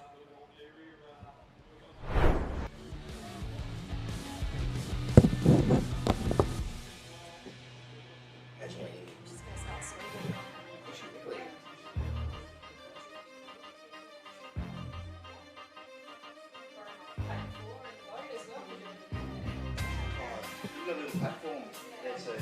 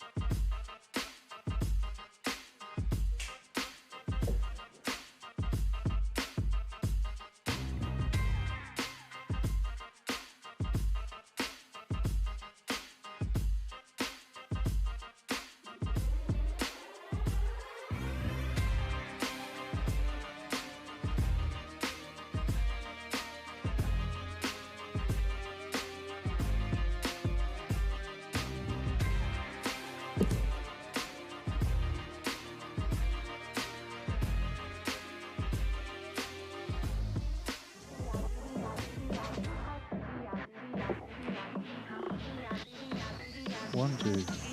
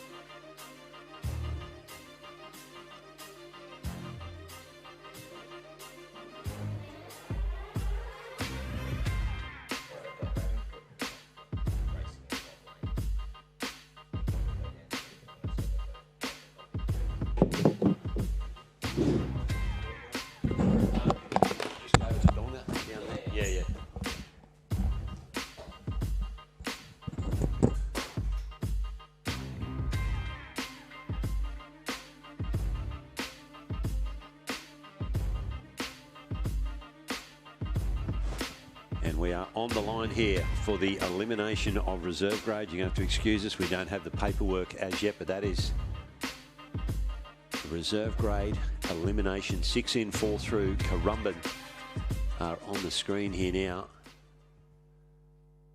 And the check starter is happy. Gun is up. And in and away they go in the first of our reserve grade eliminations. I saw Fremantle on the line as well. They are in there. Michael Cameron at the back of that crew, and that is Lyle Clark at the back of the Currumbin crew also. As these reserve grade boats scoot away, and there is Lyle Clark with his reserve grade crew. They are a fairly handy crew. A little bump at the back. They're going to bounce over the top of this one though. These reserve grade boys can move the boat pretty handily. You're going to have to apologise until I get a bit of paperwork here to be able to tell you who these crews are. Crew down on the left-hand side, copping the worst of that. There are 6 boats that have started, and it looks like 4 of them are out. The one down on the left-hand side just got hit, and there might even be another one beside him as well. And that was a decent check on the back bank for the crew down there on the left-hand side of your screen.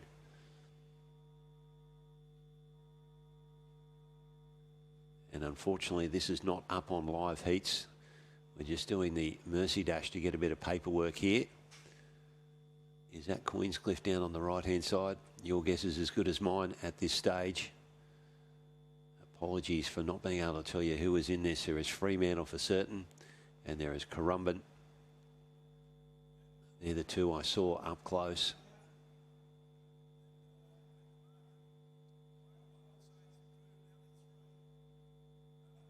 They're approaching their turning cans at the back there now.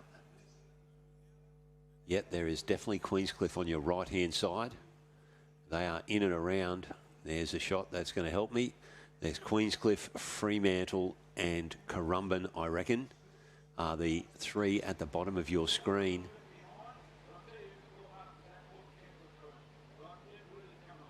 And Freo with Michael Cameron at the back of the boat. They are looking the goods here at the moment. Good acceleration out of the turning can for Fremantle.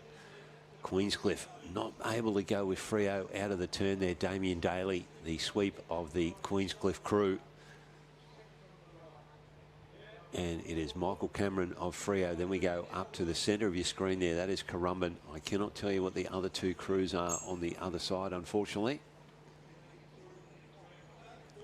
Here we go. Paperwork at the hand. Thanks for your patience. Lawn Team A. They are in Alley 1. Top of your screen now. Back off the starter. Back off the pack. Then we come down to Port Kembla and Mooloolaba Badgers. But through the gate cans goes Fremantle. Followed by the Currumbin crew, the Krakens, and then the Queenscliff Mozzies are in 3rd position. Sitting in 4th spot there is the Mooloolaba Badgers. They are 4th crew from the bottom of your screen, and they are all going to be joined on the one wave here. We're taking 4 through. Someone is going to miss out here. Queensy fattening up underneath Queenscliff. Damien Daly, no luck there whatsoever. He's going to run down, but he's got a lump in front of him here, and I don't think he can push through it. Oh, that is bad luck there for Damien Daly and the Queenscliff crew. They were doing quite well in the rowing race, sitting comfortably in 3rd position. They've made a dash for the line, but I think they are out of it, and it will be Fremantle, Currumbin, Mooloolaba and Port Kembla will be the 4 crews to progress through in the elimination racing. That is Heat 1 of Reserve Male. And Tate, thanks for doing the dash for the paperwork, mate. Just getting my breath back from the poor running skills that I have in between the donga here and the administration tent. They are working overtime. It's been fantastic to have them, as well as our many other officials over the course of this weekend.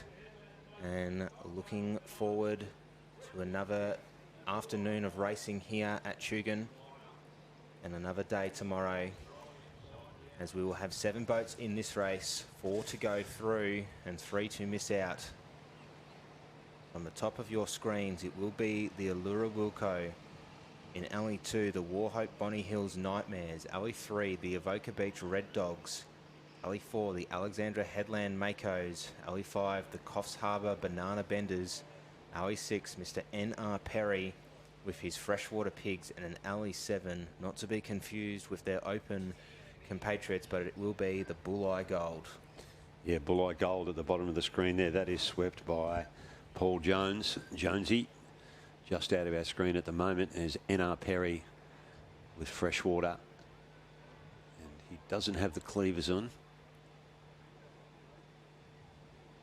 He's rowing with the standard oars, or is he? Back to spoons there, Don. Yeah. Good call. Check starter is happy. Gun has not gone up yet. Look at the nose of these boats, mate. Right underneath. Look at this surge now as it comes in over the bow of the boats. The bow goes up in the air. And they're copping it again. Bit of hard work here for the starters, mate. We are currently at low tide here at Shugan at the moment, which means that there's slightly heavier sandbank over the past 30 minutes as we were waiting, moving from the south area to the north. Coffs Harbour on your screen there now. They're swept by the rude man himself, Matty Collins. Enjoying the farm life these days, Matt Collins, out the back of Coffs. Certainly. Oh, look at this, bang. Those waves are got a lot of energy. Gun goes off straight under for Freshwater, is it? No, they punch through it. They're not going to punch through that. Oh, yes, they do. Well done. You could not hesitate on that start there whatsoever. You could see the size of those shoreys. They were stoppers. Certainly a fantastic run out as the crew from Alexandra Headlands, the Makos, getting the cleanest of the runs here. Going out to sea, sitting in alley 4. They are in the middle of the pack. A little bit out of screen will be Bulleye Gold. Might just get a sense of the lay of the land here, but currently, as we are looking at it, is the Alexandra Headlands Makos out in front, Don. Yeah, it is, and we've got a 7-boater here, mate, so they haven't been able to split the crews here. And we have a 7-boater. Still haven't been able to spot Bulleye. They are at the bottom of your screen, just out of the picture. So at the moment, what we are looking at is a crew sitting in alley 3, Avoca. No, I take that back. Alley 4, Alexandra Headlands. I think that may well be still Steve Davies from Alexandra Headlands. It is. And wow, that is not a bad lead in an elimination race. This deep in, we're left with 24 crews in reserve grade. And we're going to cut that down to 16 at the end of this elimination round. And they're all in a straight line, apart from the one that stuck their head out, and that is Alexandra Headlands. This has been a fantastic run by Stephen Davies and his boys here. They are leading a commanding 2-boat lead against the rest of the pack, which means the places from 2 to 4 will be very interesting coming back in if a crew just can't pull ahead. Stephen Davies turns it in, a very hard turn in. Bauman gets all the way up out of his seat for a very nice turn there. Oh, a little bit of just trouble for the Makos, and coming up on their bed is Mr. Perry himself. On screen now, work to do, but they're extending their lead on the little runners that are coming through here now, Don. Yeah, still can't see Bulleye. They're at the bottom of the screen. We can't tell you where they're sitting in this race currently. That's if they made it to the start line. They're on our sheet, but we cannot see them. Here we go. There they are. Thank you very much to our crew. They have zoomed out and they've got Bulleye in that as well. So that is Alexandra Headlands.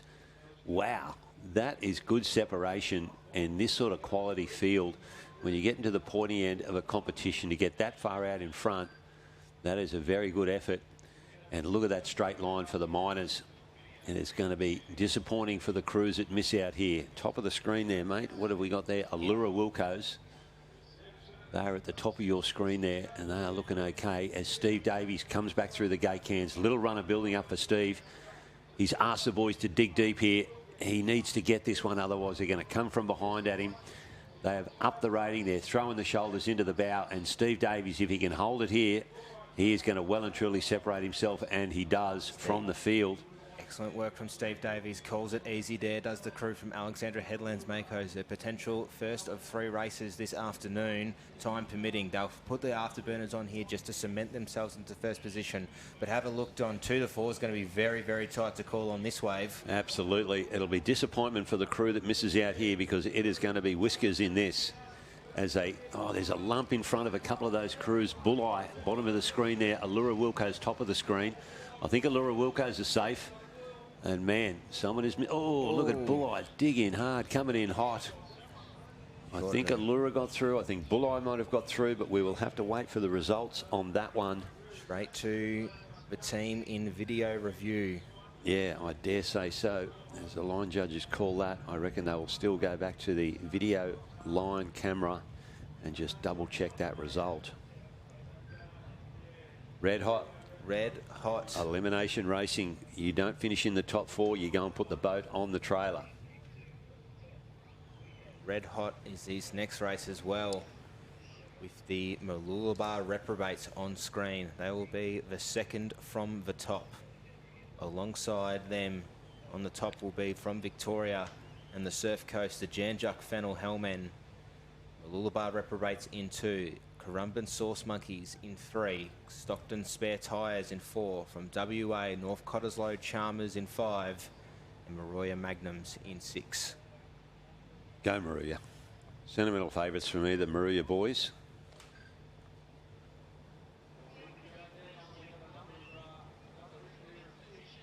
And a fantastic effort. 6 boats in this one, 4 to go through to the quarterfinal later on today. Sauce Monkey's got a couple of decent rowers in there for Currumbin, swept by Will McDowell, the Kiwi. Ben Buxton, Samuel McPhillips. He's rowed opens before. Lockie Blackmore, he's rowed A-grade before. And Riley Oswald. His sister is rowing in the under-19s. His father rowed in the 220 Masters, and his mum is a former Australian gold medalist in open women, Christy. Family of boat rowers are the Oswalds. And Christy's dad, Pat Clark, was a boatie as well. So there's a long line of boat rowers in the Oswald family.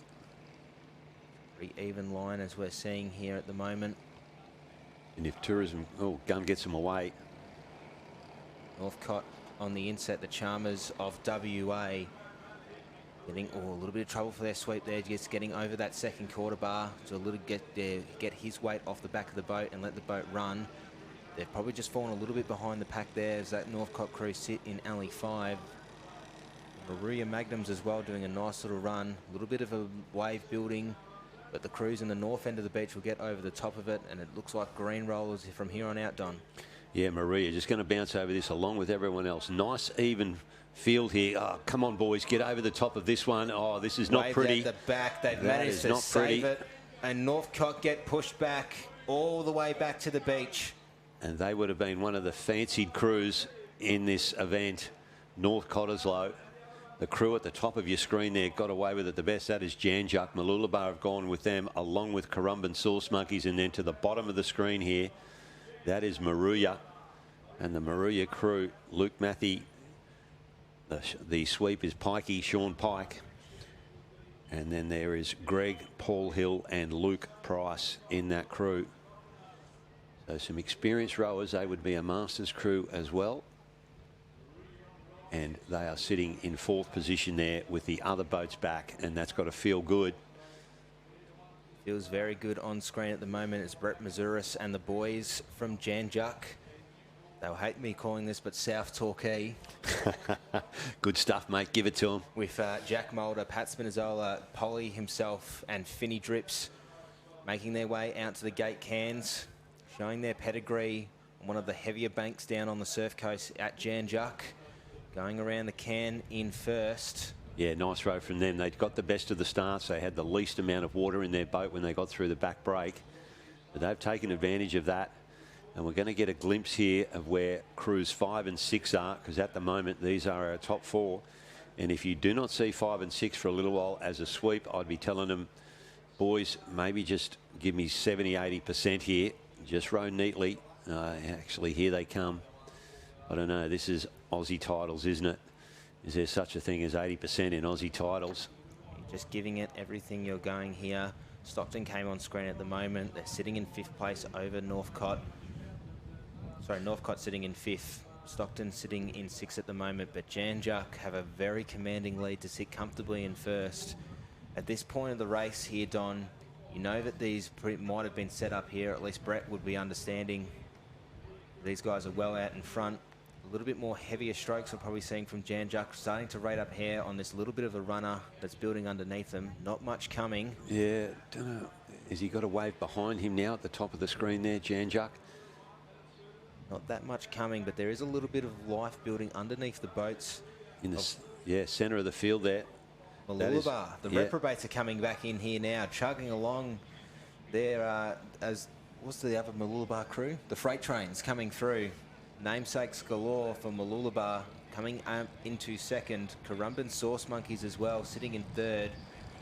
And how about this? We'll be hoping to see the Mooloolaba reprobates pull this out in later races, just showing they can chase up to the line to catch up to the crews. Janjuk will finish in first. Does Chris Lilly's favourite crew in the Fennel Hellmen. Well, your top 4 got decided on the way out at the back bank. North Cottesloe copping an absolute caning there, along with the crew from Stockton. Both fancied reserve grade crews, Stockton and North Cottesloe. So having a look on live heats from that last race that we saw, the very tight finish on the beach. Avoca Beach Red Dogs finished in 7th. Warhope Bonny Hill Nightmares in 6th. Allura Wilco finished in 5th. So Coffs Harbour Banana Benders, the Freshwater Pigs, Bulleye Gold, and Alexandra Headlands Makos will make it through to later on the day, Don. Okay, that's surprising. I thought Allura had it there up in alley 1. Obviously, they got swamped on the line there. Alexandra Headlands dominated that race. And they've got across to qualify easily in first position. And we are moving on to the third of our eliminations in reserve grade. Or should I say the fourth? Fourth elimination here in reserve grade. Top of this screen will be the Palm Beach Pelicans. Next to them, Currumbin Buccaneers. End of this, we're going to be down to 16 crews in reserve male. And I think they are taking it down to 12 or 8 today. No, I'm reading here. Yes, there is another quarter-final coming up. We're going to be down to 12 in reserve grade men by the end of the day. Time permitting, we'll definitely down to 12. Time permitting, we'll also be going to the first semi. So cutting down from 12 to 8 as well. Time permitting, that usually we see that on the Sunday. Yeah, sorry. Yeah, right on the bottom of my schedule here. And the last race is reserve men, first semi-final, which will take us through to 8. Northcliffe on the screen there, Damien Claypan. He never brings a dud crew to a carnival. They'll be in alley 4 is Northcliffe. To their left in alley 3, the Coogee Suns. Northcliffe's right, Gerringong Naps, and the North Narrabeen Smokos in 6. Pelicans are probably a little bit further ahead here, out in alley 1. There's the crew from Palm Beach, under the Doctor. And you see the names on that Northcliffe boat of crews that have won Australian titles. Plenty of them. Plenty of them under the command of Damien Claypan, greatest medal winner in surfboat histories at Australian titles. Bottom of your screen there, Scotty Morrison at the back of the North Narrabeen boat. Malcolm Dunwoody as well, with the togs that you are favouring, Don. At the Gerringong Naps. Yeah, good on you, Mal. Surveyor from down in the Gerringong area. Rode in the 260 Masters crew, did the sweep of the Gerringong crew. They add up to 283 years of age, does the Gerringong 260 Masters crew. If there was a 280 division, they'd be in it. Just a heavy bank on the North Narrabeen boat. Many waves doubling up in that southern part of the arena here. And even again on the north, it's happening again. Double up waves galore. Yeah, there's a bit of energy in this shorey, isn't there? It's going through the channel there quite deeply, and it's hitting nasty on the edge here. And they'd want to get the timing right here, the starters. And it's difficult for them. They want all bows down. At the moment, the flag is up, but the gun is not up. You can see that these rowers are semi-relaxed on the start line, not crouched down in their starting position as yet. You see them duck down, you know the gun is up. Run through it again. We have Palm Beach in the top of the hill. Guns up. Let's watch this start. Gun down. Oh, no, got him away. On screen at the moment, and they'll be in alley 4, is the Northcliffe Hurricanes with Damien Claypan at the back of their boat. Probably a little bit behind the pack here, but none so more than Coogee in the middle of the pack. And have a look at the crew out in alley 1, the Palm Beach Pelicans with the Dr. Matty Giblin behind, probably just leading the pack at the moment over the Gerringong Naps. And North Narrabeen Smokos with Scott Morrison at the back of the boat there. A little bit of life building under. They'll get over this green roller here. Doesn't seem like a pretty clear run going out to sea now. Or a little bit more for North Narrabeen. No. Scotty Morrison, North Narrabeen, backwards out of shot he goes. One last wave to contend with. Green roller going through. The Gerringong Naps showing their pedigree under Malcolm Dunwoody. Edging out in front here at the moment alongside the Northcliffe crew who have rowed themselves back into the equation here. And the Palm Beach Pelicans with Matty Giblin at the back of their boat round out our top 3 at the moment, Don. Yeah, you've got to beat one boat home out of this lot here. You would think that it is game over for North Narrabeen. We saw them going absolutely backwards out of the screen, and then there was another wave behind it that would have grabbed them as well. And they are well back, the North Narrabeen crew. That is a real shame for them. And bottom of our screen here now, we've got the Gerringong crew. Mal Dunwoody at the back of that crew, urging the boys along here, and they might have got their nose out in front. Let's see what they can do with the boy turn, because I certainly know Damien Claypan, second from the bottom, he can spin a boat. Absolutely he can. Left-handed versus right-handed sweeps going around in 1 and 2 for Gerringong. And Northcliffe, a pretty even turn, as well as the Doctor from Matty Giblin as well. It's a beautiful turn from Palm Beach. And it is currently throw a blanket over 1, 2 and 3 as North Narrabeen come into shot, about to do their turn. But it's the Pelicans with a little bit more life under their boat, Don. Currumbin just dropped behind there as they went around the turn. If they can make it up here, we are taking 4 through, 5 on the screen here. And Coogee again coming up. A nice lean back does the Coogee crew. Tommy Barrett would be very impressive, and that is your top 4 at the moment. A little bit of run, extra run for the Palm Beach crew. There's something building behind. Yeah. It's a bit of the tuck from the Currumbin boat starts to go down. A nice little runner for all of these crews to make their way through to the gate cans. Watch Palmy pump it up here, top of your screen there. Palm Beach, Peter Spence. He'll really wind the boys up here as they come back through the gate cans. Opportunity for Palm Beach. And will they go down the front of it? It's fattened up. They are pushing hard and they drop over the front of it. Dr. Matty Giblin at the back of that boat, and they row again. And he has managed to keep that straight, has Dr. Matty Giblin, and it is a race on for the top 4 spots here. One of these will drop out. A couple of late takeoffs here. Oh, sideways round. What crew? That's Currumbin. Currumbin have gone around. Their sweep is out of the back of the boat. Oh, and there we go. That is Gerringong that have gone around as well. They have lost a rower as well. Their stroke is out of the boat. Jet skis going through. That'll be 1, 2 and 3 does Palm Beach, Northcliffe and Coogee. One last little roll of the dice here. Potentially you see North Narrabeen might come up on the play with a few rowers here. Gerringong looked like they'll try and get over the line with their 3 rowers and 1 sweep still left in the boat. And as they do so there... Yeah, Gerringong comes across the line here now. There's your top 4. And I think that was Currumbin, was it, that's going to miss out? Currumbin and North Narrabeen will miss out. Fortunately, they're just trying to do that takeoff for the Buccaneers. David Dwight, sweep at the back of the boat of Currumbin, just couldn't quite stick the landing there. Yeah, Dwight into shore to pick up his sweep oar. Former boat captain of Currumbin, the great man. He's going to hang on and get a free ride home here. No stranger to big waves. He was out in the alley a couple of weeks ago when we had probably the biggest swell of the year.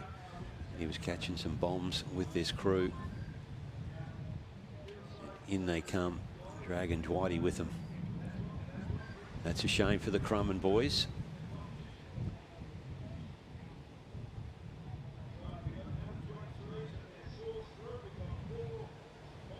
Wind appears to be picking up a little bit here, mate, from the south. Yes. Just seeing a change in conditions. It's been absolutely cracking here this morning. Temperature down a little bit. Being at Queensland, I'm going to say it was a little bit chilly down on the water's edge. Probably in the mid-20s. Having a look now as the 23 female division starts to line up. 5 of 5.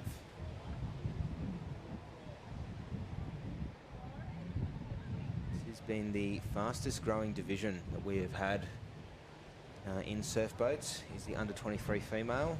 And it has been incredible racing. Hats off to these crews. I used to say the 23 men's I thought was the most competitive of the divisions. I'm going to now go to 23 girls. There are some really cracking crews in under 23 females going fast. And none better than in this first heat. We will have the Australian development team, Palm Beach, the Pina Coladas. They're up against a former Australian team in Glenelg. Glenelg on the camera there now. Girls choosing to row in helmets. Ash was speaking earlier. Bit of pedigree as well in that boat is the Glenelg Gunners. There is one left of the Grenades in that crew that's represented Australia back in the day. Now, having a look at this draw, usually when we go to an elimination final, we're going down to 12 crews before going into the first semi. So I'm not quite sure about the cutoff for this. They are 4 through, mate, is what I've got on my paperwork. Excellent, thank you, Mr. Cottrell. So one crew in each of these 5 races will miss out. We are going to go from 20 to 16.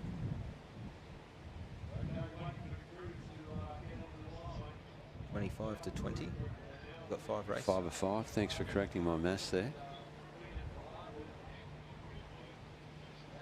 Can we edit that? Can we go back and just take that out of the Well, I am out of the live heats, I am known as live the. stream? Well, Tom keeps calling me the statistician. I can do some quick math. Well, you do work in accountancy, don't you, mate? I do. Cool accountant, being the economist that I am. In the tax department, mate? Yes. You don't seem to be a bad bloke for someone who works in the tax department. That is probably the height of the biggest compliment I could get. Tate in the Point Lonsdale Club of Victoria. And you need a tax return fiddled with. He's your man. Not on my holiday, Don. Marshall on screen. Very tough job, I'd say, for the marshals, having a lot of people come up to you and asking what lane they're in, while confirming what lane they're in. Yeah, and then there's the ones that don't. You've got to go searching for them. Under 23 female, elimination, 4 through out of 5. Dr. Maddie Giblin runs out of one boat and comes down into the boat of the Pina Coladas. And they dominated earlier in the rounds of under 23s. Coogee just pushing in there too. The Haverchats. You can probably figure out how they got their name, the Haverchats. They'll be all focused in the boat here. No chatting other than the sweep of David Smith. Coogee boat, the Doctor, Matty Giblin on screen. His crew from Palm Beach, the Pina Coladas. Charlotte on screen there. She's a bit of tall timber. Which Charlotte are you talking about? Yeah, there's 2 of them. Emu Park beside them, Davey Toomba. Gun gets them away. Away they go. Emu Park on screen with Davey Toomba and Georgia, Callie, Yasmin and Isabel trying to get the best of the runs here. Bobbling up and down, going over this south bank is the crew from as the Enchiladas from Emu Park, rather. They've got a very nice run, but it is currently the battle between the Australian pedigree of the Pina Coladas from Palm Beach and Glenelg Gunners. Emu Park on screen. Bit of white water to contend with does the crew of Davey Toombas. Goes over the top, nice and easy there. A little bit more white water to come through. Pina Coladas will hit it first and control it quite well. Coogee goes sideways and they are currently out of it and losing a few boat lengths. They've got to contend with 2 more waves coming through. Oh, crews, can they get over the top of this one? No, they won't. They are all going to get checked, and that all goes well for the Pina Coladas. Oh, back shoot there for the crew in Alley 2. That is Glenelg. Another two and back again. shoots as well. 3 back shoots in the one race, and they're going back at 1,000,000 miles an hour and over. The crew in Alley 1 is over. That is South Maroubra. We are running with our leading crews, but we've got 3 crews that have been pushed back. And man, look at the sweep from Coogee. He just turns around, looks over his shoulder and says, girls, we got this. We are qualifying through here. Now, who can gather themselves out of those crews that have all been shunted back? The boat that's upside down with the biggest disadvantage, obviously. That's probably stating the bleeding obvious there, Tate. Well, sometimes the bleeding obvious is to be stated. It does look like it is the Emu Park Enchiladas who have managed to compose themselves quite well. Probably well held, as we see. Now 2 boats are over. Now 4 boats are going through in this race, Don. So it will be a battle of who's going to be able to cross the finish line first. Yeah, you've got to be able to roll your boat back around the right way. And you reckon that's Glenelg, do you? I reckon that's Palm Beach. Glenelg and South Maroubra. Well, Palm Beach are currently out in the front at the moment. Sorry, yep. Glenelg in the gutter there. Peter Tinzel needs to get himself back in the boat along with the rest of the crew, and the Palm Beach Pina Coladas, around they go. The Australian development team, they have headed for home, and they have dominated early, and they got off to a good start, and just as well, because they were able to climb over that set wave that came through. And the crew from Coogee is around now. So the crews in 4 and 5 were able to escape that set wave. And have a look at this. Time is going to be against them here as well. South Maroubra, they are gathering themselves. 1 to drop out. And there is a crew coming out here again, mate, on the split screen there. Emu Park Enchiladas have managed to compose themselves quite well, getting back shot, but they did not roll as compared to the other crews in alleys 1 and 2 of South Maroubra and Glenelg Gunners. They are safely in 3rd at the moment. It will be enough to get through. Here to go to the next round. Time will be against these crews. It will be about an 8-minute turnaround, so the competitors will be keeping an eye on the time in the officials' tent. You will hear the sound of a gun go if there is 1 minute left. 1 crew coming off the beach here now that had their boat rolled over. As Palm Beach comes across the finish line, another crew is heading out, just starting their race. That would be Glenelg. I That is reckon a it very is. white trim boat trying to get themselves back in. South Maroubra with the work to do. Very far out of the course is the crew in the northernmost alley of South Maroubra shebangs. So Glenelg, all they need to deal with now is the clock. They need to beat the clock. South Maroubra still not got their act together yet. And Glenelg are out and on their way to the turning cans. Crew from Coogee Palm Beach over the line. And Coogee are going to be safely in here as well. But nice row there from Palm Beach. Cannot take anything away from the Pina Coladas there. You just see probably David Smith has probably angled his girls a little bit further into the course from where they were in alley 5. Just finding probably the cleanest of the runs, knowing that they were going to be able to get through in the top 3 position, finishing top 4 positions rather, finishing in 2nd. And over the line he comes now, and Emu Park are just sitting at the gate cans waiting for a wave out the back. Not going to take any risks here, Emu Park. We might get them on screen shortly. Coogee there over in 2nd position, and there we go. There is Emu Park. They sat at those gate cans for a little while just waiting for a wave. Davey Toomba has called them to row, and they're going to come across the line here now and qualify. And as we mentioned, it is now back to the clock, and Glenelg with the opportunity to be the 4th boat over the line here. Comes down to time here, and I will tell you what, the man on screen at the moment, Davey Toomba, would love to see that footage when it comes out on Instagram. As girls rode through that race, would love to hear about what they're sort of telling the girls. Right, we're back in the boat, we've got enough time, we're going to definitely finish in 3rd here. Now it is currently a battle for 4th. Yeah, you'd love to be able to grab that footage straight away, wouldn't you, and replay it here. It would be interesting to see Emu Park approaching the sets that came through as Glenelg. Around they go. We don't have the clock here. If we can listen, we may be able to hear the first gun go, which will sound 1 minute to go, which is down on the beach, obviously. And Glenelg head for home with only the clock to deal with here. They need to finish inside the 8-minute time limit on this race. It's been 10 minutes the last couple of days. With the conditions easing off, they've dropped it back to 8. Are they going flat chat, mate, here or what? There's just an element. They look a bit relaxed to me. They have got a very good lead of probably about 5 boat lengths in front of South Maroubra at the moment. Yeah, but even seeing those conditions, it's an interesting tactic. Has he got a watch? Does he know that he's got 8 minutes to complete the course? I'm sure he does. He just tidies himself up for the camera. Stretches the lycra. Over the tummy does Peter Tinswell. And he has taken it rather casually. Tell you what, I'm a whole lot more uncomfortable than what he is. Unless there's 3 through here, mate, unless we have not been given the right mail here. But I don't know why he is looking so relaxed here and not driving the girls home. On our paperwork here, it says 4 through. But looking at them, they look like there's, they look like they're out of it.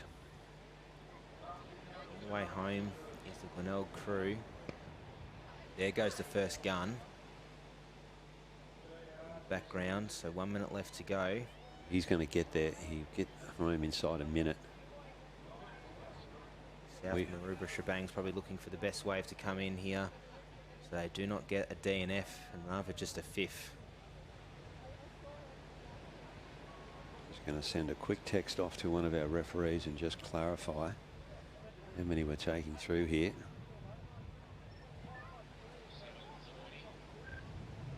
Fortunately, one thing is for sure at the moment, South Maroubra Shebang's season for 2026 is unfortunately over.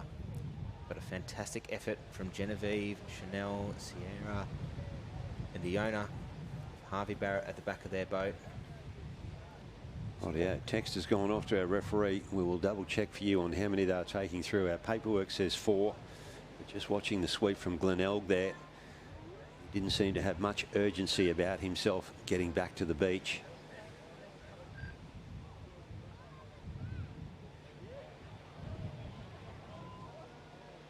We'll hopefully see continue going on in the growth of this division. South Maroubra and the Shebangs will continue going on. I think they're maybe 2nd year or 3rd year rowers, so they've maybe got one more season ahead of them. I'll look to go again next year for sure. Second of the under 23 female elimination racing.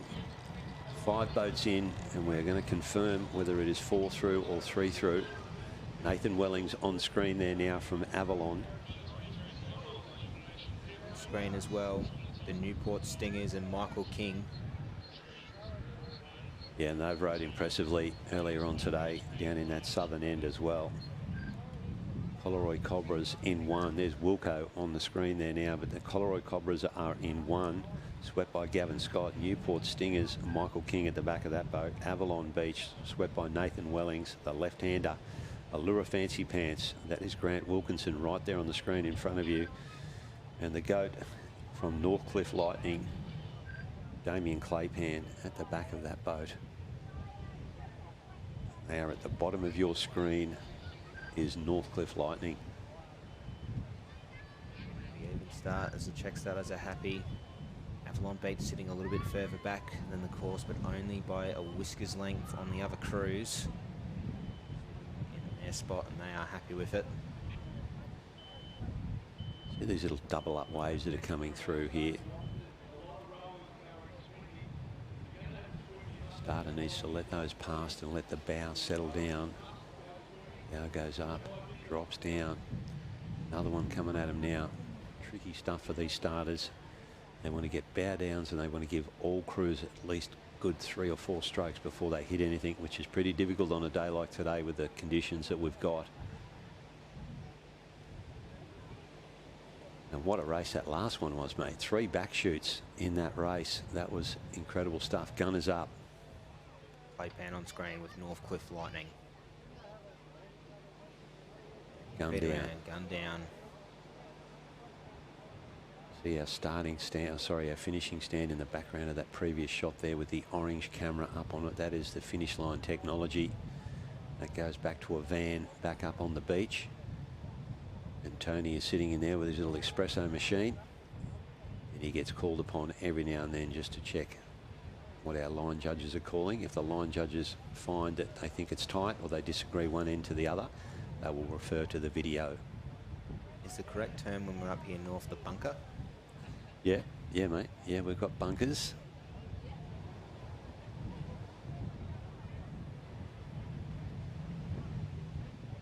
Probably the Colorado Cobras thinking a little bit in front here. You better part that, and they'll have to deal with a double up wave as well. So they're sitting right on the bank here, just getting pushed back and moved around back and forth. Gun goes up and a gun is away on the top of your screen. It will be the Colorado Cobras in alley 1, Newport Stingers in alley 2, the Avalon Beach Ivy in 3, the Allura Fancy Pants in 4, and Northcliffe Lightning in 5. And that is a very tight start to the race, Don. That is even as you're ever going to get in surf boat racing, folks. And there they go. The under 23 females, elimination racing here. And that is a good start by all of those crews. Had a little bit of water underneath them. They were in quickly and away. And Northcliffe, wave coming here for all of these crews. Nothing's going to trouble these crews at this point. The next one might, though, is a bit of a heavy bank in the middle of the course. Avalon go over the top. Northcliffe have got the best run of it to contend with this wave coming up here. Does go up Damien Claypan. Oh, look at the skills from the Bowies. And again, another 2 back shots in the middle of the course for Newport Stingers and the Avalon Beach Ivy. Newport have managed to compose themselves back in. Another little bit of a back shoot and tuck away as they go out of screen. But Northcliffe Lightning with the best of the runs, followed by the Colorado Cobras. But it is a 2-boat lead for the crew in alley 5. In your inset at the moment, the Northcliffe Lightning, followed closely by the other crew that's got the best of the run, the Allura Fancy Pants. Yeah, and those crews will breathe a sigh of relief that they just got over that set as it came through. Northcliffe, they are a mile out in front. But did you see the skill of those bowmans, mate? There was big air time there as they went over those waves. This swell started off at pretty much nothing this morning, and it is building as predicted. We're meant to have decent surf tomorrow. You've got big swell down south, and it's coming our way. And it is just starting to build with that southerly breeze. It's starting to come onto the course here now as Damien Claypan, the GOAT, heads out here now to his turning can with his under 23 female crew. They were silver medalists at their state championships, led the race, only to get beaten from behind by the crew from Surfers Paradise. Damien Claypan hits it sweet, spins it around, and away they go. Imogen, Ava, Annie and Sophie in that boat going around, and first does the Northcliffe Lightning. In second place at the moment, it is the crew from Collaroy, the Cobras in third going around. Avalon, it is the Allura Wilco, Avalon Beach and Newport with the work to do to try and get into the potential 4th position. A nice little runner for Damien Claypan's girls. Unfortunately, they'll just fall off the back of it here, but they've extended their lead really well done. Yeah, running nicely there, the crew from Northcliffe. A little bit of life as well for Collaroy, Collaroy. top of screen there. Won't get off the back of it. Oh, how about this? Rake goes up for the Northcliffe Lightning to try and milk this runner, and he's called them easy. Let her run, he says. He will not take any danger here. They are in front. He's approaching the gate cans. He doesn't want to get hit from behind. He wants to set the crew up nicely, and he will row onto this one. That's a decent sized wave there as well. A very good swell. A late trail as well. Yeah, he's trailed them. Just a bit of practice potentially for tomorrow as the swell starts to pick up, potentially coming out from the south. I reckon that's the first trail of the day. And it is on for the miners here now. If they're taking 4 through, there is a race there. Newport are trying to get in contact with Avalon Beach. Northcliffe, they're going to come over the line. Collaroy, top of screen, they're going to come over the line. Allura, I think that is now in the middle of your screen there. They're about to head over. They're the top 3. And the race is on for 4th position here. And I think it's Avalon. Yes, it is at the back there. Avalon, Newport, the Stingers. One of the fancy 23 crews unable to climb onto that wave. And it will be Avalon that is coming onto it and down and looking at getting in at 4th position. Wilco on the screen there now. Comes across the line in 3rd position. And Avalon there, you see them scooting through the gutter there on a bit of a swell. Nathan Welling's asked them to give him a little bit of a tap along, and they do, and they're going to float over. And we just need to clarify, mate, is that 4 or 3 through? We're thinking it's 4. Let's send a message off to Tamara Braun. Got nothing back just yet.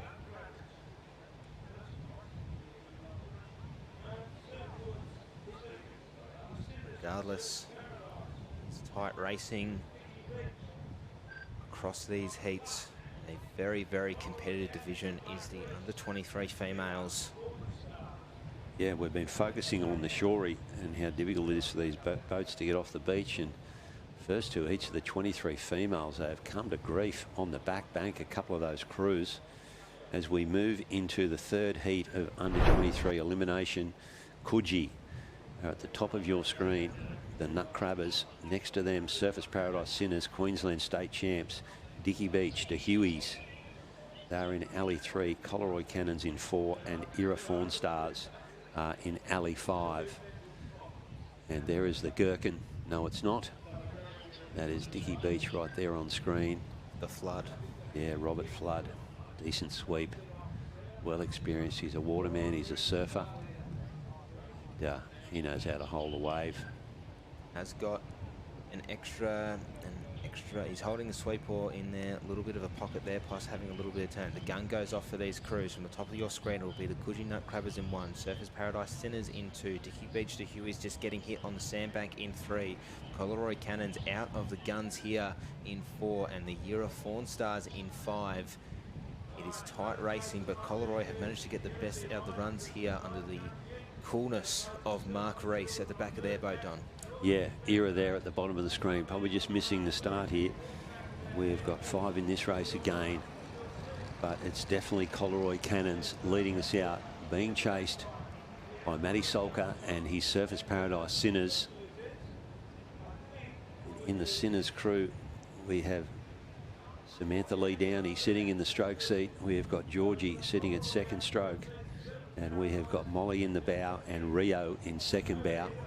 Don't believe what you're reading on live heats there, mate. And Coleroy, they have gotten themselves over the back bank along with these other crews as well. So we've got 1, 2, 3, 4, 5 crews. All crews are out, and they've just avoided that set, and they'd be pretty happy about that. Definitely see that's something, a sweat set you don't want to have going out, but it's absolutely something that you want coming back in. As you just see on the bottom of your screen, the Era Fawn Stars moving up and down going through, but the Cannons are the ones out at the moment. Here is the crew in the all red caps of Coleroy. Yeah, Sinners no one's catching them. They are holding their lead there, the crew from Coleroy. With Alani, Alia, Chelsea and Hannah. Mark Rees at the back of that boat. An experienced sweep as he heads towards his turning cans. Second would be the Surfers Paradise Sinners up there, second top of your screen. Pickle boat. Yeah, they are in the pickle. The crew from Surfers Paradise. And their nose hits in first place in Coleroy. Surfers Paradise pretty close to them. And also Dicky Beach. Your 3 leading crews around. Oh, Dicky Beach, not the best turn for them. Marky Rees as well, has a bit of trouble as well, trying to get back in. Still going sideways is Rees. And he's going to square up, and he's going to sort of allow them to get back at him a little bit here. Probably the Sinners did pretty well out of that turn, and they're on their way home here now. The Sinners, split screen action there. Bottom there is Coleroy. You can see there with Mark Rees up the back. Then we go across to Floody and the Dicky Beach crew and the Surfers Paradise Sinners with Matty Colker up the back of that crew, the Queensland State Champions. And they are rowing for a position to qualify through here are the Sinners, along with the other 3 leading crews. And right at the top of the screen there, mate, we've got Coogee. But there's your 3 leading crews as they head into the gate cans. This little lump is going to get past them here, and there may be something building for them as they get into the gate cans. Pretty well a straight line across there for our 3 leading crews. Bit of a swell here. Who can pump this up?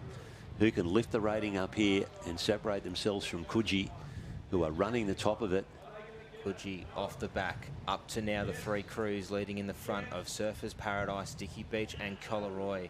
Surfers Paradise managed to call easy, there's Jean-Mathieu Sulka. And for the extra few strokes ready to go, Coleroy is still trying to push over to the line here alongside Dicky Beach. They know that these top three will at least be going through. A good chase from these three crews here to try and get over the line. Matty Sulker driving the Surface crew to the line, and over they go. And well done to the Surface Paradise Sinners. They have got themselves through to race again today. That qualifying, elimination race, they've just got themselves through. And Coogee is over the line there now. We're not sure whether they're taking 4 or 3 through, but certainly your top 3 are going through. Surface Paradise, Dicky Beach and Coleroy. And here comes Ira, did not get the best of the start and then did not make an impact on the rest of the field. And Tamara has just come back 3 through, mate. There is only 3 through. It'll be likely then cutting down from 25 to 15 when we get to the quarterfinals. We'll have 3 times heats, 5, mate. Can I help you out heats, here? 3 heats of 5 boats. Cut down to the first semi will be 12 boats. There we go. So top 3. Cannot believe our paperwork here. We've been telling you earlier on that there was 4 through in these races. We need to go back and just figure out who the top 3 were in all of those races. But we certainly know that one just then.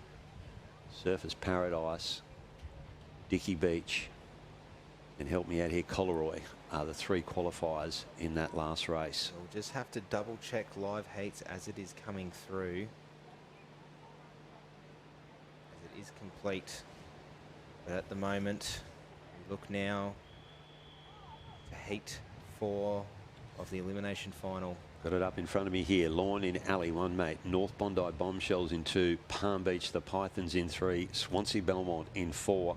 Noosa Head, the Clockers in 5. And Allura Fancy Pants down there in Alley 6. Sorry, Alley 5. Oh no, 6 boats in this race. We've only got the 5. Allura Fancy Pants, I think, were rode earlier with Grant Wilkinson Yeah, in the boat whoops. in Alley 1. Yeah. Going off on our sheet here. So getting the best of the runs here has been the Pythons of Palm Beach with Peter Spence at the back of their boat in Alley 3. Followed closely by the Noosa Head Clockers with Stuart Cooper at the back of their boat in 2. So 3 are going through here. Throw a blanket over the Lawn Little Lads and North Bondi Bombshells. But unfortunately, the Swansea Belmont Pippies are just fallen behind the pack here, Don. Yeah, it might be Andrew Hogan at the back of that Swansea Belmont boat. Let me just check. Yes, I'm getting a thumbs up from you. Yes, it is. Andrew Hogan. One wave to contend with here at the South Areas for Noosa Heads. This is going to help. Lean back, and here they go. Lawn have managed to find out the nice little run here. Does the crew of first-year rowers of Chloe Bente Sienna and Steph Longley. A few more to contend through here. Jared McComb at the back of their boat, sitting in first at the moment, but right hot on their tails, trying to look for any type of overleading is the Palm Beach Pythons with Peter Spence at the back of their boat with Madeline, Ali, Lillian and Elizabeth. That evened the field up a little bit. That little wave at the back there has certainly brought Swansea Belmont and Andrew Hogan back up to the rest of the field. But up there in Alley 1, Lawn, good effort if they are first-year rowers. Good on them. They have got their nose in front, but in hot pursuit there is Palm Beach, the Pythons. Steph Longley is a first-year surfboat rower coming out of the riverboat rowing program. But the 3 other girls rode with Williamstown in the one of the under-23s crews. But a fantastic effort moving over to a new club and with a new stroke in the boat as well. They're currently sitting in second. The Pythons have overtaken them and they'll hit the gate cans first with about 5 to 10 more strokes left to go. And there is a little bit of a set building as the boats are bopping up and down here, Don. Yeah, the wind's starting to take effect here, swinging from the south, possibly around to the southeast here as Palm Beach spin around. Good turn from them. Way better turn than the crew down there in Alley 1. Unfortunately for Lawn, they did not get the turn that Palm Beach did, and have a look at the difference it makes. North Bondi have caught up to Lawn as well, taking it down, adding an extra boat length to their chase. That is your top 3 at the moment. But now looks like it will be Swansea Belmont who've rowed themselves back into the equation alongside the Noosa Head Clockers. Probably the little lads in Lawn sitting just a wave in front, but there's extra rate coming up and the boat from a North Bondi in Alley 2. just trying to find something, anything to catch through in this third quarter of the race, Don. Yeah, still in touch there. The crew from North Bondi, well and truly sitting on the back of the crew there in Alley 1, which is Lawn. And mate, you mentioned coming out of river rows out of still water. This is way more fun than rowing on the river. This rowing in surf boats as our swell slowly builds during the day. Palm Beach way out in front. Probably left themselves a little bit open here to cruise from behind. If they're good enough, some of these 23 crews are going to climb on this wave at the back here. Go to the top of your screen there, Tate. What do we got there, mate? So it's now a battle between North Bondi and Lawn, and Palm Beach have left themselves open, does Peter Spence. Cheese calls it easy for the Lawn crew. As we see there, 3 to go through, and on your screen there you can see our 3 leading boats there. The ones that are dropping out currently are Swansea, Belmont and Noosa Heads as they row to the line. Not sure you need to sprint to the line. There are 3 through. Doesn't matter whether you finish first, second or third, as long as you do. just practicing a little bit of a drop there. Jared McComb with a nice little drop. Saw it many times at very challenging conditions at Jan Juk earlier in the year. Managing to hold a wave from nothing with both his under-23s girls have just raced and his reserve men. But unfortunately for Swansea, Belmont and Noosa Heads. Yeah, they are. Their campaign at the Aussies is done and dusted. Well done to get yourselves into the top 15 in the country in what we think is one of the most competitive divisions going around, the 23 female. We're going to go to the 5th of ours here, mate. On my paperwork, I've got 5 boats. How are you looking? I Yes. also have 5 boats. Lovely. Alley 1 will be the Mollymook Mongrels, and haven't they had a good couple of days? Mollymook performed really well. Currumbin Cray Crays are in Alley 2. The Lawn Slippies in Alley 3. Mona Vale Black in Alley 4, and North Cottesloe Glossies. Keep an eye on them. Rowing nicely are Northcott. 3 enter, or 5 enter, and 3 will go on to the rest of the carnival. Marty Drysdale up the back of the Mollymook crew. Steve Purcell at the back of Cray Crays for Currumbin. He's no stranger to gold medals. Steve Purcell picked up a couple with Currumbin, the Chili Peppers, in under-19 division. Born Sippy, mate, you got some mail. Nathan Waddell. Nathan Waddell. Continuation. Williamstown crew on screen at the moment. Coming into the attack is Sophia Maxwell, sitting in second in number 2. Mottram sisters of Isla and Tilly on the bow side of the boat. Stroking is Bridie. Gun goes up, ready to go in the Perry boat of Lawn, and away they go. Marty Drysdale and his crew from Mollymook, the Mongrels in Alley 1. A little bit of a check start for the Currumbin Cray Crays in 2. Lawn Slippy will go out in 3. Mona Vale Black in 4. Getting the best of the run is our current ASRL Open under-23 champions, and North Cottesloe Glossies on the far right of your screen at the moment, Don. Yeah, Can Rowe, Can the Glossies. And they also come from a Stillwater background, is what I've been told. And you can see in their technique, they're very upright. If the camera gets up in the air and gets close, then we'll have a look at the technique. And they are up and over, and they are clearly out in front. North Cottesloe on the right-hand side of your screen. Last of the 23 female qualifiers here, 3 through. We're going to end up with 15 crews left in the under-23 female division as we head towards the pointy end of the carnival. These girls will get at least one more row here. It is Northcott sitting in first at the moment, hitting the gate cans. It is a very tight between Lawn Slippy and the crew in Alley 4. The Mona Vale Black followed closely behind by the Currumbin Cray Crays. Mollymook probably just falling a little bit behind the pack here at the moment. As the crew from New South Wales of Zoe, Georgia, Harper and Kiara. It's the Drysdale himself at the back of the boat. But it is currently in the moment North Cottesloe Glossies Giving them a rowing lesson here at the moment is North Cottesloe on the right-hand side of your screen there. From this angle here, they look like they're 3 or 4 boat lengths in front of the rest of the field. As we come across from the right-hand side, we go across to Mona Vale. Bryce Munro at the back of that boat. We go across to Lawn in the centre of your screen. and Currumbin Cray Cray's to the left. And there is North Cottesloe here. Brilliant from David Hunt. Holding on to Alan Sinclair. The strokes all there to get him around in 3 strokes there. And it is tight for 1 and 2. Currumbin Cray Cray's in 3. We'll go around in 4 rather. Marty Drysdale and Mollymook Mongrels go around 5. Oh, it's a bit of an errant from... missed the turn. That will be Mona Vale.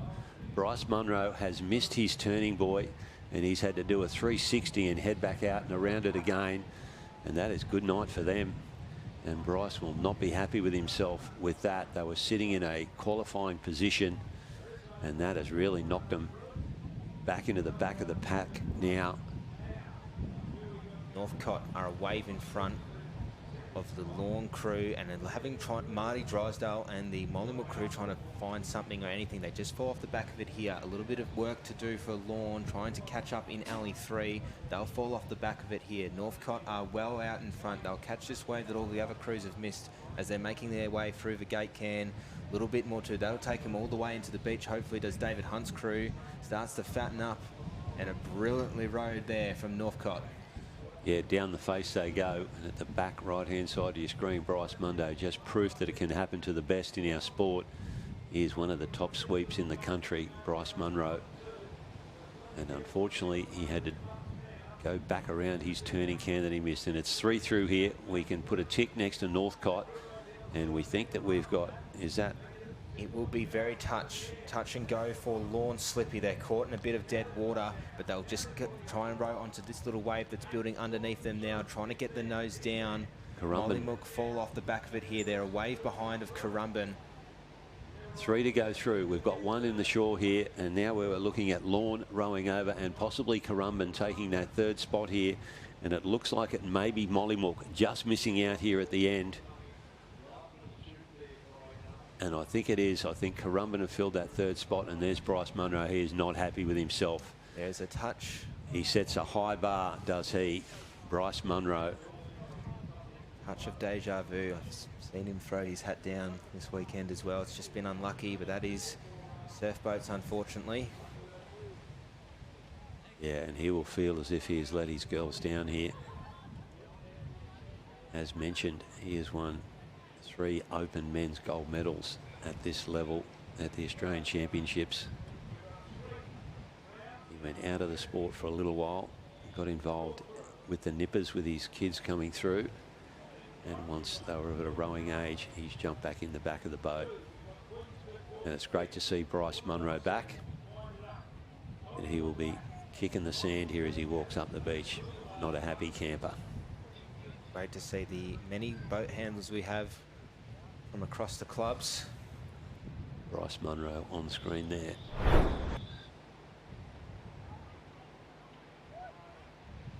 Tide dropping out here at Tugun.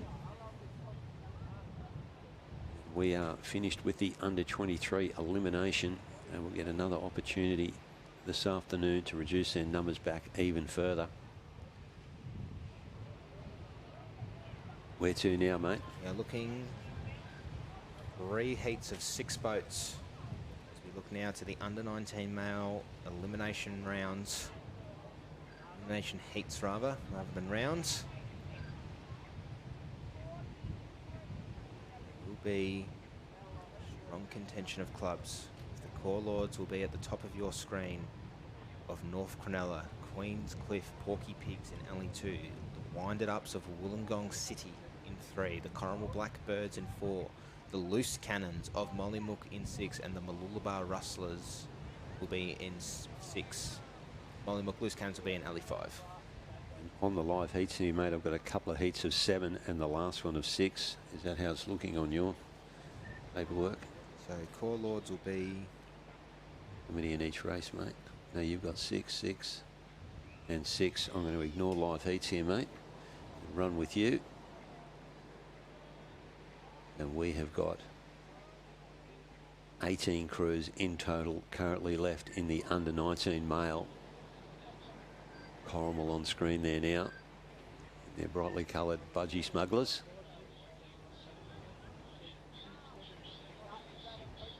And we are going to allow 4 to go through here, which which is going to bring us down to 12. And the under-19 men will go again this afternoon with the first semi-final, which will bring them down to 8. There's also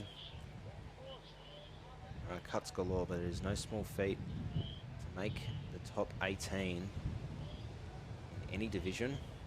These boys will be looking to try and go further. Absolutely not. Malulabar on screen there now. David Luffy.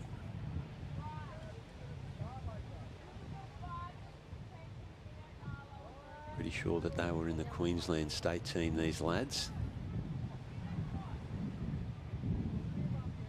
Stroke using up a bit of that nervous energy, jumping up and down. Luffy might be telling them, just calm down, boys.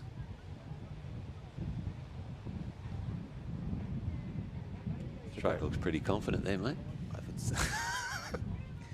Just as I was looking up, and there was decisions that were made by the stroke there. That's probably one of the really confident things that I have as a rower. If the sweep has got confidence, I think that's a big part. I trust in my sweep trusts in me. Just to go out, give us the best run possible. 6 boats push onto the line here in our under-19 male surf boat elimination racing.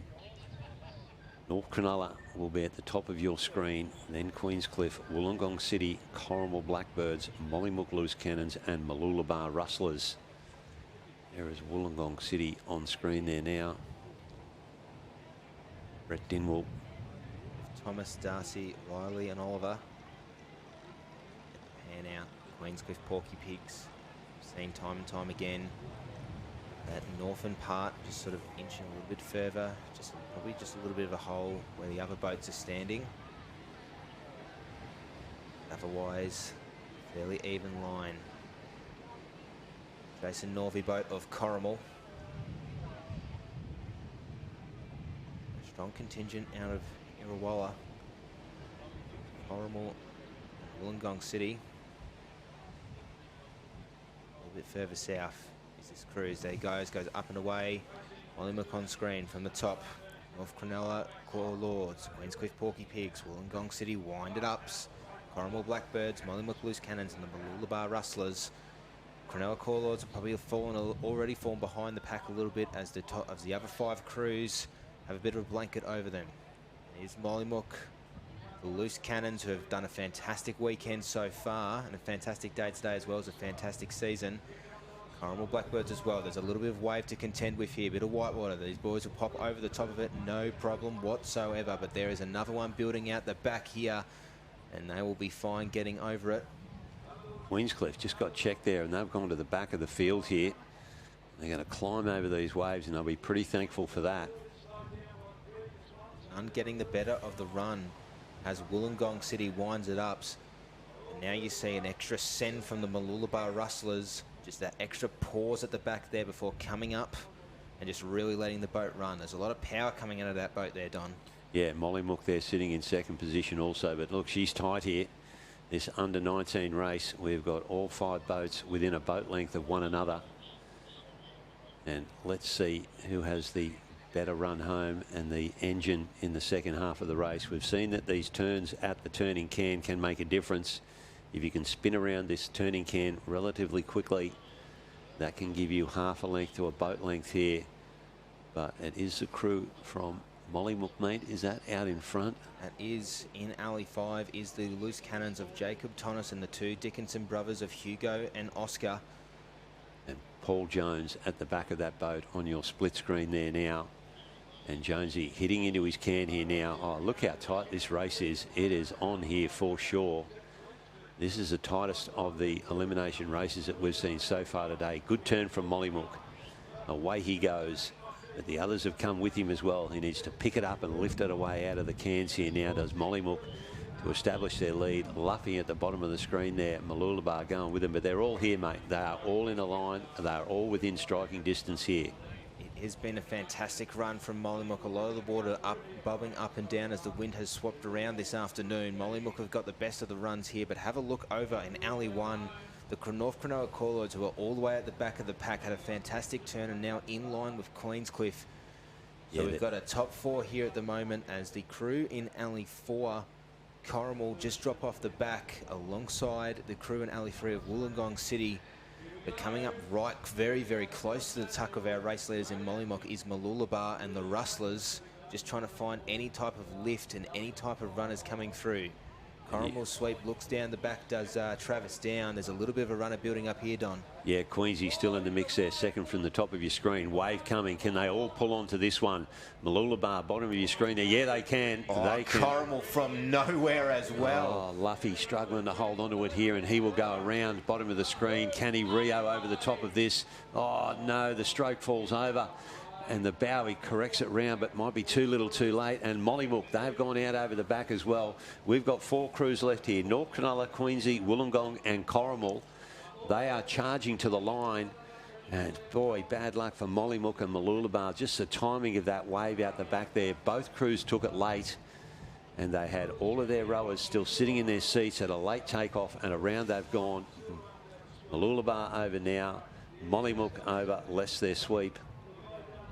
And what a shame for those 2 crews. Just the timing of when that set came in through their take just did not suit those crews in the position that they were in the ocean. No, it did not. But I tell you what suited those crews out there was the crew in Alley 4. Corrimal Blackbird sitting a boat length behind, found the wave, had the first crack. Travis Down would have gone to Bailey, Kai, Finn and Thomas. Boys, we can catch this wave, and they absolutely did, to pull themselves in to continue on later through today. Yeah. And they're shaking their heads down at the Mollymook boat, leading that race there. And they've ended up in the 5th position and not qualifying further through into this competition. Going to Heat 2 under 19 male Surfboat Championship of Australia elimination race here again. 6 boats in, 4 to go through. South Curly will be at the top of your screen. Palm Beach, the Prophets in 2, Bilgola Beach Chicken Legs in 3, Collaroy Cowboys, Kyneton Rocks from South Australia will be in Alley 5, and the Avoca Beach Wolfpack. I've got a little asterisk next to Avoca Beach here, but there's a pretty hot heat here. Did have an impressive run in the south area, did the Wolfpack of Avoca Beach. 6 boats enter, 4 will go through. There's a good shot there of our finishing stands. You can see the line that they've got from one end to the other. They have a camera sitting up in there that shoots across that line, and if we get some tight finishes, we can refer to the video. Check starter happy with the line. The flag is up. Looks like the IRB just picking up a bit of broken oars in the gutter. We'll clear the field. Not that that looks like it's going to slow these starters down. Gunners up. Gun goes, and away these boys go. South Curl, Sandy Cracks in Alley 1. Palm Beach Prophets in Alley 2. The Bilgola Chicken Legs in 3. Collaroy Cowboys in 4. Kyneton Rocks Crusty Critters in 5. And Avoca Beach Wolfpack in 6. And it is the crew from South Australia who's going to have the first crack of the waves coming through the breakdown. Hocko be loving that, won't he? Seeing his Kyneton Rocks boys lead the field to the back break. Looks like there's a couple of waves that they're going to have to bounce over. Here is the first swell. And are they going to be able to get themselves into deep water here? A couple of waves coming through, up and over go Kyneton Rocks, and it's not too bad a break for the crews down on the northern end as well on the top of your screen. And that is pretty even. They've got themselves into deep water here, and all 6 crews are within a boat length of one another here, with Kyneton Rocks second from the bottom of your screen there, leading them out. Darren Hocking at the back of that boat.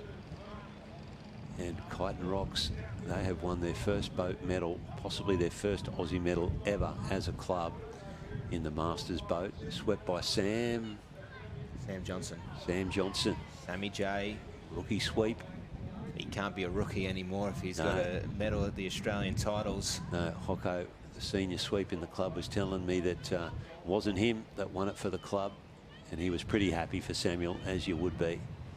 And have a look at this. It is a competitive race here. We've got 6 crews pretty much all in a line, possibly Kite and Rocks just with their nose out in front. But the Wolf Pack, bottom of the screen here, they are starting to angle into their turning can as well. And let's just see if the angle is going to throw us here, mate, or not. Currently a battle between the old school of the Avoca Beach Wolfpack and their round Rolex and the newer school of the Kite and Rocks Krusty Critters. They'll go around the cans. Oh, he's missed his can. Missed his can. A far out for the Wolfpack, Matty Mitchell. Man, that could spell good night for them. And man, he will be dirty on himself. One of the hottest crews in this division. They were my pick in this race. And man, that is an upset if they cannot make their way back into this, and I very much doubt it from there. Wow. Matty Mitchell, again, an experienced sweep. It can happen, the pressure of an Aussie title. And he has missed he was heading to the wrong can. And he will be disappointed in himself. Kite and Rocks there on the bottom of the screen. They've still got their nose in front. We then go across to Coleroy a little bit back. Bill Gola in the yellow boat. And then into the sunshine there in the shade is Palm Beach. And top of your screen there is South Curly, the Sandy Cracks. There's a bit of life building under the Kite and Rocks crew. That nose is going to try and get down, and it won't. But it means up to the mercy of the crews. South Curl, Sandy Cracks having a bit of run. They're your top 4 at the moment as these crews all hit their gate cam within about 3 seconds of one another. A one wave building out the back as Rory Egan's crew from Palm Beach start to go. Bill Gola, Chicken Legs as well. It is dead water for Kite and Rocks from South Australia here at the moment. And now it is a rowing race to the finish here, Don. Yeah, it certainly is. We've got our top 4 there. Coleroy just dropping off the back of the pack. Bigger swell coming from behind. I'm not sure that Coleroy can catch our leading crews from here. Or can they? Here they come, the crew at the top of the screen there. South Curly. Can Coleroy shoot past them? South Curly not in great water there. And here comes Coleroy.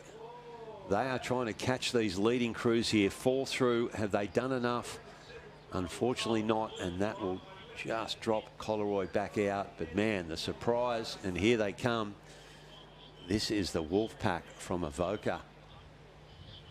And the sweep will be dirty on himself. Bryce Munro previously dirty on himself for missing the can. And then Matty Mitchell, again, a very experienced sweep, was heading towards the wrong can. And he corrected at the last minute there. And that has got to be disappointing for the Wolfpack. Such a hard-hitting event to do. Everything's going right, and they were rowing so well. Unfortunately, that's what happens. You remember last year as well, and not to the same pedigree, where Marty Drysdale and his Mollymook Reserve women's crew went to the 3rd can that we had out there and rode an extra 200 metres for the race. Oh my God. TH&C on screen there. Have a look at the hair on the second bowie. I mentioned this to you earlier. He's got a decent head of hair, this bloke. Look, William Turner, Orlando Bloom-esque. Get a haircut and a job. They will be in Alley 4. Bateman's Bay in 1, North Cottesloe in 2, Anglesea Assassins in 3, Tweedheads Coolangatta in 4, North Curl in 5, and Currumbin Erics are in Alley 6. Lyle Clark at the back of the Currumbin Erics at the bottom of your screen there. He has his son in the bow. Can't leave the rest of the crew out. Jonah, Byrne, and Show make up the Currumbin Erics, the dynamic duo of Lyle and Max Clark on screen at the moment. Stephen Mayer, his boys of Fletcher, Will, Patrick, and Luke. 6 boats line up. We will take 4 through. And they just seem to be sorting themselves out, don't they? With mistakes being made or waves being hit. And there's been a couple of serious errors by fairly experienced sweeps here in the last couple of races. Gun goes away. Top of your screen will be the Bateman's Bay Hurricanes. Next to them, North Cottesloe Havoc in 2. Anglesey Assassins of Victoria in 3. Tweed Heads Coolangatta Torpedoes in 4. North Curl Ox and Team 5. And the best of the runs is the crew from Currumbin on the inset of the Erics. Bateman's Bay out the top of your screen. They're doing pretty well as also. They're going to come towards this back bank, and let's just hope that these crews can get over untouched. But yeah, the Erics, not a bad start from them. From the bottom of your screen, they're going to bounce up and over this one. Is there something coming behind it? It doesn't look like it. All crews heading for deep water here now. They go through these gate cans. This tide is getting lower as the day goes on. And it is the Erics. And beside them, mate, will be the crew from North Curl. Talk a lot about South Curl in recent years, but it's fantastic to see a crew from North Curl in the Ox of Toby Gel, Luca and Alex, with Sean Stacey at the back of their boat there, currently sitting second behind the crew from Currumbin. Neil Innes and his boys in Bateman's Bay are sitting in third at the moment. Holding fourth position is the crew of WA in North Cottesloe. Anglesey with the work to do alongside Tweed's Heads Coolangatta. Try and catch up to the pack here. Sean Stacey from North Curly, second from the bottom of your screen there. He's won a couple of open divisions in surf boats. One with North Narrabeen many moons ago, and then one with DY. And here he is in North Curly with a pretty handy under-19 crew. And the Erics, the Queensland State team, they are going to hit their turning can now. Lyle Clark will ask the boys to dig in. He does not reach forward and grab the sweep, the strokes oar. They just dig in and away they go. 1, 2, 3, 4 and 5. Neil Ennis has probably got a very nice turn out of his boys at the Bateman's Bay Hurricanes. A little bit of work to do, but currently Currumbin Erics have managed to pick their rate up a little bit here to try and catch on to the little runners that are coming through. Alongside them is the North Curl team Ox trying as well. North Cottesloe hanging on to that all-important fourth place. A boat length in front of Anglesey and Scott Tannehill and his boys. They're just trying to angle up, making sure they're in their right lane. Might be just a little bit too late for them if the boys from the surf coast of Victoria can't pick it up here, Don. TH&C just dropping out of your screen here now. They have pretty much disappeared out the back door, has TH&C. Good effort from those guys to even get to this point in the carnival. As Currumbin, bottom of your screen, North Curl, and then the top of your screen over to Bateman's Bay, Neil Innes. Those are your three leading boats that will go through the gate cans. And Bateman's Bay just seems to find another boat length there. Wave building up here for our leading crews. And they are going to lift here and they're going to take it. Is that a late takeoff for Currumbin? Oh, Lyle, he'll want to hold on to that. The nose digs in, but he's held that just nicely, does Lyle Clark. Sean Stacey beside him, and that fourth boat that has joined them there, mate. That North would Cottesloe from WA. That is your top four at the moment. Innes is caught in a bit of dead water with his Bateman's Bay Hurricanes. They'll go through to the next race for sure. That is your top four. Unfortunately, that means that for the Anglesey Assassins, their season is done alongside the Tweed Heads Coolangatta Torpedoes. Yep, there's your top four with North Cottesloe making it through, but Anglesey not, and TH&C. So the two crews to miss out there, Anglesey and Tweed Heads Coolangatta. That is the last of our under-19 men. We now go on to the under-19 female, mate.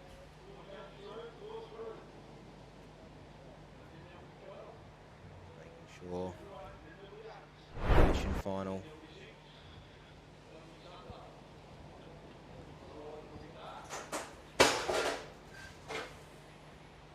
Bit going on here in the booth. Yeah, he's made an entrance, hasn't he, Phil Stevano? Going to pull the chair up. We're going to hand him a headset. One at the back there, Phil. So we now look to heat one of the elimination final for under 19 boats, under 19 female boats. And welcome, Phil Stevano. Mate, we've been giving you raps all weekend. I have to say thanks, fellas. I've really watched some of those races. You're too kind to your little mate. I think we are. I think we're too I'm kind. quite humbled by the response of my friends and the peers on the beach, and just the great feedback about our team's, arrival onto the boat scene. So thank you, fellas, and thank you to my friends in our community, and thanks for supporting Bondi. But our days and carnival's done, and here we go. What are we up to? Saturday, the Aussies? Well, the energy level just came up in the we commentary go. booth. And here he is. He's talking over the top of me already, Phil Stefano. I'm going to let him loose here. There is the race on the screen in front of you there, mate. Currumbin Chaos in 1. Then we've got the Stockton Sirens in 2, Bilgola Beach Silly Billies in 3, the Avoca Yabbies on screen there in 4, Maxwell Scott's Head with co-commentator. Oh, that's our screen, beg your pardon. Maxwell Scott's Head with Scotty Edwards in 5, and the North Cronulla Flames with Bluey Lee at the back in alley 6. So what a day of racing we've had already, and what a week of racing, and shout out to all the organisers and officials. Tugan Surf Club's done a great job, and shout out to the Cab Savs 220 gold medal back to back. But let's get back on screen, and they're away, Tate. Bilgola on screen at the moment. They will be sitting in alley 3. Avoca Beach will be sitting in alley 4. Is the Yabbies as we pan out to the larger view here. It is the crew in alley 5 who looks like they've got the best of the run, and that is Maxfield Scott's Head Fruit Loops, with Scotty Edwards, Claire, Andy, Abby and Darcy in the boat there. Right next to them is the Avoca Beach Yabbies on screen with Mitchell Renouf as their sweep, Bree, Chantel, Nina and Natasha. A nice even pace going through the break here. There's be a few waves to contend with, bobbing up and down is the crew from Avoca Beach. There's the Yabbies, you said, Mitch Renouf. He builds those boats too. He works at Perry's in the shop there with Alan and Nathan. One coming. Lumps at the back here for the crews on the southern side, and there's a bit of a back shooter. The crew there in alley number 6, that would be North Cronulla. And they are back, and so is the crew from Maxville. Our good mate Scotty Edwards and the crew from North Cronulla, they've been shunted back as well. That is Jane, Lily, Alana and Amanda, swept by Mark Lee. So it looks like alley 2 got the best of that start, got least impeded, alley 1 and 2. And then it looks like even alley 1 out to screen there now.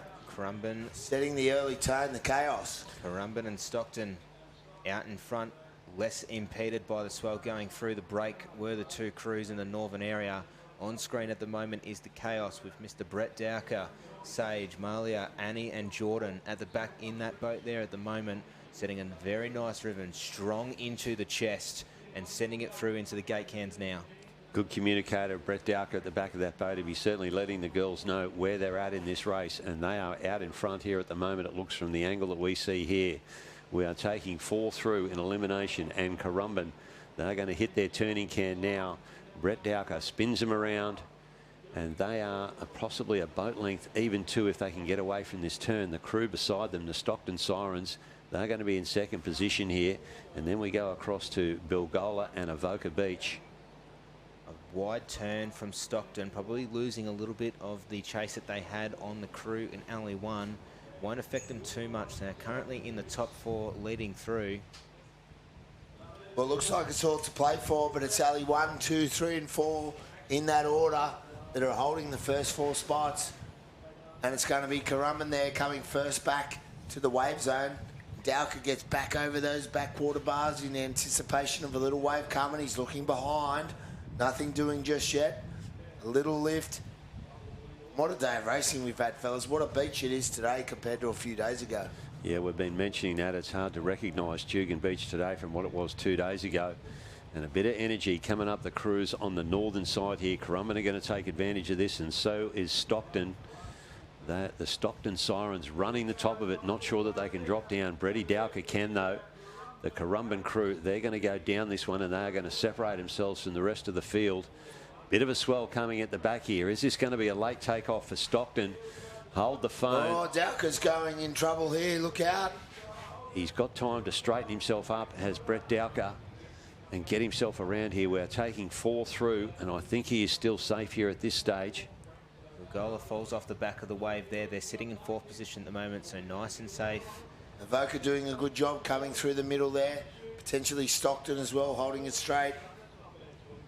And the 2 crews on the right-hand side in alleys 5 and 6, that looks like it's going to be Maxville, Scott's Head and North Cronulla Flames.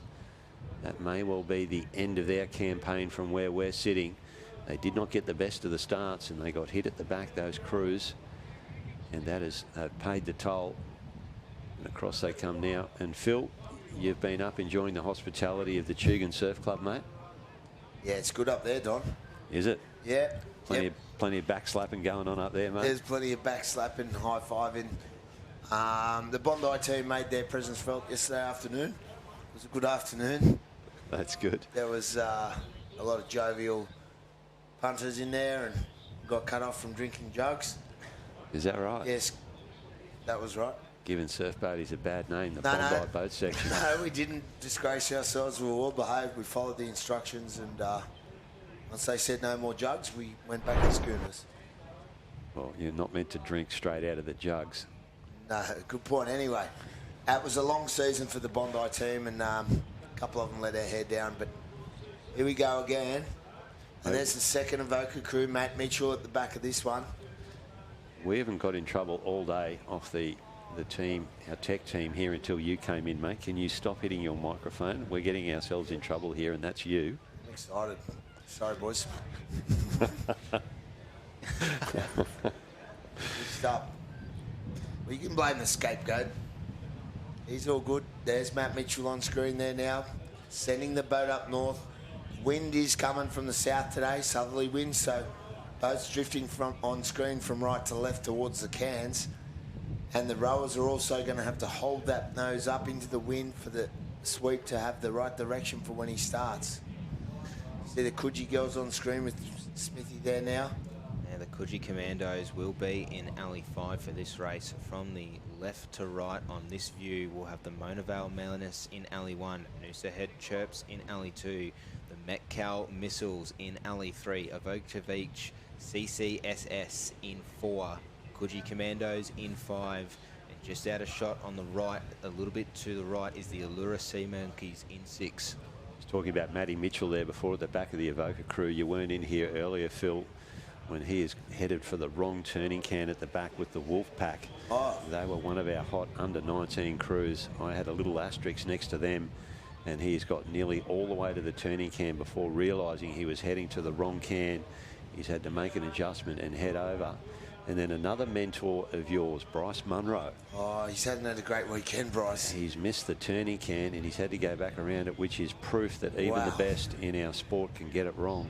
Yeah, he had a few swims yesterday, Bryce, and he, admittedly to his own high standards, he wasn't happy with himself. He sets a high bar. He certainly does. He's a great sweep, one of the guns. Sweeping well now. There's Jason Bean on screen there now.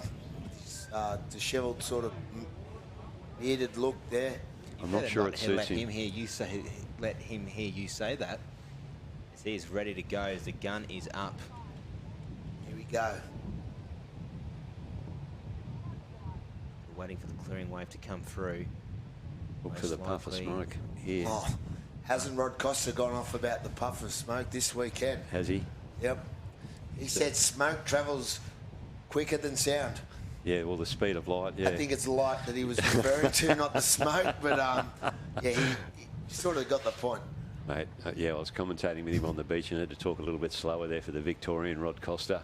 There's Stewie on screen there now from Noosa. This girl's doing well. We don't need to talk slow for the bloke next to us here, Tate, mate. He's a fairly quick Victorian. He's an astute speaker too. Yeah, he Here we is. go. Oh, gun goes away. Allura with a little bit of trouble at the back. And unfortunately, Metcalf just waited to try and go over. Does the crew from the Sunshine Coast. Yeah, they went on Molly's call into the boat there, not on the call of the gun. Very hard to do, Don. Yeah, it is. I'm not a fan of it, but look at that. It's worked for him. The crew at the top of the screen there, Mona Vale Menace, they've got away to a flyer.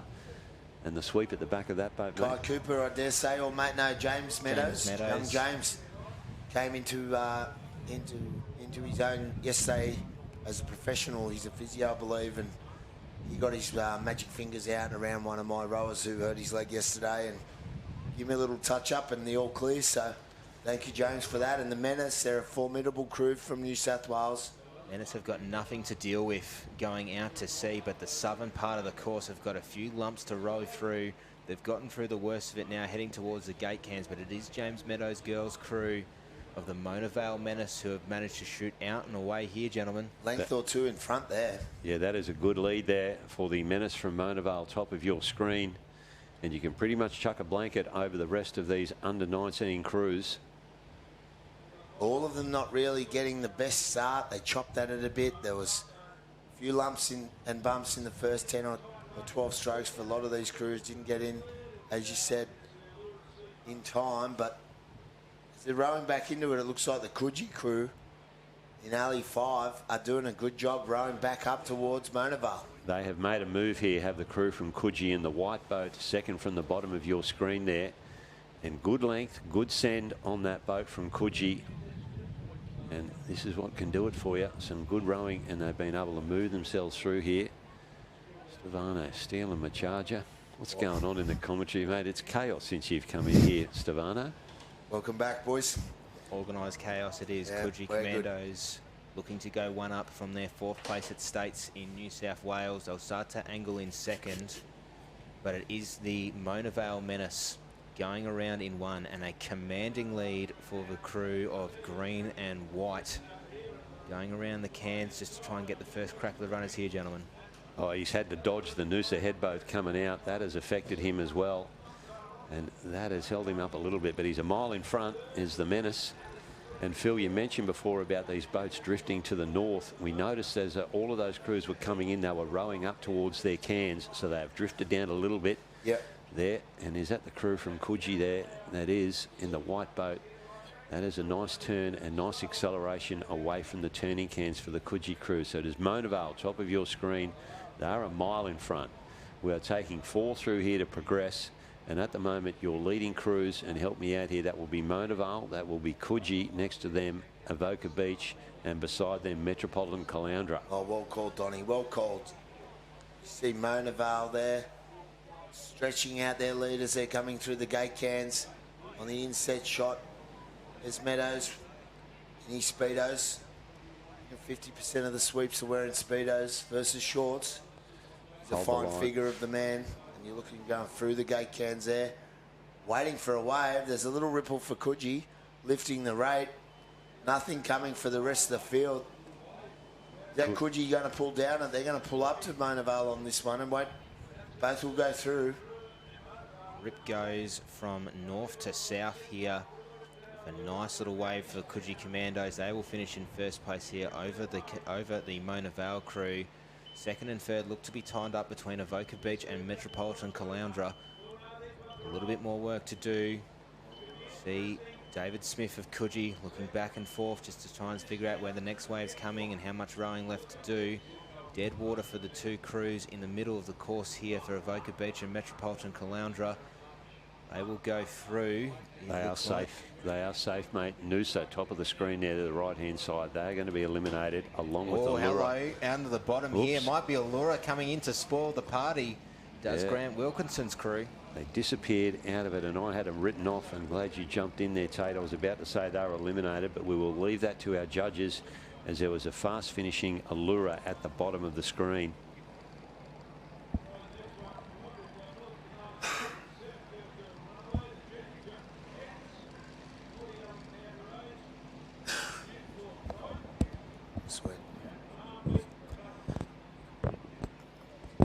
Too many buttons here for us. Stefano's, he's been told again to stop touching the mic by the tech guys. Yep, technician's nightmare's back in the hot seat. Yeah, he's here. Yep, welcome. Coming early. Wouldn't have anything to do with a quick trip up to the bar at the Jugan Surf Club, would it, Phil?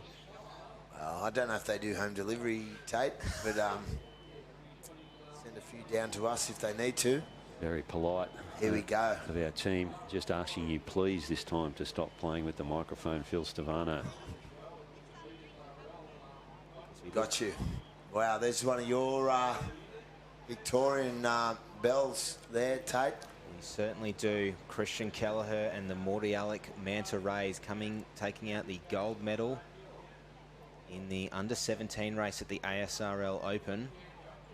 Pedigree of Christian Kelleher, his daughter Matilda.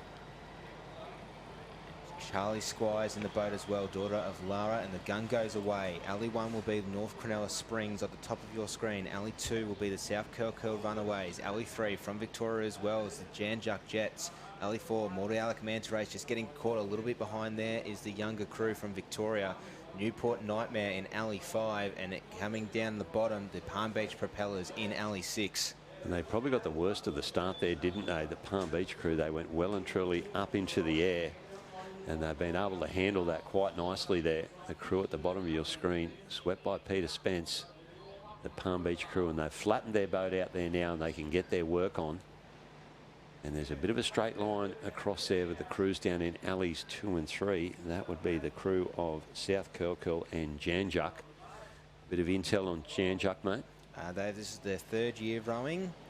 And the 19, they took out the silver medal at the under-17 race, so they've got one more year to go. Does the Jan Juck Jets in this division? Daisy had a bit of a massive injury out of Lawn. It's great to see her back in the boat with Eliza, Matilda, and Molly. And the man himself, Mr. Brett Mazuris, at the back of the boat. Darlings, pretty much of Victoria, are the Jan Juck Jets. Good stuff. Line of 4 here at this time. Rightio. Yes, so we'll just keep it on the DL now, but we see now there's Spency with his Palm Beach girls. Wind looks like it's dropped off a little bit. The southerly was coming up, and now you see the bit of ruffle in the water, but it's still nice and semi-glassy there. So, yeah, varying conditions here at Tugun, and we're stoked that we have made it here to Tugun for the Aussie titles this year, as Spency is just creeping forward stroke by stroke. Crew down there in Alley 2 is going with him. South Curly, the Runaways. Watch the Runaways for this carnival. They're one of my specials. They've been training really hard with Nathan Wilson, South Curly Runaways. They're one of the form crews alongside Monavale there with James Meadows. They've been duking it out in Sydney and New South Wales all season. Out in 3 strokes was the crew on screen in Palm Beach. It is still quite very lumpy.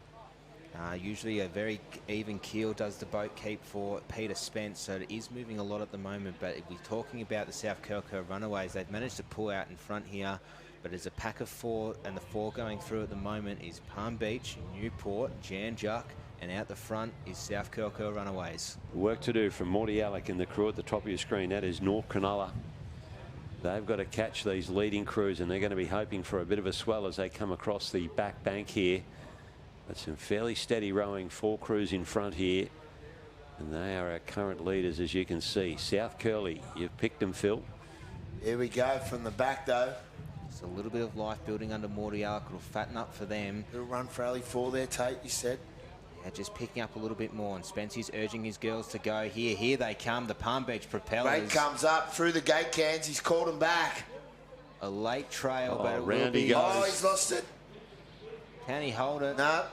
Goes over, boat looks, Spency's out of the keep boat. Keep it upright, girls. Girls have managed to keep it upright. They need to get this home themselves to get through. There's still a chance. They're pointed the wrong way.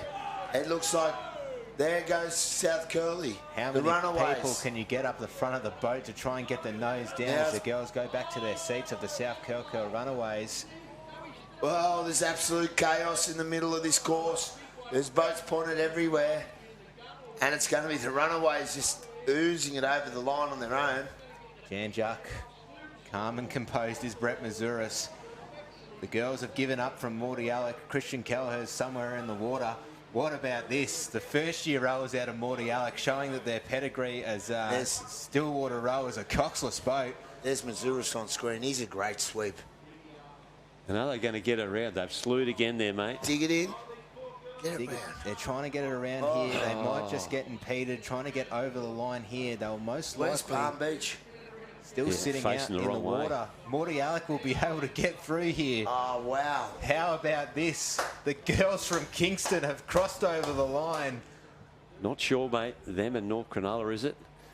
As the crews, North Cronulla's come from way down the other end to finish at the southern end of the course, and I'm not sure, mate, was it Morty Alec or was it North Cronulla that got across the line? And there is a sweepless Palm Beach, and that is one of the hot crews in this division is out, and Spency will be beating himself up. And again, we've seen mistakes from our experienced sweeps here today. Tricky conditions. Spency took off a little bit late, had the crews trailing. I don't know what happened. Mind you, though, I did get picked up on one of my swimming strokes. Eric the Eel was mentioned. The Equatorial Guinea swimmer. Yeah. Harshed on. Yeah, you were... This guy's doing backstroke for Morty Alec. Christian Kell. No, just showing that he's got the pedigree to pull it off. It's a nasty hole there for the sweeps in the rip. Broken oar in the Palm Beach boat there. Spency climbs back in and they will limp over the line, will the crew from Palm Beach. I took that jet ski on Thursday. Very rare, but the jet ski driver did a great job.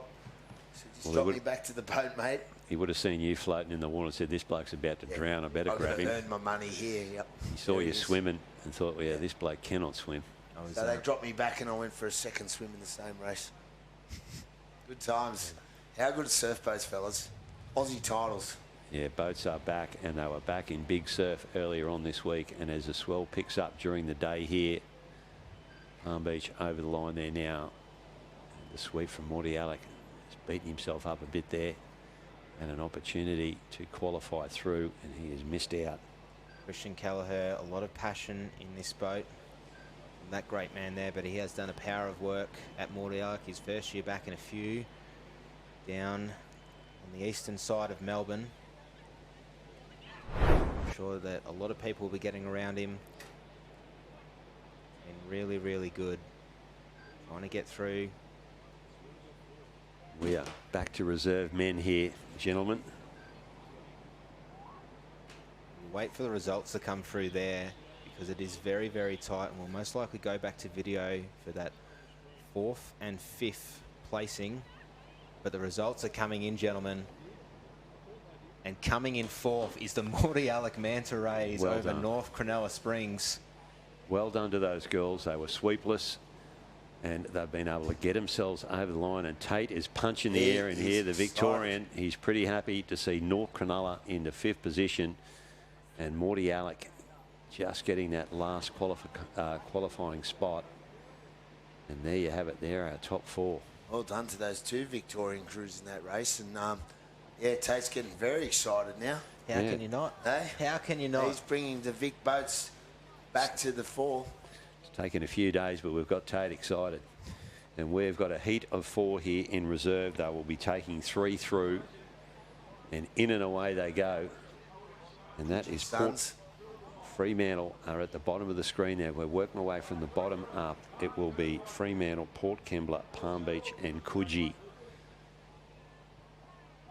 And the Port Kembla boys, I'm pretty sure they took out the, was it the 180 divisions? No, it wasn't. It would have been the 200 division, I reckon, of Masters rowing, at a guess. And he was telling me they're all good mates. They've rowed before. He's got one of his open men gold medalists in the boat there with him, is Jack Patterson. And the rest, they have won a reserve gold in this division as well. Have the boys from Port Kembla, and they're second from the bottom of the screen here. Going nicely there in alley 2. That's Palm Beach. Dr. Matty Gimlin at the back of that boat. Pelicans of James, Hunter, Ryan and Benjamin leading the pack. Does Palm Beach Pelicans. They're looking round there, sorry Don, from the Palm Beach second stroke there. Wants to know where he is in that race. He's got his sunnies on his head or something going on there. Mate, you mentioned there's fines in Palm Beach for rowers, in Bondi, for rowers that look around. Yeah, $100 a look around in the race. Yeah, okay. And double down on 200 at Aussies. I didn't get the pop off anyone this Aussies. They were all on the money. They responded to the threat. Yeah, so we've ticked up about 700 from the Colts crew. They'd be able to afford it too at Bondi. That wouldn't worry them. Real estate agents and engineers, surveyors, all intelligent people. We've got one Sparky. There's Palm Beach going around now, Donnie with the doctor. Yep, around they go. We are taking 3 through here. And it will be a race on. Matty Giblin spins it around quite nicely there on the split screen. You'll see Palm Beach on the right-hand side there, accelerating away out of that can. And he's got a pretty good turn there. He separated himself from Port Kembla there. Jack Patterson. We are, as mentioned, 3 through here. The 2 crews at the back here. You've got Fremantle Burritos and Coogee Sons. You would know a little bit about the Coogee Sons, mate? Coogee Sons, all sons of old ex-Coogee members and legend buddies, all good kids, been together several years now and really starting to hit their straps. They've had a pretty good season this season, and yeah, they've been a tight bunch for several years now, but you see there, stretching out the lead.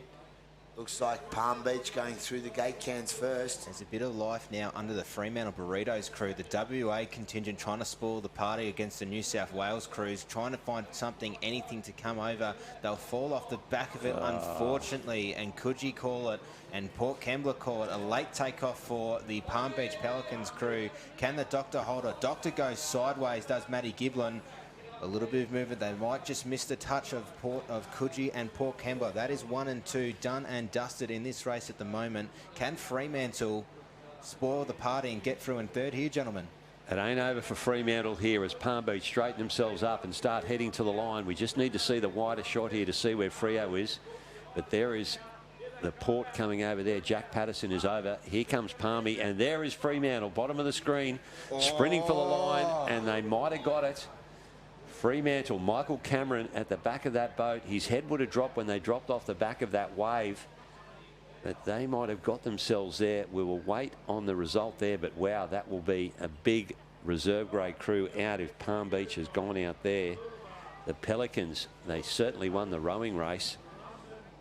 And just a late takeoff there for Dr. Matty Giblin. Heavy crew sitting in their seats. He struggled to hold them.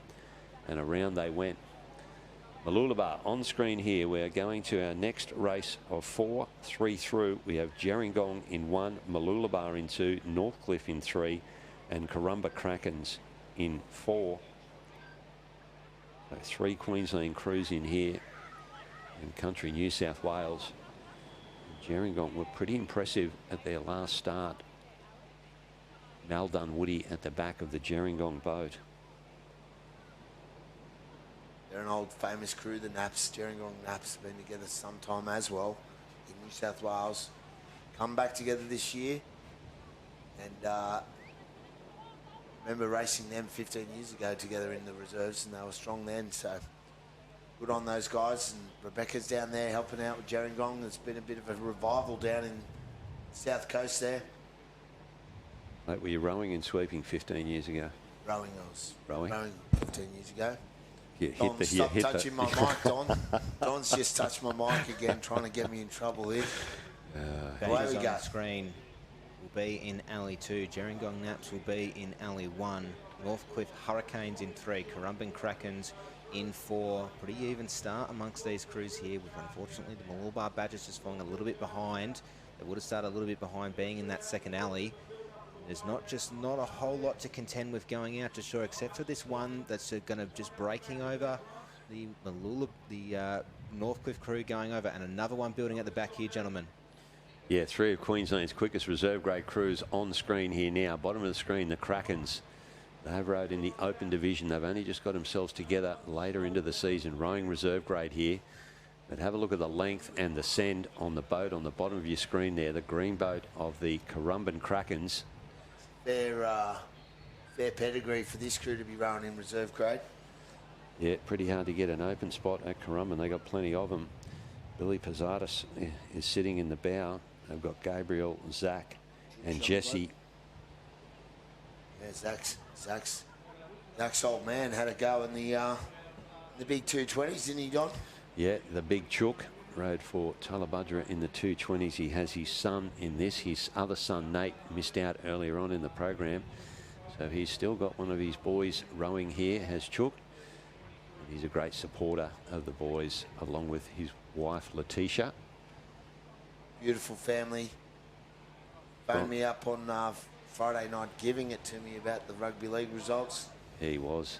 Full of it. He was giving it to you when Manly were just in front of the Roosters, but you turned that around.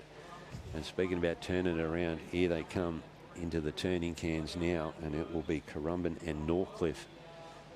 Damien Claypan around he goes with his Northcliffe crew, and the crew up there in alley 1, Gerringong.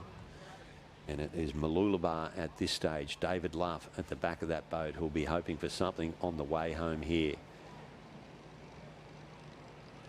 Coming as well.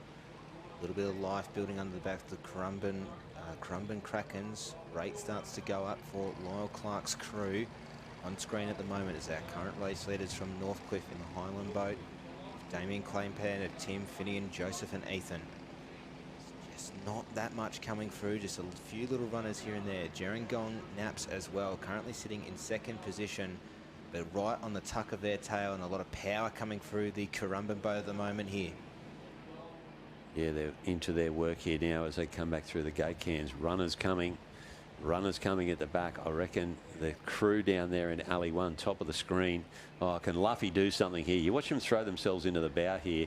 This is Mooloolaba, and they'll have that Maroochydore style, and they're going to chuck themselves into the bow of the boat, and they're going to run down this. And as mentioned, we're only taking 3 through. Is Damien Claypan going to get swamped here from the crews from behind him?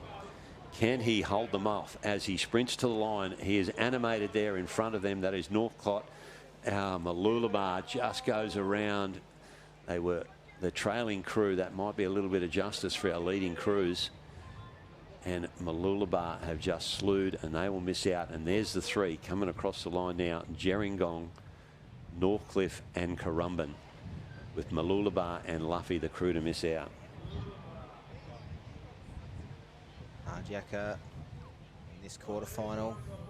Don't say hardyacker, mate, in here, do we? Oh, nice, Don. You've picked up that perfect. I've trained you beautifully. Shout out to Australia's #1 workwear company, Bisley Workwear. As we, well, it's starting to heat up now, isn't it? Don goes for the aircon, the Iceman. The Iceman, he's onto it. Yeah. Good to be back, fellas. It's great to have you in here, Phil. I missed you. As long as you can stop wobbling your knees and moving around in your chair, knocking your microphone, you're absolutely causing some chaos in the commentary position. Phil Stavano, he's excited. Very and excited. It doesn't take much. No. I wonder how he sleeps. Not often, not well. Now looking to heat 3 of the quarterfinals. The reserve men, another 4-boater. Is the Bulleye Gold in alley 1, the Currumbin Sauce Monkeys in alley 2, the Janjuk Fennel Hellman in alley 3, and Coffs Harbour Banana Benders in 4. Light racing here. It's hard to go past Bulleye Gold in any events, as we have seen. Paul Jones at the back of the Bulleye Gold boat in reserve grade. Left-handed sweep, Jonesy. Got Matty Collins down there in alley 4, the rude man for Coffs Harbour. And there is Will, a little Kiwi, at the back of the Currumbin boat. Sauce Monkeys. A couple of experienced rowers in that crew as well that have spent a bit of time in A grade. Couple of experienced check starters there now. You see Mackay with the flag out, hammering me all weekend, was he? Sammy McPhillips, son of Ross McPhillips of the Woodcarra Cruise. Will got his hand up, got a bit of water in the boat there. You can see the pumps working there. As mentioned, Sam McPhillips in the stroke seat there. His old man has picked up 3 gold medals, I'm thinking. Ross McPhillips picked up 1 here at Tugan in 2002. Tugan Hammers, and Lockie Blackmore on the Tell us about the Hammers, stroke. Doc. Tell us about the Tugan Hammers. In and away they go, mate. Let's tell me more while we're here at the home beach. From left to right, Bulleye Gold in alley 1. Oh no, Jan Jarkin and alley 2. Is that Coffs Harbour coming across? Coffs Harbour came across there. Crawled themselves. Maybe Bowman didn't get in and on, and the second bow pulled him around, but regardless, they've lost the length off that start. Well, I can tell you that Matty Collins won't be blaming himself. He rarely does. And away they go, Coffs Harbour, with all of the ground to make up here in this heat. Not much to contend with as well. That'll be the last wave of the set. Easy row out. 3 are going ahead, and it'll be hard to put out at the moment. Very early, the Bulleye Gold, the Currumbin Source Monkeys, and the Jan Juc Jets. Coffs Harbour with the work to do, but we have seen, especially coming back in, a lot of things are going wrong in these conditions. You called Jan Juc the Jets, mate. Are they the Fennel Hellmen? The Fennel Hellmen, I apologise. That's all right. Jack, Patrick, Alex and Finn in that crew, and you are the Victorian, and you got their name wrong. I'm disappointed. That's okay. They'll make fun of me at the bar later tonight. Very composed though in the boat there. You see their time, they just give it away, they stay back, hands away. Yeah, that is nice technique there. Brett Missouri at the back of that boat. Decent big wave sweep he is too. There's Brett Missouri. Why wouldn't he be coming from Jan Juc? They get some decent waves down that way. And have a look at the send at the back there. These boys look like they're going for a Sunday row here. They're just sending it along, extending their lead here. Maybe the stroke's just off his catch timing. But unlike your boat, Don, how can the stroke be out of time, mate? Well, you watch his catch. This is meant to be expert commentary here, Phil. You're pulling us down. And around they come. Seems to have worked for the Fennel Hellmen. Regardless, going around in 1. On screen at the moment is Mulder, Spinner, Polly and Finney. The Fennel Hellmen. Trying to find something, anything. A little bit of a lump building out the back. Bulleye Gold as well. Rowing through, trying to catch up. 3 leading crews here from the left-hand side. We have Bulleye across to Currumbin, the Source Monkeys, and then Jan Juc. And Coffs Harbour, who blew it at the start. They are trailing the field, and that has cost them. In this level of racing, the mistakes are the things that are going to cost you here, and we've seen that all afternoon. Not necessarily the crew that is leading the race. It's the ones that are making the mistakes that are costing them. I'm just having a look at the back here. There's a wave that's rolling past. Currumbin's just dropped off the back of it. Jan Juc have dropped off the back of it. This will be the wave that Coffs Harbour's trying to pick up, and they unfortunately fall on the back of it. That might be their season done, but coming through the gate cans now, this wave, which will take these crews of Bulleye, Currumbin and Jan Juc all the way into shore here. The jockey, Will McDowell, catches the wave first, calls the boy easy. Mazuris gets up on his chocks to hold the wave and starts to go sideways. Oh, opportunity here for Coffs Harbour. Opportunity here for Coffs Harbour. Oh, Collins is going to slew around as well. He might put his hand up there for safety and ask about it. Turn it up. He was a million miles away from him. I know that crews in the Masters protested about similar things, and things happen, so you got to have a throw at the stumps at the Aussies, Don. You never know, you might end up with a gold medal. Best $150 you'll ever spend. Yeah. Just to double check. Straighten themselves up here and over. And I would be very surprised if Matty Collins hops out of the back of this boat and walks up to the liaisons. He was a fair way off that, Phil Stavano. Is that how it operates, mate? That's what the Sydney boys do, eh? Protest your way through. I'm just learning off some of the great protesters. There's some good protesters out in the sport that have a rule book with you. Feed the rule book into ChatGPT, get the answers quickly, see if you're right or wrong. What about this next race?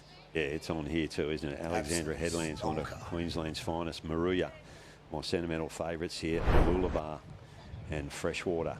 Got Sean Pike taking the Maruya boys, brother of Chris the Beaver Pike from Bronte, and he stepped in for Bert Hunt, who taught these boys how to row, former president of the OSRL. So they're no slouches, and Sean Pike's a very good sweep. South Coast man in the South Coast boat. Pricey in the bow, Hilly at stroke seat. A couple of experienced rowers there at either end of the boat, along with Luke and Greg. And as you mentioned, Sean Pike, Pikey, is the sweep of the Maruya Masters crew, rowing in reserve grade. Are on screen there now. Speaking of Maruya, we do go past there in the George Bass race. The countdown's on. Start looking at that. It's going to be one of the great races. Might just see a Point Lonsdale crew have a crack at George Bass Marathon. Hope so. See that second bout. Don't know if you can protest your rower losing his oar, Pikey. Up to them. Well, they're not sitting in the seats that they're shown on the program, so ignore what I said about where they're sitting. There's a couple of names there that aren't sitting where it says on the program. Waiting for those clearing waves to come through. Not getting ready and tensing up for that jump. Well, they'll get over Tugan there. What a pretty picture it is there now. It's the place to be this weekend. Up on the balcony, it is pumping at the Tugan Surf Club. And happy hours running for about 6 hours today. $5 schooners, they tell me, Phil. Yeah, I'm just stopping through this commentary box for a short time and then I'll be back up there. Supporting the host club. Good on you, Phil. Got to do it. Got to support the Bondi Boaties in their first Aussies too. It is learning. Freshwater at the bottom of the screen there. N.R. Perry. Boys have been going well too. Yeah, they're a handy reserve grade crew here too. Have a look at the power in this Shorey here. Happy for Pez. He did get a gold in his 240s. The program got pushed back. The senior vets got to race, which was excellent, I think. Fortunate for the guys that might not have been able to hang around, but most of the divisions were able to, and that meant we all got a chance to race to medals. And yeah, we got Pez on the water. One, you got one. Yeah, it was good to get on the water. At one stage, yeah, it was looking a little bit doubtful for the older masters as to whether they were even going to run it. And they ended up running it in big surf, and it was great to be out in big surf. I mentioned earlier, I haven't seen a carnival run in such big surf in a number of years. Really? That's good. I thought Yeah. you Queenslanders were famous for just big surf all the time and bagging us New South Wales people for calling it off and this and that. We wouldn't do that. Not a bad start there from the Freshie crew. Man, up and over. Oh, smash. Big hit. Commentator curse, but everyone got hit there, Don. Yeah, it's equal. It was an even check. Oh, the crew there in alley 3. Who are they? That is Malulabar. Wow. They copped it twice, did Malulabar. Another Maria boat, is it? No, it's a blue boat of Malulabar. Maria is up second from the top of your screen there, sitting in around about third position at the moment, and the crew at the top, Alexandra Headlands. And here we go, waves and lumps. They bounce up and over. Freshie, nicely done there, and they attack it on the other side. Look at the bowman throw his head. Yeah, that's not pretty, is it? But it's effective. He's shooting his backside there. He's not taking the oar and the legs at the same time. A lot of head moving around there too. Straight, then left and right. Yeah, and we know that the sweeps go back and review the commentary from the expert commentators for coaching. Might be able to pick up a few bucks there up, Pez, with the head still. Yeah, they're going well. They know how to do it. They sure do. And they're all experienced rowers, those gentlemen, so definitely not taking the mickey out of those guys as they lead into this quarterfinal. Yeah, and it is the crew at the top of the screen. Steve Davies at the back of Alexandra Headlands. Darren, Caden, Harrison and Benjamin. Ben in that crew. And Steve Davies, another good communicator at the back of the boat. He is the most recent entrance to the ASRL Hall of Fame and well deserved. just confirming there from the last results, the Jan-Juck Fennel Hellman did make it through in third. Stavano moving around in the commentary position again. He's pointing at the bowman here. If you've got something to say, Phil, just spit it out, son. Are you going to bag the bowman in Freshie? Beg your pardon, Doc. Throwing me under the bus is Don Cottrell. He hasn't waited for this opportunity. When you leave the booth here, mate, you might be able to shoot down onto the beach and have a chat to NR. Everyone's been so nice to me on the commentary. Should have stayed out of the box. Head up here and you get slapped. But there is Professor Davies stretching out his lead. I dare say he's in his sweeping sandals. He's got his Aussie titles sweeping sandals on. They've brought him a bit of luck, and there's Pez up in alley 4, so it's the bookends holding court at the moment. And Maruya just dropping off the pace here. It is Malulabar that have made the move. They got the worst of the start, did the Malulabar crew, and they've been able to go through Maruya and get themselves up into the third position at this stage. And we are taking 3 crews through here. Alexandra Headlands, opportunity for them with a little lump coming up behind them as they go through the gate cans. And Steve Davies will ask them to rev it up here, boys. It's a very, very nice lump for the crew from Alexandra Headlands, who've caught a very nice wave coming through. Freshwater freaks, freshwater pigs rather, trying to catch up a little bit here. Wait for the field there, Tate. Yeah, they're just got stuck in dead water is the crew from Freshwater. They Here we take go. off. 1 crew on this wave of 3 will be eliminated here. Maruya, they're up and running. They're rowing. Malulabar are just sitting. They're waiting for their moment, and watch for them when they jump here. Malulabar, there they go. Did they leave it a little bit too late? Certainly not the crew at the bottom of the screen there. Freshwater, and through they go, and it will be Freshie, it will be Malulabar, and it may well be Maruya that has just missed out there. They were trailing at the back of the field. They did get pushed through there, and the timing from David Luff on the Malulabar crew, he had them sitting, and he got his timing spot on there when he wanted them to row, and they accelerated past Maruya, and they've got through and qualified, and is that the last of our reserve grade elimination quarterfinal? Yes, it is, and we are now going to go on to under 23 female. Now waiting, it will be a 4 boats across 3 heats. 12 will go in. Well, let me call them out to you in heat quarterfinal number 1 for the under 23 female. Alley 1, we're going to have Glenelg Team A. Alley 2, we're going to have the Lawn Sippy. Lura Fancy Pants on screen there. In Alley 3, in Alley 4, the Palm Beach Pina Coladas. Very heavily credentialed crew, Donny, the Pina Coladas. Yeah, the current Australian development team in the under 23s, winner of the Trans-Tasman Cup in the 23 development team division, along with the South Curly Burley. They formed a formidable development team, took it to the Kiwis. And they've been rowing impressively earlier on here today as well, mate. They've been dominating, have the Pina Coladas. Great honour for those girls and the teams to represent Australia, and I was lucky enough to witness that presentation of the jackets down at Bondi. SLSA HQ, home of the world's first surf club there at Bondi Beach. And the Australian team and manager did a great job, Don, you and the guys. Yeah, shout out to Greg Hurd. He may well be at home watching this. Hurd's honey. Yeah, he does make some good honey down on the south coast of New South Wales. Tommy's back in business. He lost his couple of his queen bees throughout the summer, but he says he's back in business for next summer. So get your orders in. But what do they call a bee farmer? There'd be a name for it, wouldn't there? Come on, boys. Is this a joke? I've got a few jokes. If you want a comedy gold, Don? Or No, I'm being serious. I think there is a proper name. Open mic bar at the Bondi Surf Club is not quite open for business yet, Mr. Spano. Well, and there's a bit of... Is Bondi the oldest club in Australia? Is there some controversy with that? Yeah, there absolutely is. But is it Freshwater that wants it? Nah, Bronte. Bronte, you want to take it off you? North Bondi want a piece of it. Yeah, wow. Slight delay here. It looks like they're shifting the starters stand.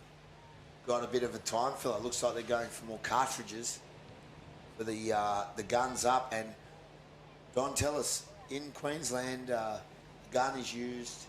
You need a gun licence. We've got more relaxed gun licences than what you do Correct. in New South Wales, and we are allowed to use the gun. My team was asking me, why do they call it guns up? I said, wait till you get to Aussies, and I'll explain. Well, there's a reasonable question for a first-year rower Correct. in New South Wales here in the Hooter. Yep. And seeing the Hooter happen and someone saying guns up, that is hardly a gun, is it? Correct. But there's no mistaking that big sound, that big puff of smoke, as Rod Costa's all about. Or the speed of smoke. The speed of smoke. I remember there was smoking. one day that we had, obviously we've got the Hooter as well down in Victoria, and there was one day where we were at Anglesea and it was low tide for the entirety of the carnival. And of course, as the typical Victorian weather, it's wet and foggy. So I'm sort of looking back in stroke just to see, rather than the sound of that sound when it comes up, I'm seeing the light on the top of the Hooter go off. So the speed of light was beating the speed of sound there. Perfect. On that day. I think the speed of light will beat the speed of sound most times, Tate. That's true, yeah. With me? Yeah, mate, yeah. Anyone else No. going with that? No? 100%. Yeah, okay. Fortunately, can't remember much from my days of doing physics in high school. Just while I got you fellas, did you hear about 2 flies were playing soccer in a saucer? No. God. First fly said to the other, you better lift your game, mate. We're playing the cup next week. I got more. Boom tish. Yes.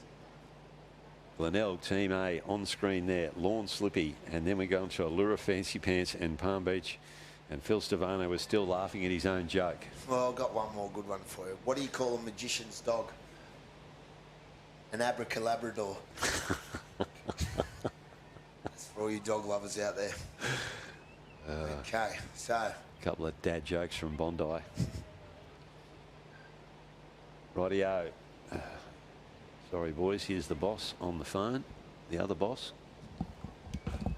A red card for Stefano here coming in early. So we're just adjusting the course tape.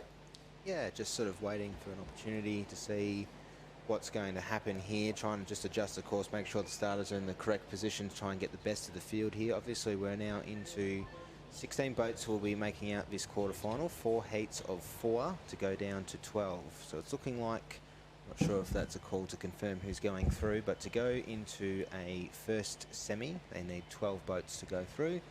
So 3 boats from each of these 4 heats will be going through to the next round. Pretty imperative they have those finish line towers and the cameras all lined up too. That's the big time carnivals. We're lucky to have that technology.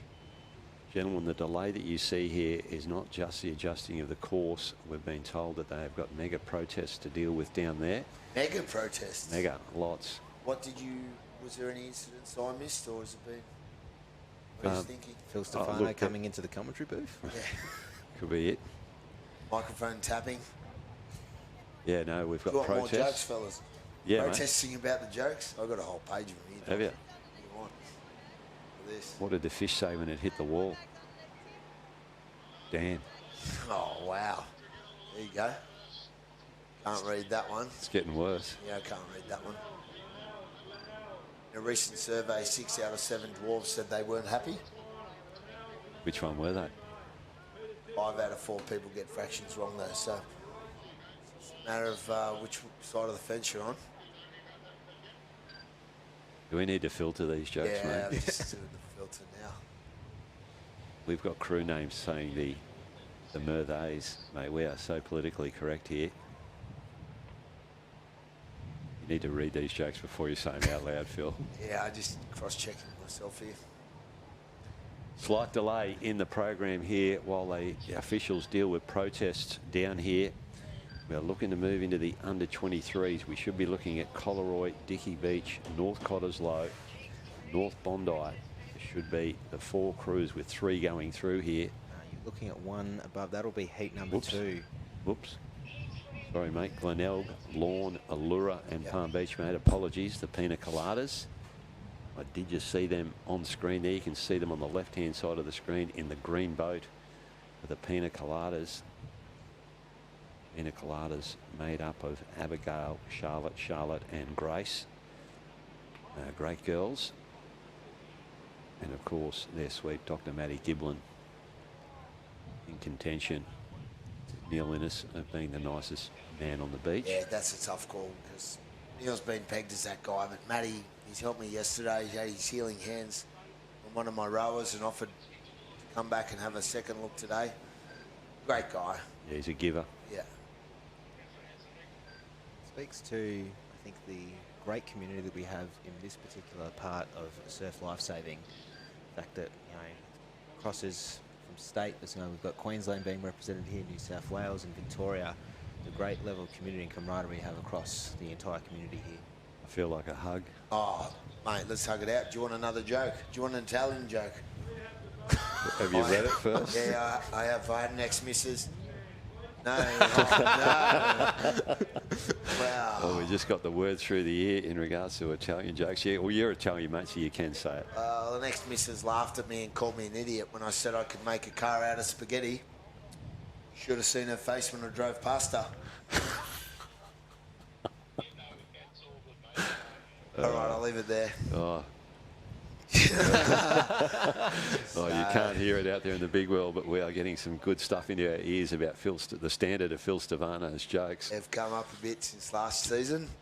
Got a bit cleaner, but let's get back on the track for rowing here now. Australian Championships 2026, Jugan Beach.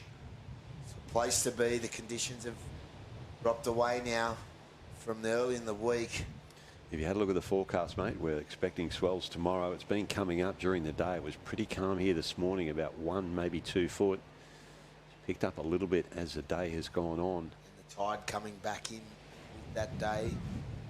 Not a whole lot of movement in the tide. We're getting fairly minimal changes between low and high, which has really worked in Tugan's favour. As we look along the coast there, flat rock, you can see in the foreground, and then in the background is Currumbin Rock, and that's where the Currumbin Surf Club is, just on the other side of that rock. Just above that is Don's Palace. You can't see. There's a big acreage up there on the top of the hill with an escalator and an elevator going down and a flying fox to the top of Elephant Rock. Mate, you had the offer to stay there. You were at my place last year, mate, and you had the offer to stay there this year, and you've turned me down, mate. So far, still a few days to go, Donny. We're just getting warmed up, baby. Mate, as you know, my wife needs written warning And weeks in pre-notice. advance. Yeah, because she would have the towels folded at the end of the bed for the love doctor, Phil Stavano. Samantha said I'm welcome and come on down. She had a good time of it. They're still going, are they, Don? Yeah, they are. They're still in good. this. The Southport, the Surfers Paradise Sinners are still going. Very good. And yes, they did mention you again, that they should take you out on Mad Monday. You're going to be there, mate. Have you got an outfit? Oh, well, funnily enough, I do not have an outfit yet, but I've got a ticket. So that's just a couple of steps from haven't been a Mad Monday man of many years. Now I think, No, but you passed it, mate. Oh, I don't know. I wouldn't say that. That seems surprising. Yeah, see, I'm going to show the field what it's all about. I've got to show my Bondi team about Mad Monday this time around, so... Well, I've still got those alcoholic soda pops in the fridge that you left in there from last year. I'll be up there for prees, I think the young people call it. Pre-drinks at Don's. Actually, that's a good idea. Get up to Don's, he's got a nice pool up there, a couple of fridges we can load up. Be able to crash up there overnight, but... You've done it before. The Bondi, I won't give away our theme, but a couple of people, they missed the boat. I think it's supposed to be a book theme or a book week theme, is it? I'm not sure. I believe so, yeah. Yeah. I had an idea to go as Jesus from the Bible. Yeah. How did that go down? With a bolt of lightning? It's one of the greatest stories ever told. So, again, we'll see. And I might come up through your closet, Don, because there is some wild outfits up in there, mate. Yeah, mate. I reckon I could find something pretty sharp up there. Yeah. Might need a couple of extra pins in the pants.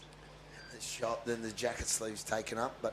Mate, I saw you jump onto the Facebook or the socials there when Tracy Innes mentioned that she was having a 30-year anniversary with husband Neil Innes, and you offered to renew the vows on the beach this weekend. The Love Doctor, the celebrant. That. Yep. And there was another big couple in surf boats celebrating around the same time, the Hargraves, Dave and Donna. Yeah, beautiful people. Mate, we should get this going one year, Don. Who wants to get married at Aussies next year? Let's do it. What does it cost them, mate? I won't cost them anything. You can do it for nothing. Yeah, the Love Aussies ones Doctor. I will. Yeah, okay. Yep. There it is. It's my gift to you want the to get people. married at the Aussies or renew your vows? You Rent can get a it for crowd. free from the Love Doctor himself, Phil Stavano. Bring all your mates down the boats, and what a day that'd be. What a reception you'd have. Yeah, in front of all those boaties.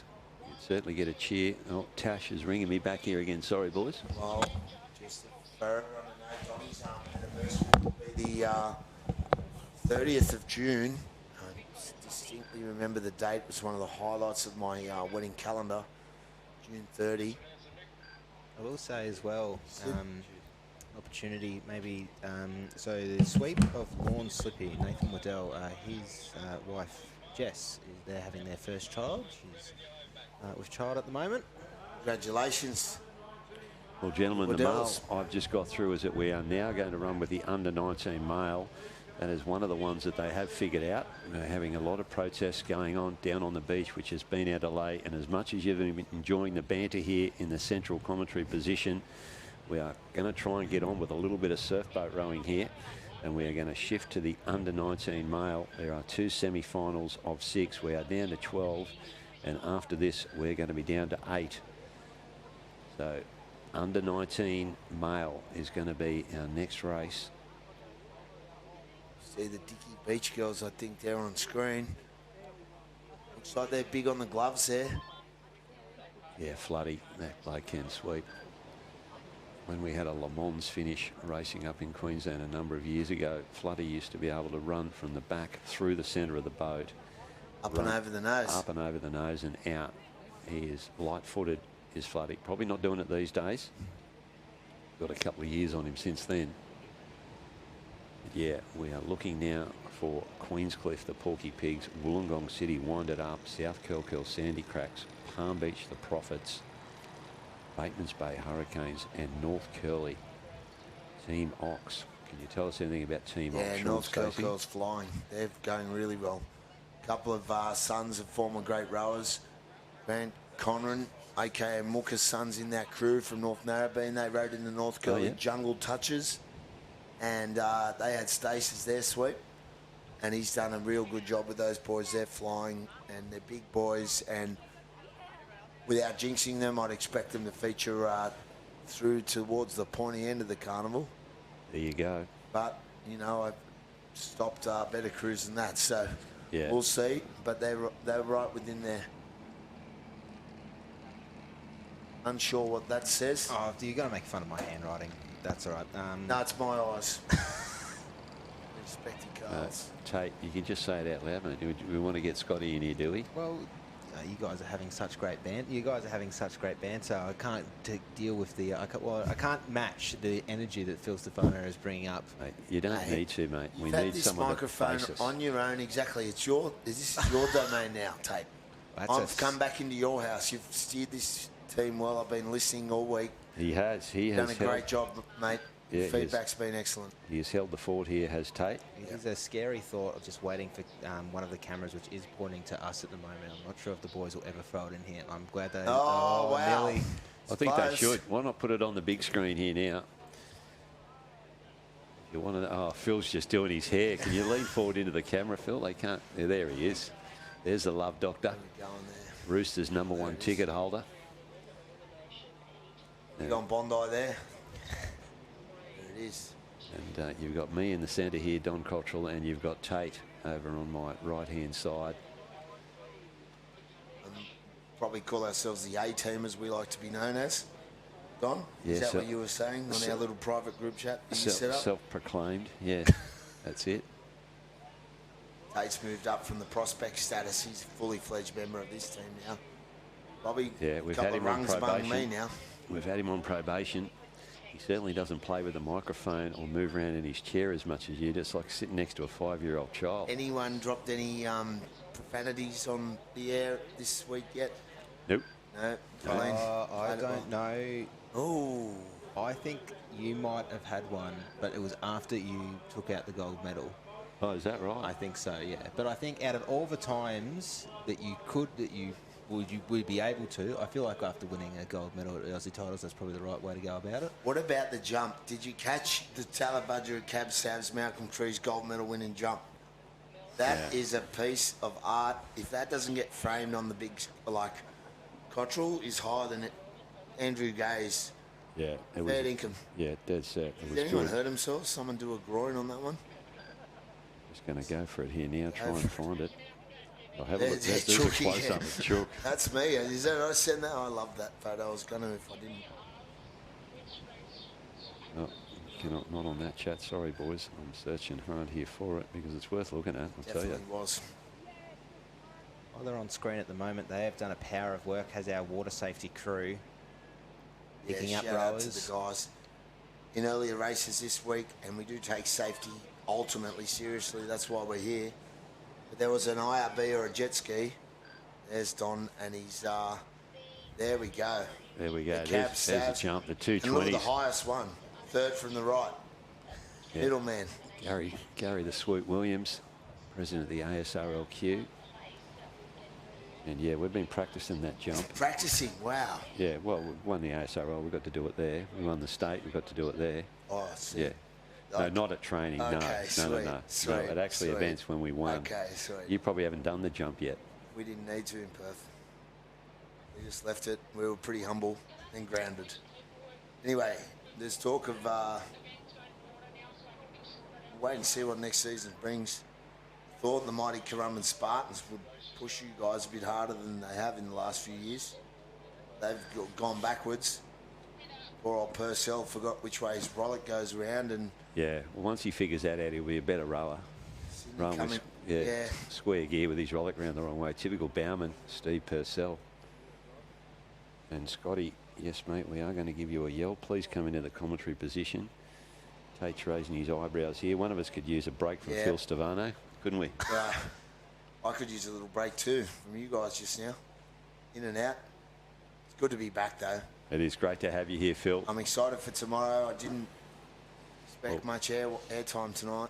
You see the Neil Innes there on the side of that boat, and tonight we had the moment of reflection for Neil, and his mum was mentioned, and I spoke to him before, and the nicest man in surf boats was brought to tears, but you know, what a great lady, as we've heard, the grandma, she's known as Grandma to all, and she was Neil Innes's mum, and producing a great son like that, it's a special thing, and that moment of reflection is spine tingling every year.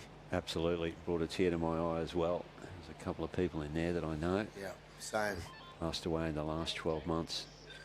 It was a very emotional moment at 7 o'clock this morning to see probably at least, 150 oars Easy. up on the beachfront there. The bagpipes playing. Mac Hamilton, the second bow of the Crumman Barbarians crew, played the bagpipes. Is that right? Yep. We need to get the Campbell brothers there from also bagpipists, fathers and son from the Scots College. We could have some sort of surfboat orchestra, I reckon. Bagpipe off. We should do that. A couple of my blokes play violins and all sorts in the orchestra. Really set the tone there for Bodie's. Just getting a bit of a transcribing on Don's phone of what we're all saying at the moment. Worth transcribing too, isn't it? I was going to delete that before I hit send. Yeah. Modern day poetry. Well, shout out if anyone that has bagpipes with them's coming to Mad Monday. Bring them with. Well, I didn't know the twins played the bagpipe. I knew their dad did. So there you go. I definitely think David Campbell plays the bagpipes with his dad. Yep. Not sure about Angus. But definitely think David does, and his dad. Well, we gave you the mail earlier, folks, that we were going to go to the under-19 mail. I can't tell you why we haven't. Out of all the carnivals, though, that you would probably be thinking of protesting at, this has got to be the one to do it in. Oh, yeah. Just to make sure that you're giving yourselves the best opportunity to go through. But there is a lot of anticipation. The sun. Oh, how about that from the Corrimal bloke? He's fired up. Tate's seen a front flip or a back flip in between races. That was a beautiful black flip by the Corrimal bowman there. On his name. Yeah, you're right, Tate. If you're going to have a protest, throw at the stumps at the Aussies. I half had a protest earlier, but I think I was wasting my time, so I walked away and then got told I was timed out. So, Yeah, in you my had a heart go? of hearts, well, Yeah, I just wasn't asked fair about dinkum. the course and thought I got pushed off my can a little, and what could we do about it? But yeah, no. At the end of the day, it wasn't our protest, and I was definitely not prepared to part with our club's hard-earned. So Yeah. we left it. $150 if you want to take it any further in cash, no refund. I wonder what the officials No do with receipt that. either. No. Sounds like one of your goes, Don. One of your cash jobs. Oh, below Hey. the belt. We've got a tax man sitting next to us here, mate. We don't talk cash in front of Tate. Need a tax man. Tate's your man. Yeah. What? He'd Cash know. donations. I get those each wedding we do. I'm still trying to figure out which of the Corrimal boys did that fantastic backflip earlier. I'm sure that they'll have got an opportunity to clip it for their Instagram. And that's Yeah. all I'll say on tax-related matters on this broadcast. You got to keep a clean sheet. Well, what's happening here, guys? Come on, let's get on with it. Surely we can get a race in the water More here. jokes, maybe. I'll go to the joke closet. Oh, that's why we want more racing. Hey, I'll speed it up. All right, we are going to take a break. We are going to play you a little bit of music, and hopefully Don't go too far. when we come back, we've got some surfboat racing. You just avoided another Phil Stevano joke. I'll be back.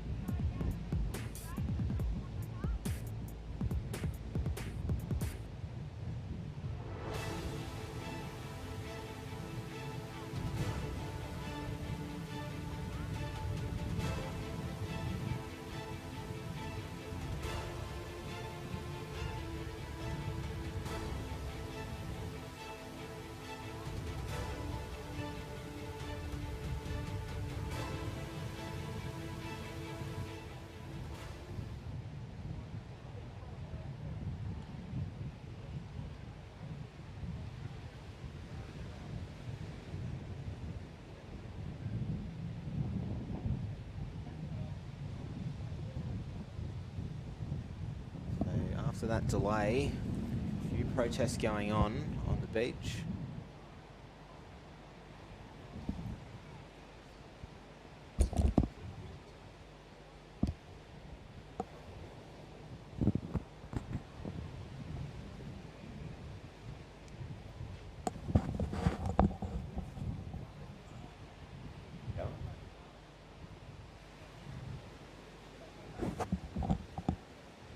Screen at the moment will be the crew that will be in Alley 4, the Palm Beach Prophets, Rory Egan, William, Max, Oscar and Jackson. We're now looking at the semi-final one, Heat 1, the under-19 male surf boats. Six-boater in this race here, gentlemen. Yeah, Tate looking for 4 to go through here, mate. In Alley 1, we've got the Queenscliff Porky Pigs. In Alley 2, Wollongong City Winded Ups. Looks like my crew naming made it through to Aussies from state. The South Curly Sandy Cracks, Palm Beach Prophets, Bateman's Bay Hurricanes and North Curly Team Ox. And a bit of calm has bestowed us here in the commentary section with Phil Stavano heading up to the bar for another skewy. But his bit of fun in the commentary position is Phil Stavano. But you shouldn't hear too much knocking of the microphones or banging around of chairs. As Bateman's Bay, Neil Innes is on the screen there in front of you.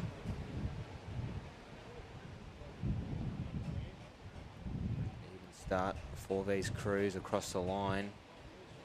Deck starters are happy. And we are finally up and racing again after about a 45-minute break there. We're in the hands of the starters. Check starters happy with the line.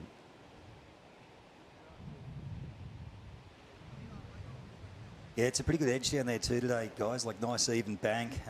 You know, you can push for a couple of strokes right on the bottom of the tide. You know, there wasn't too much sand before you ended up in the gutter. But the swell's fairly even on the initial shore break. However, I found out the hard way that the back bank can pop up at various times and sort a few crews out. Yeah, thanks for coming up, mate. You were out in that surf only a couple of hours ago, not even.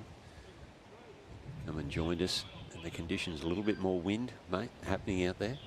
Yeah, just starting to chop the course up a little bit. It makes it a little bit more bouncy. But I think it's going to make for a little bit more better spectating. As you've seen in, I think it was the third elimination race of the 19 girls. There was boats going everywhere. Yeah, some back shoots there and rollovers. It was, yeah, absolute chaos. Gun still remains down.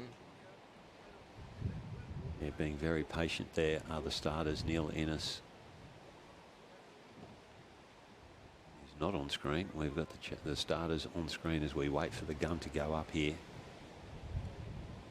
Guns It's up. Up now. We're panned back here to the start line. Will be. Oh no, he's seen something. He's gone. He's fired. We're away. On board here with Bateman's Bay, cranking off the beach. Little check there on the edge. As we go back to the drone, you can see a few lumps coming in under all boats there, boys.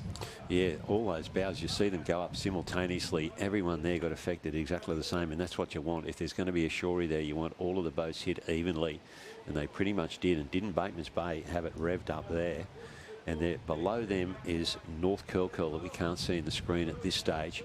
But as Bateman's Bay is going to be leading us out here, they're going to go up and over this one. And boys, can I rely that North Curl, yes, there they are. There they are, and they must have missed the start, North Curly, because they've been starting really well today. Sean Stacey at the back of the North Curly boat, but they're certainly not out of it. Long way to go, and yeah, mate, that wind has picked up since the last time we were back on air. As they come through the gate cans here, a clear leader is Bateman's Bay. However, as you've said, Donny, North Curly rowing quite well, and the other team down there in Alley 1, Queenscliff Porky Pigs, they were out of it also early in the race, but they've had a nice trip to sea and got themselves back in contention with the back markers. But Bateman's Bay leading the field here, Tate. Yeah, it's been really good to see Neil's younger boys in the Hurricanes doing quite well so far. North Curl team, Ox has also got a little bit of work to do, but they've managed to creep themselves up into potentially third place and maybe even second here on the drone angle here, but it is Neil Innes's boys leading the pack here, Don. Yeah, and I reckon the work is coming from the crew at the top of the screen there. That's Queensy Damien Daly's crew. I reckon that they have moved up through the pack very slowly, but they might have made a move on Bateman's Bay. We're going to see here as they hit into their turning cans, but all 6 boats still in contention here. Every inch matters as these crews start to make their way into the turning can. Bateman's Bay go around in 1. They'll be followed very closely by the crew of Damien Daly and Queenscliff. North Curl go around as well alongside the Palm Beach Prophets. But still one more half of this race to go, and the lumps are starting to form just a little bit here now. Yeah, look at Bateman's Bay, just skip away there, Donnie. Yeah, we're assuming there's 4 through here. 6-boat race. We're going to assume that they're going to be taking 4 of these crews through. Split screen here. We've got Bateman's Bay on your right-hand side here, and they are leading. But North Curl doing some pretty heavy work here at the bottom of the screen here, trying to stay on the back of Bateman's Bay. And as mentioned, Queenscliff at the top of the screen. Looks like a little bit more life coming behind the back here of the North Curly boat. That'll try and give them a chance to challenge up here with Bateman's as their boat goes light now. You see the rate go up, nose go down. So you've got a clear 3 lead here at the bookends with Queenscliff and North Curly and Bateman's Bay. Sitting in the all-important 4th place now is Palm Beach Prophets. Yeah, we haven't mentioned much of the Prophets, but they are in there doing their work. Here we go. Swells coming up now as they come through the gate cans here.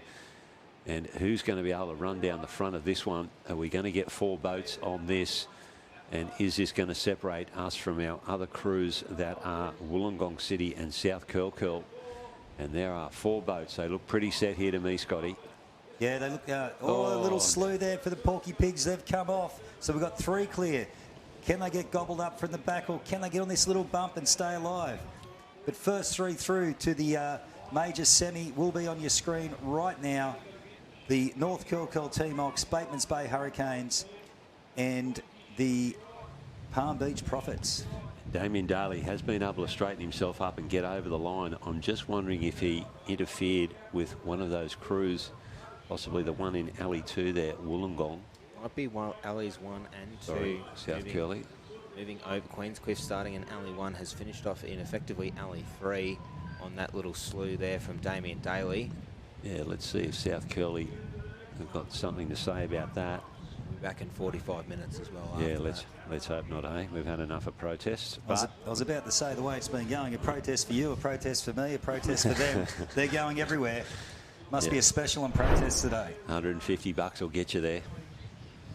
And we move on to the second. We were down to 12 in this section here. We're now down. We've taken our first 4. We are looking at the start list of the next one. Kyneton Rocks in 1. North Cronulla, the Core Lords in 2. Currumbin Erics in 3. Bilgola in 4. Corrimal in 5. And North Cottesloe in 6. Contingent across these crews here. North Cottesloe, Corrimal on screen at the moment. And it was their Baukai Grimsey with the fantastic backflip for the masses to see on live stream here. Athletic, those Bowman, they have to be. Where did you row, Scotty? Mate, I get scared if I get any further past the stroke seat. I just prefer sweep or stroke. Yeah. It bounces too much, you get towards that pointy end, mate. Yeah, no, if I'm not in the stroke seat, I'm not rowing. Looks like they're set here, looking at the body language on the boys on screen here. With Northcott, a few little bumps come through. Little bit of water now. Kyneton Rocks at the top of your screen. They have been rowing nicely. Hocko at the back of that boat. I tell you what, and has been given his voice a work over today. I was up under our tent, which is at the back of the beach up near the path, mate, and you can hear him from the gate cans there when he starts whipping the boys up. And what a story they've been. Short course this year. Hocko couldn't make it. They got young Sammy that got a medal the other day. They've whacked the oars on the roof with duct tape and driven all the way up for the short course this year. It was a classic story.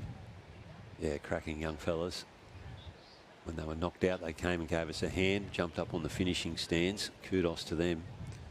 Bilgola in the foreground, Currumbin. The Erics also in good form are the Erics. Although something's out at sea, Pete Rogers has pulled his flag down, he's pointing.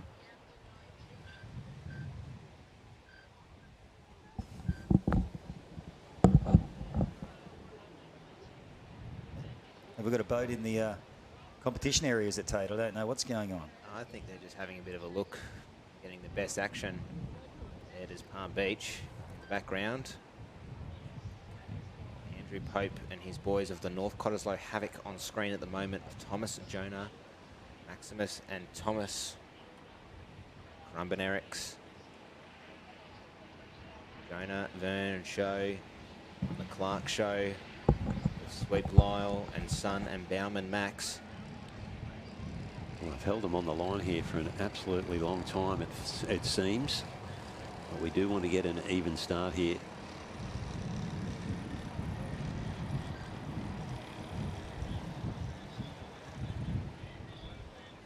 Okay, check starters flags are up now.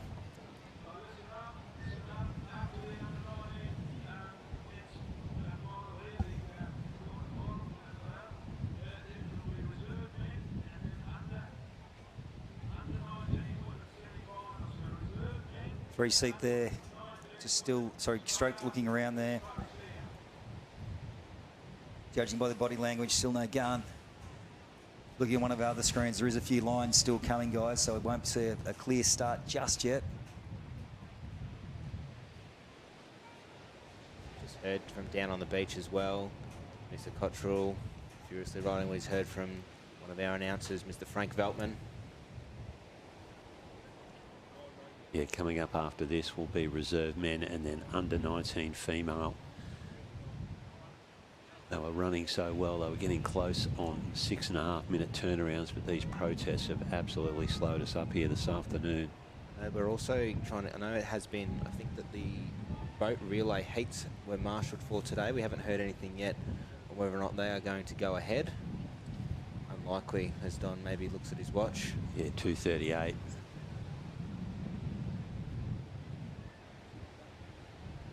least another 12 races to go. 10 rather, across the reserve men and under 19 female. Boat relay, which might take upwards of... Well, that's a 15-20 minute event, that is. Yeah.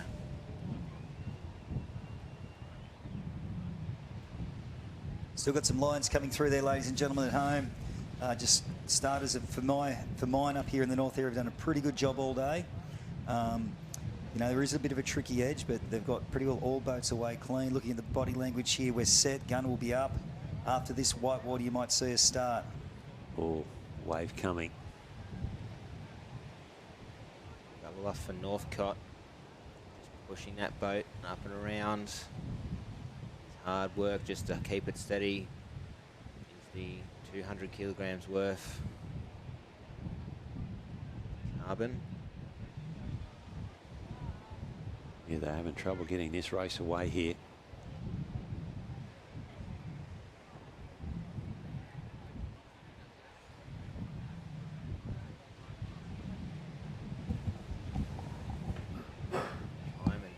Just still waiting. You can expend a fair bit of energy there just trying to hold the boats on the line. Yeah. You know, and get nervous and... Run your race before the gun goes off. I know as a sweep, I just try and, you know, tell all my crews just take big deep breaths, stay relaxed until the gun goes up. Try and tell them what's coming in front, whether you need to surf the nose in or pull back. You don't want water to end up in your boat. You want to try and keep it as dry as possible. Blackjacks of Corrimal on screen. They will be the second boat from the bottom. Crew just pulling back off the line there. Might have had a bit of water. North Cronulla, there they are. Hasn't bothered Elton Mackay, the check starter. He's left the flag up. Umps as well. You see Braden Fleming reach out and hit him just to get that extra water out of the boat. Make sure that there is not extra resistance and extra weight. Gun There we go. goes, and away these crews go. From the top of your screen, it will be Kyneton Rocks, Krusty Critters, and Alley 1. North Cronulla Core Lords in 2. Oh, look out. There is a decent crab there from the bowman from North Cottesloe. He didn't jump in nicely like the rest of the crew did, and then he's hit one and the feet have gone up in the air, gentlemen. That is a good crab. Tell you what, best of the starts though, boys. Centre of screen, the Crumbenerics have flown out off the beach here at Tugun. Following closely them is the Bilgola Chicken Legs in 4. In 5, the Corrimal Blackbirds, and in 6, unfortunately, the Bowders having a bit of trouble from North Cottesloe Havoc. They've got some ground to make up here. So clear leaders here as we approach the gate cans, which are pretty close to the break, to the beach today because the break is in so close. You'll see the Erics will go through first. I reckon challenging them now, the Core Lords from North Cronulla, probably second, and I reckon equal third of the Chicken Legs from Bilgola and the Blackbirds from Corrimal. Braden Fleming at the back of the North Cronulla crew, the Core Lords, and they are going with the Currumbin Erics at this stage. Currumbin Erics, as mentioned, just got their nose in front beside them. Bilgola, the Chicken Legs, they're doing all right as well. But don't count out the people's favourites up there. Kyneton Rocks, Hocko would be screaming at those boys now, getting them to move to in that Alley 1, top of your screen at home with the Gold Coast there in the background. Yeah, Gotham City in the background there. Good shot of that. Some nice tourism shots here for the GC today. We've had some classic weather. And North Cottesloe trying to get themselves back into this after a dodgy start. And they are not out of it. They are still within striking distance here, well and truly. About 6 or 7 strokes out from the cans now are our leaders. They'll line it up. Lyle's going to swing the Erics in first. Second's going to be the Core Lords. Third, the Crusty Critters. Fourth and fifth, respectively, the Bird Crews, the Chicken Legs and the Blackbirds. And after that start, Northcote have done quite well to get back right up there, fellas. Yeah, they have, haven't they? With their 3 crews at the northern end there. Hocko not coming out of his can as well as the other 2 crews, being Currumbin and also North Cronulla. How about the turn from Corrimal? They've come right up to the pack here, does the Blackbirds with Travis down at the back of their boat, urging these boys to go on. They are right in the hunt here. Yeah, nice racing here. Nice and tight in the under-19s. Semi-final number 1. And I'll tell you what, it's going to be tight. It is. We are taking 4 through to have our top 8. We're currently looking at the top 12 crews in the nation here, and we're about to turn that into 8. We've already had our first semi-final. We've already got 4 through, and we are looking for another 4 through here, and it is anyone's. Some life under the boats now. You'll see them surging forward. Looks like Ali's 1, 2 and 3 getting the better of it. It's not going to be a wave for mine, boys. I think they're going to still have to work hard. They're going to get stuck in no man's land here, and energy building behind positions 4 and 5 here. There is a lot of energy being built underneath the North Cottesloe crew. Can they make this run into something here? The nose is desperately trying to get down. They're trying to get onto the same wave as the crews of Bilgola and Corrimal. Caught up right to the pack here. Do the boys from under 19s from WA. Coming in, flying through, does North Cottesloe havoc. On the split screen, is it going to drop though? That nose is just floating. Hocko, I think, is on top of screen. Everyone else filling up. Let's open the gate here for the Blackbirds. Hocko off. Oh, there you go. Blackbirds and Cottesloe through, Don. Yeah, I think so there. Currumbin might just be coming across in that 4th spot there.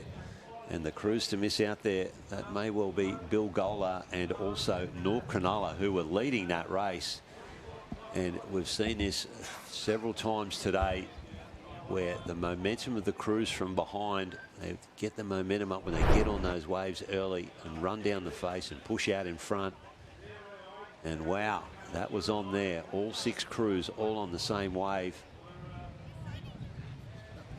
That's what you love to see at this stage of the race today, Donnie. You want the best crews just going, you know, nose to nose with each other, tussling for those all-important qualifying positions. Yeah, North Cottesloe would be pretty happy. The Bowman wouldn't be feeling too good if they had just been knocked out there, but they just got themselves in a position where they were able to attack from the back, where North Cottesloe, and they climbed onto that. They were in last position, and they've climbed onto that and put themselves through in the top 4 here. We're now down to 8 boats in our under-19, barring protest, gentlemen. We are now going to go on to reserve men. Okay, reserve men, semi-final number 1 from the top. You're going to have the Coogee Suns with Macro at the back of that. Gerringong Naps with Mal Dunwoody, Port Kembla, Port Knuckles, and sweeping them is Nathan Boscaro. Currumbin Krakens in 4 with Lyle Clark. The Fremantle Burritos, swept by Michael Cameron, and North Cliff Hurricanes, swept by Damien Claypan. The most decorated sweep in Australian surfboat rowing at this stage, mate. Certainly is. More medals than anyone else, and he's taken a decent lead too. There is an argument that back in the day, you only had 2 grades. You had open and under 19s, sorry, under 18s, and then it went to reserves as well.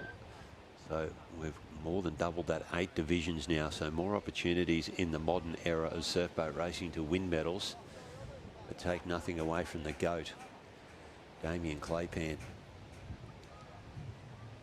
He is a man for the moment at these Aussie titles.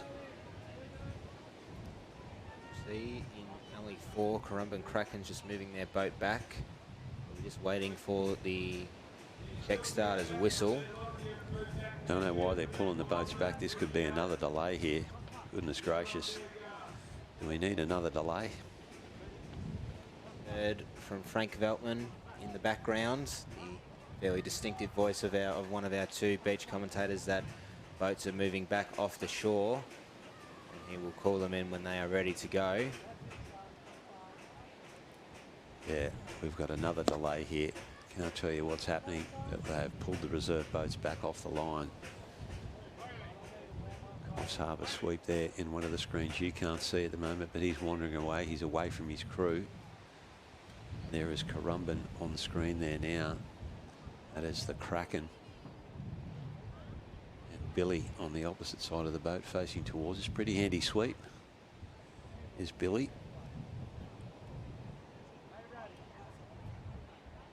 They're not, like we said, guys, not sure of the hold-up. People looking fairly relaxed, just wandering around. Might be a slight adjustment of the course, is what we can assume.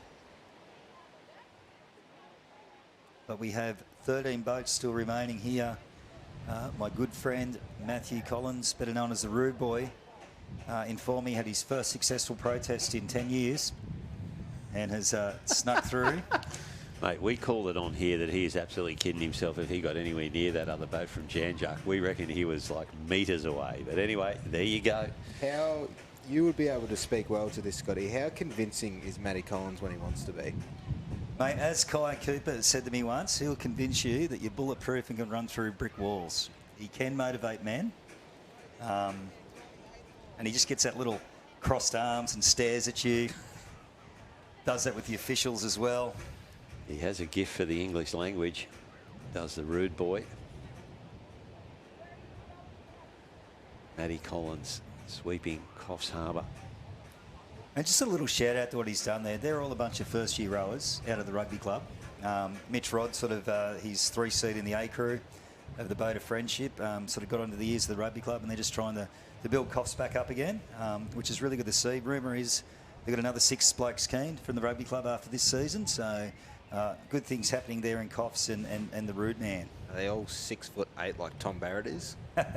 No, this looks like a bunch of this reserve grade crew, little cheeky halfbacks and filthy little open side flankers, mate. They're just like getting their heads dirty. So still a delay there, guys. Just one of the shout outs in the live stream from before, Bruce Lama. The joke's a bad boys, so I'd say that must have been in relation to Phil Stefano. I don't know what other things he would be describing there, Scott. It'd have to be with Stefano. You boys wouldn't have bad jokes. Maryvale 1760, go to Fancy Pants, and Karuba, love you, Lau Lau. So remember, jump on if you want, guys. We'll give you a shout out. It has been great, I think. A great opportunity for the guys working behind us as well to be able to bring this to you. Having the Masters for this shown for the first time yesterday. Yeah, that was a little bonus with it being delayed, mate. That was great. You know, I know my old boys were pretty chuffed to get on the screen. I think it's got 2 of Russo's sons keen to maybe jump in a reserve grade or hopefully an A grade crew at Maxwell Scott's Head next year. They're both 6'3", 6'4", and Ken Rowan have rowed previously, so it'd be great to try and build a bit of a crew around them, mate. So, and I've heard other people just say they're getting keen, they want to get back into it. So hopefully, if anything, the quality of the footage that we can provide, don't know about the quality of the commentary, gets people keen to get back in this great sport, the great family of surf boats, I like to call it. Yeah, it's been fantastic, especially this season as well. I know that I was chatting to one of the guys from Warrnambool, actually, speaking specifically about you. Hate to put you on the spot here, but you explained things really well in terms of sweeping. You've been helping develop a lot of younger sweeps and coming down to Bankura earlier in the year for the sort of more junior sweeps academy. down in Victoria was a power of work for you, Scotty. Yeah, mate, and I think that sort of helped. Like and I was talking to Gussie about this from South Curly at the very first Palmy weekend. You sort of, a lot of the way you just do it instinctively, but so when you start helping people out, you've got to kind of deconstruct it and put it in a way you can teach it. So that's been good, and I guess that hopefully that's transferred over into when I commentate, that I can sort of explain things happening. And going on that Bancora, I'll tell you what, it was a shame it was a rookies weekend, because it was perfect 6 foot rolling waves at Bancora. I wanted to get out there and have just a row with some sweeps, or even have a sweep myself. It was beautiful, and what a nice part of the world that is. And Warrnambool boys are developing a really nice culture there too, so a shout out to them. Anyway, here we go, mate. We're on the line again here with semi-final number 1 of the reserve grade males. So on screen just there will be the crew in Alley 1. It is the Coogee Suns. Gerringong Naps will be in Alley 2. Port Kembla, Port Knuckles in 3, the Currumbin Krakens in 4, Fremantle Burritos in 5, and the Northcliffe Hurricanes in 6. All 6 boats on screen at the moment. However, just hiding behind the fantastic greenery of the Gold Coast is the Gerringong Naps. Nice line out to sea here, Scotty. Yeah, mate, and I don't know, does it look like the wind has just settled a little bit again, or it's just swung a little bit? I don't know, just on the screen here, just looks a little bit different. Just looking at Aussie's, feather there right in the middle of your screen at home, doesn't look to be flapping as hard as it was. I don't know, it might be just settling a little bit, but we'll see. There's some lines coming through here. I don't think we'll see a start just yet. That back bank, there is still a few ones standing up there, and I think that little southerly pulse that down south are copping is meant to come through tonight, so we should see some great racing in the morning. Yeah, definitely. And have a go here, mate, like I was talking yesterday. I think he's going to have to extend his splash back here on the nose of Damien's boat if he keeps winning Aussie golds. He's running out of space, running out of real estate there. Might just be time for a new boat. Oh, he likes that boat. He thinks it's a special boat, mate. Well, I mean, how many crews? You've got 4 crews there with, looks like 1, 2, 3, 4, 5, 6 Australian winning titles in that boat. So, and what's the other? 2016. So it's got a bit of age, and I've always said, provided you look after them, everyone likes a new boat, but provided you look after them, they're only as good as the spark plugs. Absolutely. Gerringong Naps on screen.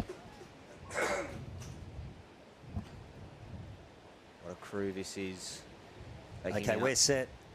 Body language here on the Naps suggests so. Fremantle Burritos, nice jump start there by the boys, in and away. I'll tell you what, there's a little bit of age and experience in that crew. You shouldn't be springing over the gunner like that, gents, but good on yous, and a nice start there by the Burritos. Good run out to sea. Gerringong on screen at the moment. They'll be sitting in Alley 2, second from the left. As we go out to sea, a good stroke rate getting over this bank here. There will be one wave that these crews have got to contest with, as now we get the drone shot up. Over the top goes the crew in Alley 6 of the Northcliffe Hurricanes. And in Alley 3, the Port Kembla Port Knuckles, and out in front as well in Alley 4, the Currumbin Krakens. Like you were saying, Scotty, there is a few good lines rolling through, and they'll hopefully try and catch these coming on the way back home. Yeah, pretty green and fat, mate. They're just popping up and over, and no one being really checked hard. Coogee Suns must have copped a little bit on the edge. They're probably just a little bit out of it now. But we're on board here with the Currumbin Krakens leading this race. They are in Alley 4. I reckon second to them are the Port Kembla Port Knuckles. I always go to say pork knuckles. That's how much I love a good pork knuckle. And Damien Claypan pulling the whip now, and I think Northcliffe have probably just taken the lead here over the Currumbin Krakens, Donny. Seeing a bit more energy in the ocean here, boys. These swells just seem to be building. We are expecting a bigger swell to be here tomorrow, and it has been slowly building during the day here. And I think you're right, Northcliffe, bottom of your screen, right up there with Currumbin Krakens as they approach their turning cans. Getting pretty windy out the back there, Scotty. You can see the splash coming off the oars.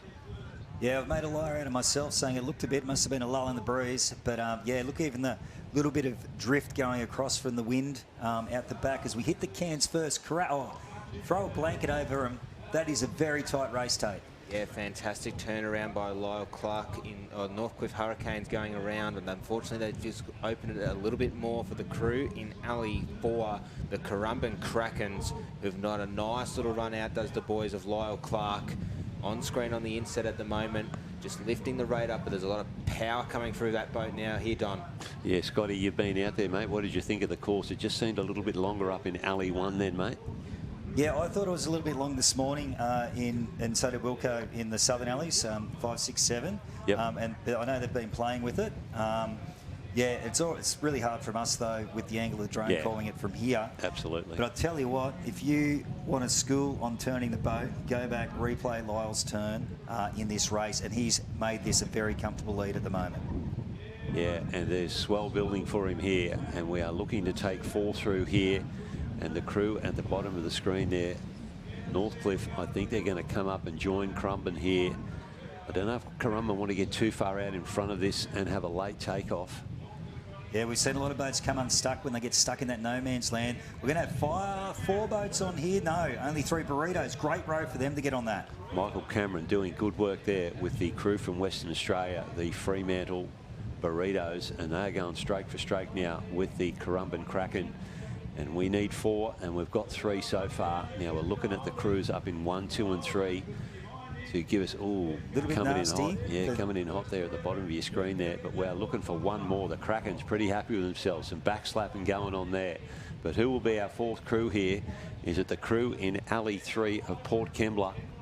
I think Port Kembla done enough. The wave gods have smiled upon them, and they've just got a little one there to carry him over.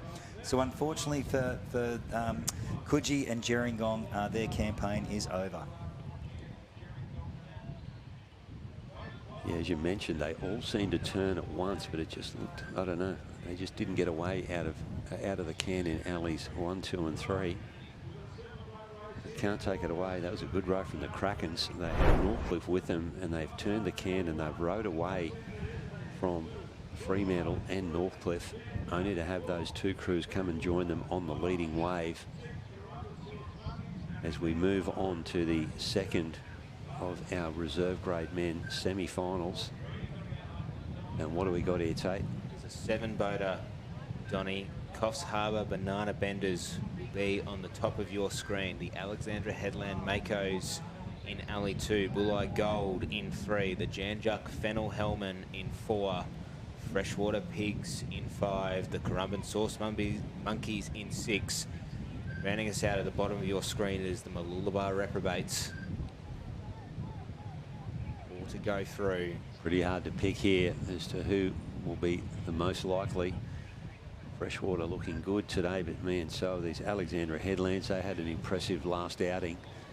They did separate themselves from the field, did Alex. Yeah, and I was happy with the way he's got the pigs rowing as we're away here. Little bit of work to contend with here at the initial stage of this. Lots of bounce going on, but looks like it's Alley 5, just a slight better start. That's the pigs, as I called it, but look at the Sauce Monkeys from Currumbin here go, as are the Mooloolaba Reprobates.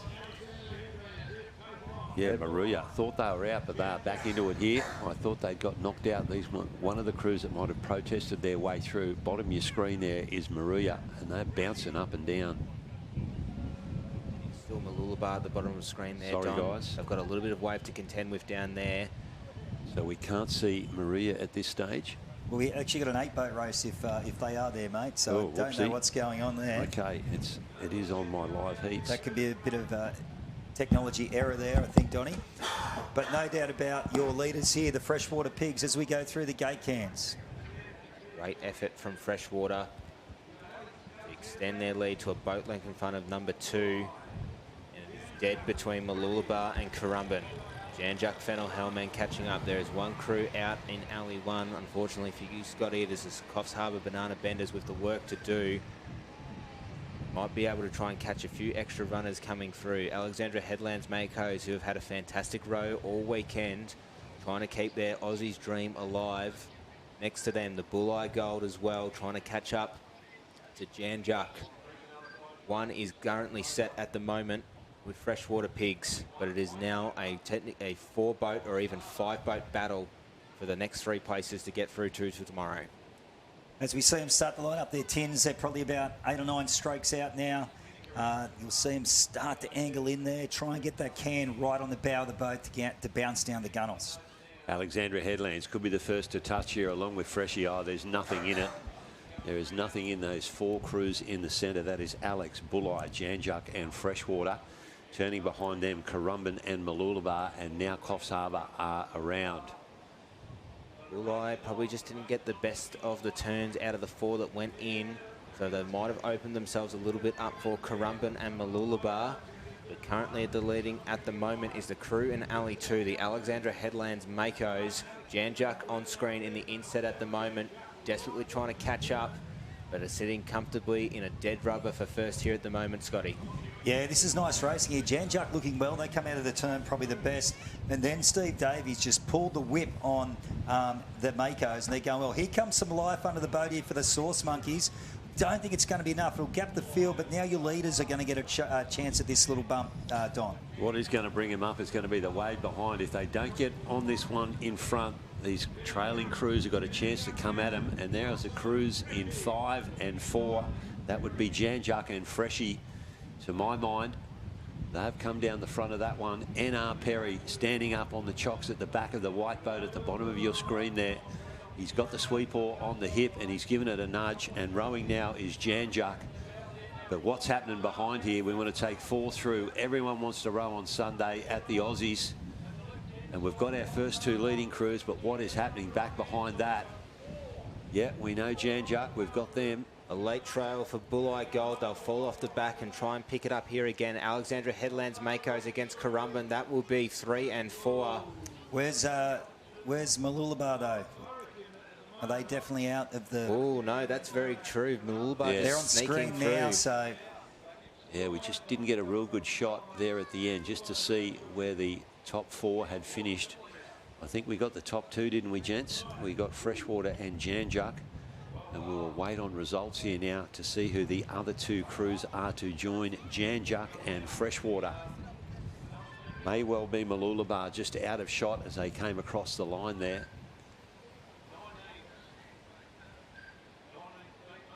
So follow along at home on your live feeds if you want to check out the results of this. They'll populate the screen in a moment, but we're moving on to the under-19 females semi-final number 1, taking 8 through to tomorrow.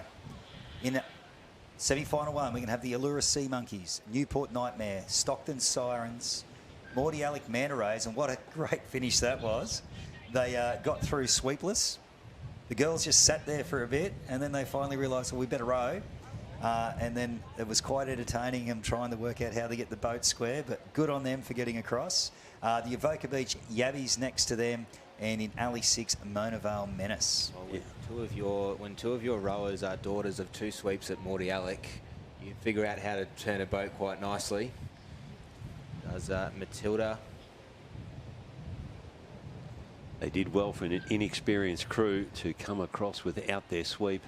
Morty Alec on screen there just before centre of the pack there. They're going to be in Alley 4 as they push on in here. Allura top of screen. They look like they're pushing their boat in now. Well done to all the coaches and sweeps out there in this division too. This is like I've had the Fruit Loops for 4 years now, or 2 of them anyway, and this is the hottest I've seen under 19 women. Like, it is some really good racing out there. So hopefully the future of the sport's in good hands. We can keep these girls going and not fall into the 24-year hole, as people like to call it, after the Colts, or the Phillies in their case. But it is some red-hot racing in this division. Yeah, it is. Congratulations to the sweeps. And you can tell by the name of one of these crews, the Newport Nightmare, that it's not easy for Michael King for the Newport crew. He's named them the Nightmare. They're going to give him some joy here, let's hope, though. The first of the under-19 races, we have got our top 12, and we're going to turn that into our top 8 here. We're going to take 4 through out of this race. Allura, top of screen. Newport next to them. Sirens, Morty Alec, Avoca, and Mona Vale Menace. Gun goes, and away they go. Looks like a little bit to contend to there for the Menace, but they pop over that okay on board here with the Stockton Sirens. Greg Ross's training program pretty well exists of let's go out and crack some waves, so they're quite handy in the surf, are those girls. But the men are getting about their work now, probably just Morty Alec and Avoca Beach with a bit to do here after the start.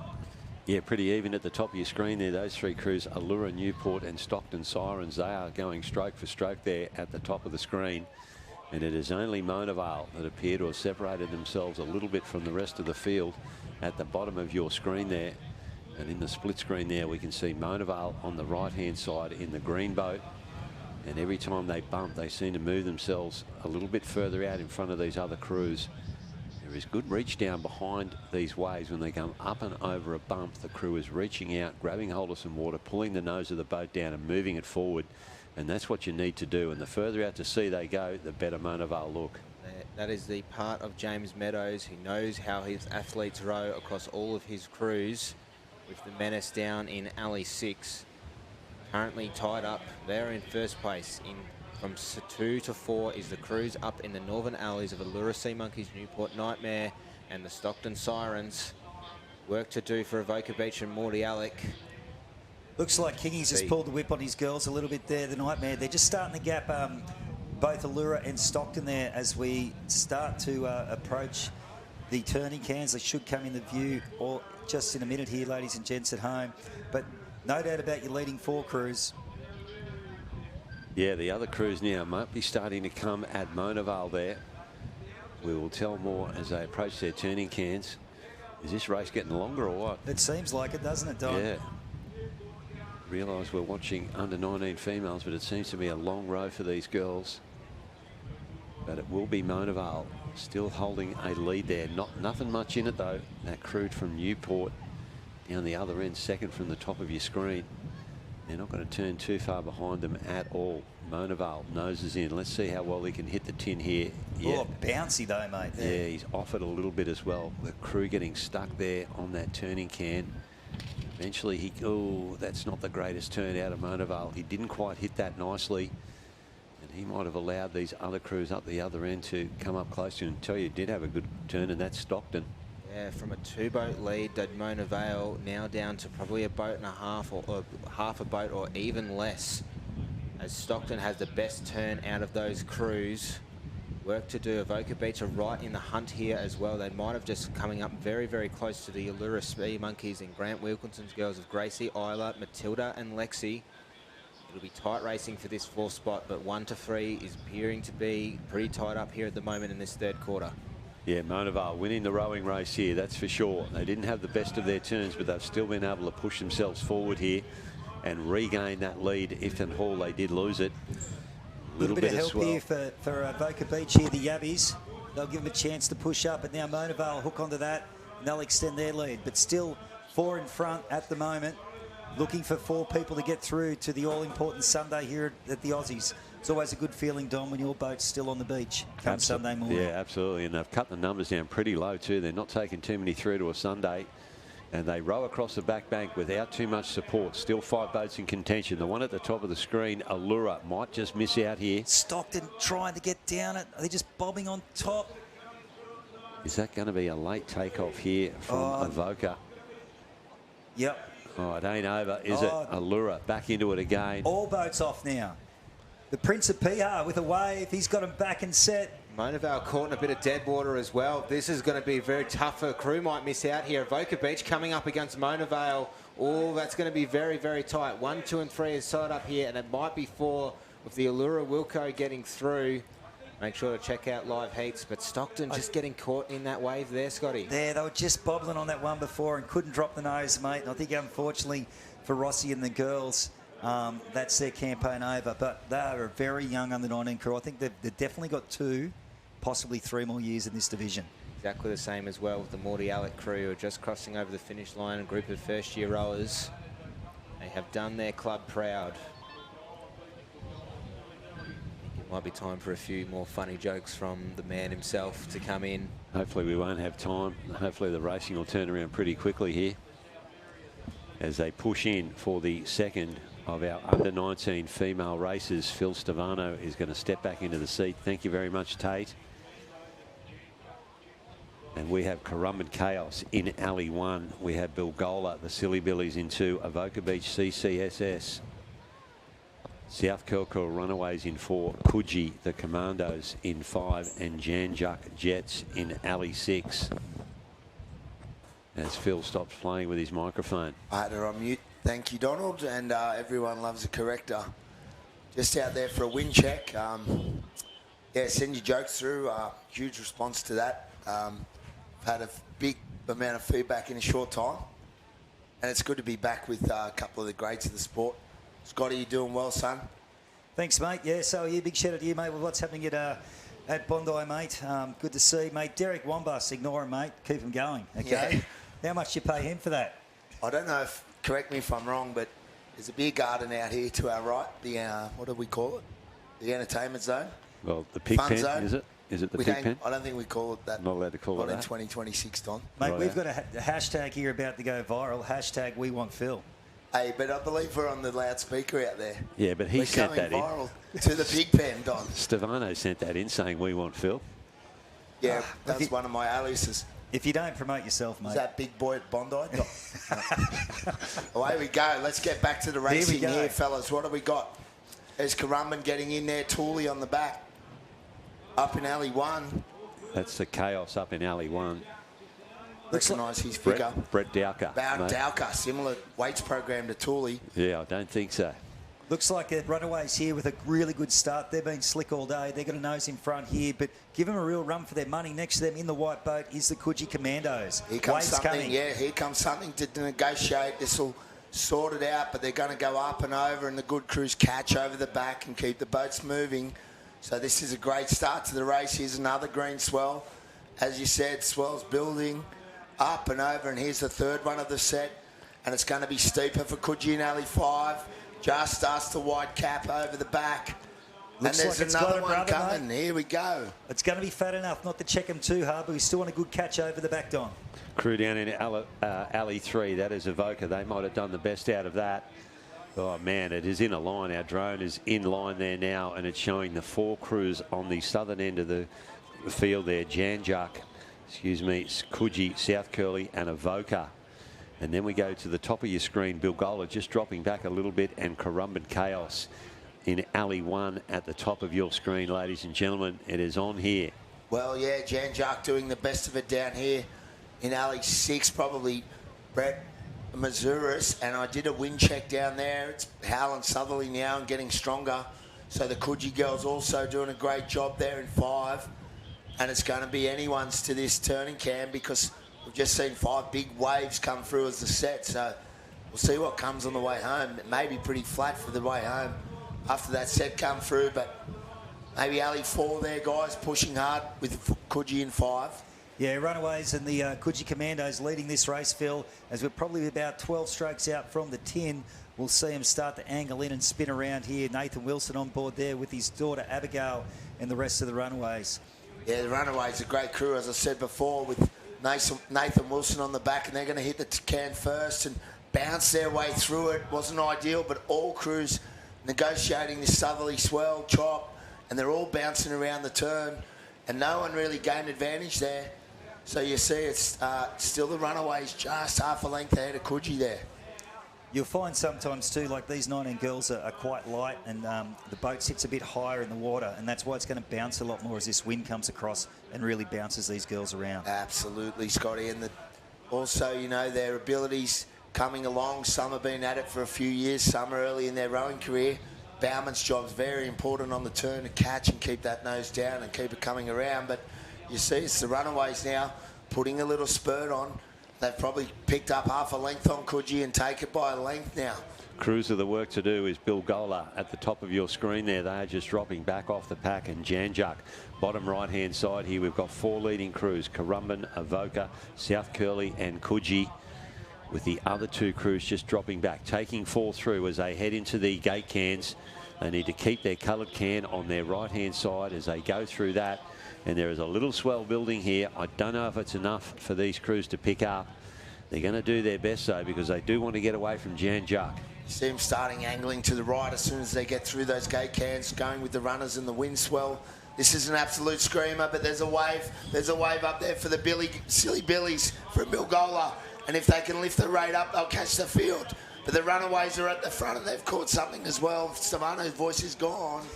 Just a little bit there, guys, for the Runaways. But I'll tell you what, Currumbin Chaos have done that as well. Now Coogee have come through. I apologise. They're back on screen now. 1, 2, 3, 4. Oh, waves from the back, just falling off it. Has the Silly Billies, but the Jan Juck Jets coming from behind on. Yeah, aren't they what? They've got the momentum. They come screaming down the face. We've got 4 boats rowing for... Wow. The final position. What a race. And we will go dead set to the video. From the clouds with the Jan Juck Jets. We will go to the video referee for that one, that is for sure. And Bilgola they've lost the row of Bilgola and all of that. They're bowing down. And they had their chance at the very last minute, but just not enough power. But Runaways were clear in front there, Scotty, you were saying. Yeah, Runaways the only safe one, ladies and gents. And unfortunately, Bilgola is the only ones to miss out. I think they were teetering on the edge, and I'd suggest just the water was probably fat under the bow, Rollick, and she might have got a little crab, mate, unfortunately. Yeah, well, one way or the other, she went for a swim. And I went for a few swims this weekend, fellas. I don't know, did any of you go for a swim? No, mate, no. Not at all, Don? No, stayed in the boat. Scotty? I had a little swim in the Masters on the line, mate. Masters was a big-time event. The surf was pumping here. This is a mill pond in comparison to a few days ago. Oh, and with the North Coast All-Stars, it made one of Malcolm's picks from the day. There's just Mick Conomos pumping hands in the back with Gotham City, as Donny calls it, in the background. The rest of us had to swim in, and who said boaties can't swim? Well, I say, Eric the Eel, I think you called me, son. Hey, some of my strokes. I'm going to have to work in the swimming in the off-season, maybe down to the Bondi icebergs, do a few laps. Gentlemen, what have we got in front of us coming up here? I'm thinking this is the under-23 females. And we currently have 16 crews left in that. Yeah, we can't trust the paperwork anymore, Phil, unfortunately. What can you trust then, Don? Yeah, that's true. Just while the boys are working out what's on the line next, I'm going to keep an eye on this last race for you as it populates live heats. What a race that was. What a finish. That said, all the sweeps held their noses straight on that one too. Yeah, it's a good sweeping, mate. Really good sweeping on that wave because there's a couple of difficult drops. Absolutely. And you see the technology we use in the sport now for these big time events, the camera technology on each of the towers, so you get a fair, and there's not really many protests on the finish anymore. If we're waiting this long for the result to come up, I'm assuming that they have gone to the video for that. I'd imagine that the finish line judges would have referred this up because that was a super tight finish there, and it is to take you through to Sunday. And as mentioned, we all want to row on Sunday. There will be 23 girls on the line here. You can see Dr. Maddie Giblin there and the current Australian representative development team getting ready for this race. But still watching for live heats here to find out who is joining Avoca Beach, Mona Vale, Newport and Allura in the finals tomorrow. We dare say the Runaways will be there. But what a race. The rest of the field came from everywhere, and I think if you're Jan Juck Jets, you're pretty confident with the momentum coming from the clouds there. They were rowing well onto that, matching their rowing speed and the blade work with the wave speed, which is important. Well, Scotty has got it open there. We're waiting for the results out of that last race as they push in for the first of the under-23. I'm going to call this a quarter-final. We have Glenelg in Alley 1. We have Lawn in Alley 2. Allura Fancy Pants in 3. And Palm Beach, the Pina Coladas, they are in Alley 4. And as mentioned, they are the current Australian development team. Swept by Dr. Maddie Giblin, Abigail, Charlotte and Grace.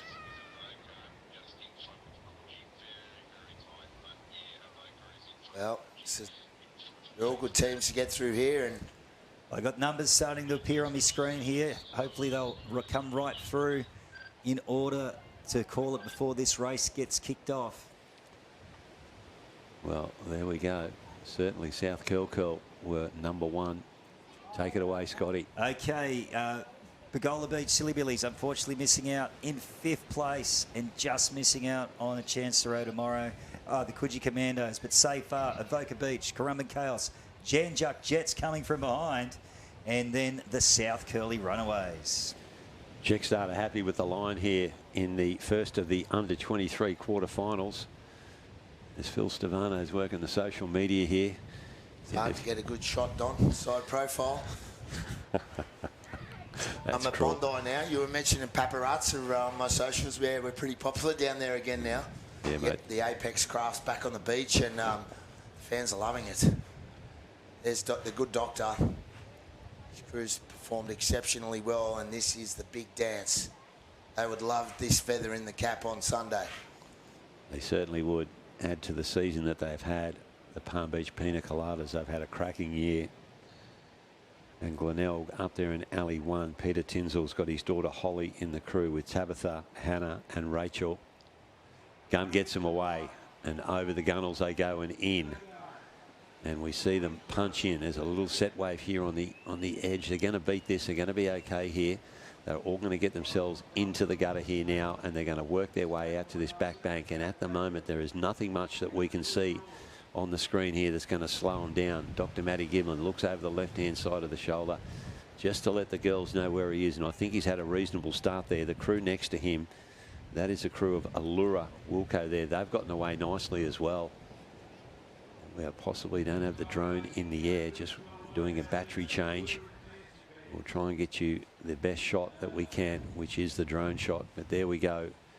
On screen there now is Palm Beach Pina Coladas. You can see that that wind has steadily picked up as the day has gone on.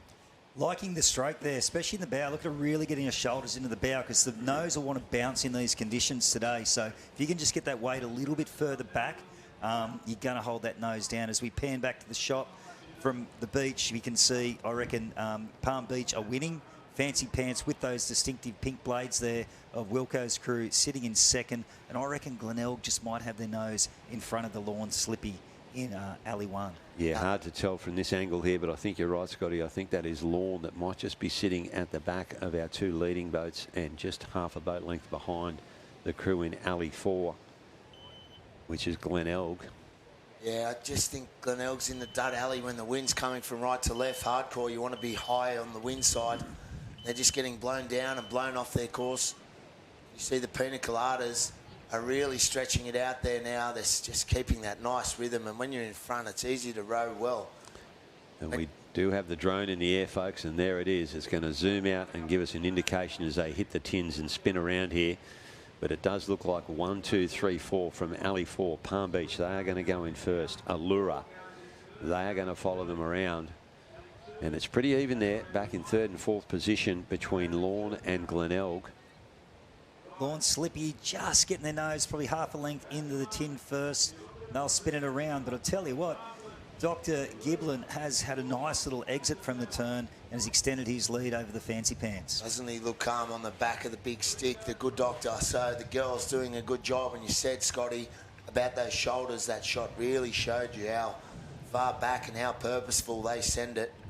And that's great rowing from the current Australian team in the under-23 division for the development squad, and they're stretching out their length now, coming across to their gate can, and then they're going to tack back down towards the finish line. A little run there, milking every stroke you see there. So what I'm liking about that crew on the bottom there, the Palm Beach crew, is even though the rate came up, the length didn't change. They still kept reaching forward there. There can be a chance that you, as the rate comes up, you shorten up a little bit. But the girls from Palm Beach, they've kept the length on their stroke. They're reaching forward nicely and sending the boat here. If I could just be slightly picky, I'd just like to see the 3-seat just hold back a frag longer. So you're just coming out of the back end just a little bit quicker than the girls. But I'll tell you what, it's still working for them. And they are your clear leaders here, and they'll get a little run here to finish them off. Glenelg at the back there, top of your screen. They need to pull onto this if they're going to feature in the final three here. And Peter Tinzel has called them up, and they are coming down, and they are charging at those two crews in front of them. We're thinking the Pina Coladas might have done enough here, but they are coming at Lawn. As a matter of fact, they pulled up to Lawn, who was in some fat, heavy water, and they, with the momentum, they're going to go past him here. Lawn getting sucked backwards and then dropping off the back. That's heartbreaking, and you see Glenelg dropping over again. So They're going to do it with Allura across the finish line unofficially and in a safe spot right to the last 10 strokes was the Lawn Sippy crew. And, well, that's surf boats, as we say, but that... It's a tough way to go out in the last race of the day on Saturday. Yeah, you were hoping to get yourself through to the Sunday, and Lorne just did not get the wave gods to play the part there. They were sitting comfortably in third position, a set build up there, and Glenelg climbed on it from the back, and they rode themselves down with momentum, shooting straight past Lorne, and we think that will be our top 3 qualifiers as we go on to the next of our heats. In the under 23 female, we've got a 5-boater here, boys. Yeah, well, the protests were about earlier, so maybe this was one of the divisions that they had to settle a few scores, but this is going to be a great race coming up. You see on the start line, up in Alley 1, you see the last off screen at the moment, the last race there. Yeah. But, yeah, we believe it to be Collaroy Cobras up in Alley 1, the Dicky Beach Hooties in Alley 2, North Cottesloe Glossies in Alley 3. Our stable mates from the North Bondi Bombshells with Steve Larnack in Alley 4, and the Collaroy Cannons in 5, the former junior Australian champions in the 19 girls. So this is going to be a tough race. Jack starters both getting both ends even now. Is that Mark Reese at the bottom of our screen, mate? Yeah, that's Reese with the Cannons. That's his girls crewing her away.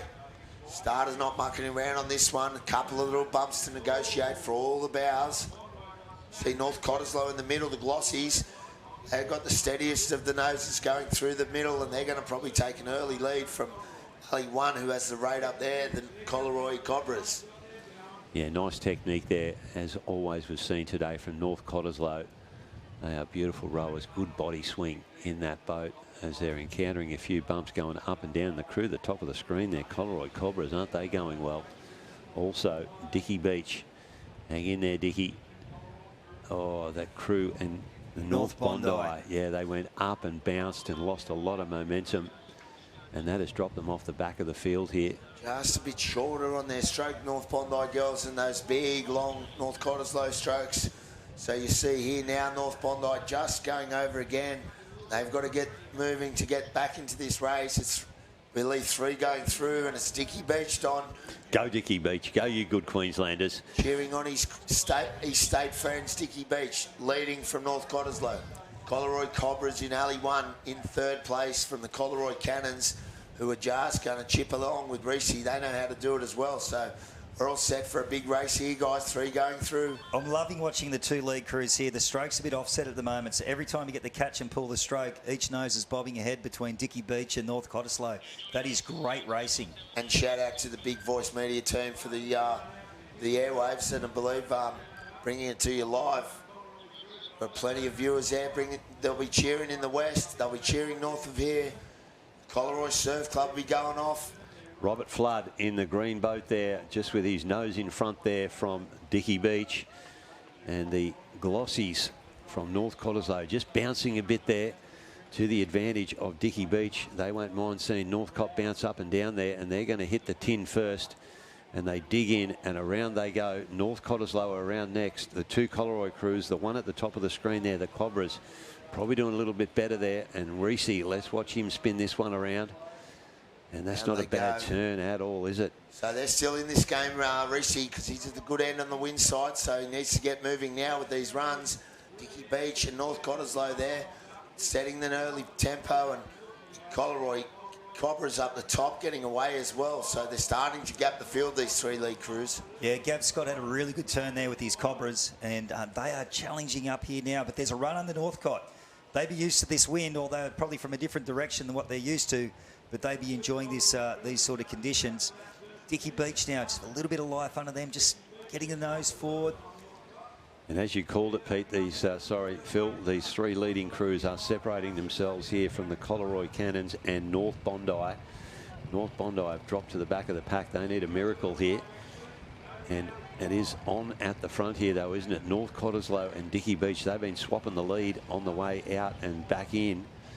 And Northcott, they just, with their length and their steady stroke here as they go through the gate cans, They've got their noses in front, and there is a little bubble underneath them.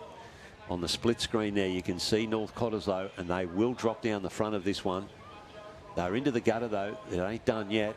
Still on the run, though, Don, like you said, and it's still lifting them in front of the boat. But here comes Coleroy Cannons with Reese from the back. And is he going to break his stablemate's heart? Because it's Coleroy fighting out for the single spot for third at the moment. And Reese and the Cannons are lifted the rates. Dickie Beach are in trouble now too, mate. They've hit dead water. Cannons are just going to bubble on this. I don't think they're going to drop it, unfortunately. No. Gav gets a bit of life now. And Dickie Beach just picks it up. Oh, that was tight. I think Cannons got through. You going to go the Cannons? I think this Alley 5 Coleroy crew done the job. Well, I'm not an official judge, though, Scotty. Mate, but geez, you are a good judge, mate. Oh, just thought they had enough. Not that they want to knock one of their other crews out, but that looks like what's just happened. It may have been the Coleroy Cannons just knocked out the Cobras, and the Cobras, they're out in front. They've done pretty well there. Let's not forget to shout out to the North Bondi Bombshells. That's a huge road. A lot of these girls are new rowers as well. We've done a lot of training together. A couple of the girls are mates with my young girls, and we're having a good time at the beach. Bluey Larnack, the president of North Bondi Surf Club, he's a good man, and it's good to see him with his girls' crews going well this season. Mate, does a good job with all these crews. Like, all these crews that have been pretty slick. He's a very effective coach, mate, in this sport. He's a good bloke. He loves a bit of Tai Chi. He's not your average rooster, but he is a good rooster, Donny. He's a rooster's man. My word, he is. Please. The only good news out of that is that you beat Manly the other day. And on the back of beating Souths. I don't remember that. A couple of good games there. Shout out to all the Eagles and Bunnies fans. How did you go in between that? There was a game in between. Panthers. How'd you go? Robinson Crusoe. Lose to the Panthers. Did you have a calculator with you? You needed a calculator for the score, mate. Don. We picked the score. We got on with Sportsbet. Politis is a genius. But getting back here to the racing, boys, coming up in Heat 3, Coogee Haverchats in 1, Northcliffe Lightning 2, Emu Park Enchiladas 3, and the Currumbin Cray Crays in 4. Yeah, here we go. Northcliffe Lightning, silver medal at the Queensland State. Emu Park, they finished first across the line in the short course, only to be denied. They unfortunately just bounced the wrong side of the turning can there. Big swell coming through, shoving these boats. They're doing a good job holding these boats steady there. Yeah, that southerly pulse must be just starting to make its way up here on the Gold Coast. You can see it has built a little bit this afternoon. Yeah, it sure has, Scotty, and that'll make for a great day's racing tomorrow. I'm excited. Love Finals Day. Yes, Love Sunday. Finals Day. Wish I was racing, but no better place than to be bringing it to you live. And here we go. Away we go. Wave to negotiate as we talk about a Shorey right on the nose and a doubler. Oh, no, this one's going to be a leveler, mate. Us. Oh, well done, wow, Northcliffe. Coogee getting the worst of it. Unlucky Coogee. That's terrible luck for Coogee because they've been going well all season. Another one for Coogee on the head. So I'll have to get their skates moving, get it up and running. But out in Alley 2 is the crew from Northcliffe, mate. Northcliffe, beg your pardon. He's in a different boat, Damo, this now. So there they go, Northcliffe. Leading, but there's a broken wave to get over here for Northcliffe as well. And that's just helped the crew at the bottom of the screen there. Steve Purcell at the back of the Currumbin crew. Oh, then he gets one himself. And this is going to help the trailing crew here of Coogee. They're back into it. Like to see these crews in front of them hitting waves. And, oh, they're going to get over this just, the leading crews. What's that going to do to Coogee down the other end? Kaboom. Oh, hit him again. Yeah, the ocean is throwing absolutely everything at Coogee here while our leading crews sneak out. We have got Northcliffe, we've got Currumbin, and we've got Emu Park, the Queenslanders. They head out there, go through their gate cans, and we're taking 3 through here.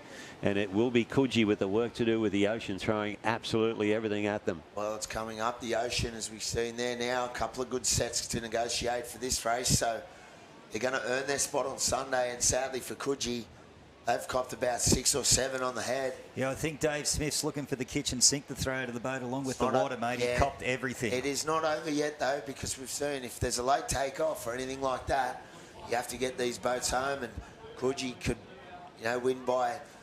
One of these might miss a gate can. Who knows what, Scotty? It's race day. Mate, you just got to row hard enough to keep in touch. If you can just be on the wave behind the lead crews when you're in this situation, that can be enough. If they slew, you're right there. But if you get back to that second wave, third wave, then your day's over, mate. And you never give up. You never give up in surf boats. You're not a boatie if you're giving up. And they'll be encouraged to keep going, Donny, sorry, and their pumps have been humming for a while now, so they should be pretty empty. Damien Claypan now, he is about to hit that can with his Northcliffe crew, the Lightning. And they have picked up an Aussie gold medal before in this division, have the Lightning. They spin around there and start heading for home. And Coogee, they are not out of it, as you gentlemen are saying. They do need some bit of luck here. And the two crews at the bottom of the screen there, that would be Emu Park and Currumbin. They are around and heading for home as well. Not the greatest turn from Currumbin, got bogged down a bit up in alley 4. And here comes Coogee around and out of there. So if they bet a bit of run, they've just picked up a bit of length on the back marker there, 3rd place. So still out in front is Northcliffe there. Claypan stretching out his lead. Yeah, doing a good job here, Northcliffe. They've broken away from the rest of the field here and they've parted them. They've probably got 3 boat lengths lead here as they head back towards the gate cans. And we've got Emu Park and Currumbin, bottom of the screen. As mentioned, Coogee with the work to do. In the split screen there, you can see Damien Claypan. You'll see him moving up and down. One hand on the sweep ball, Scotty. Don't know whether you like that or you don't.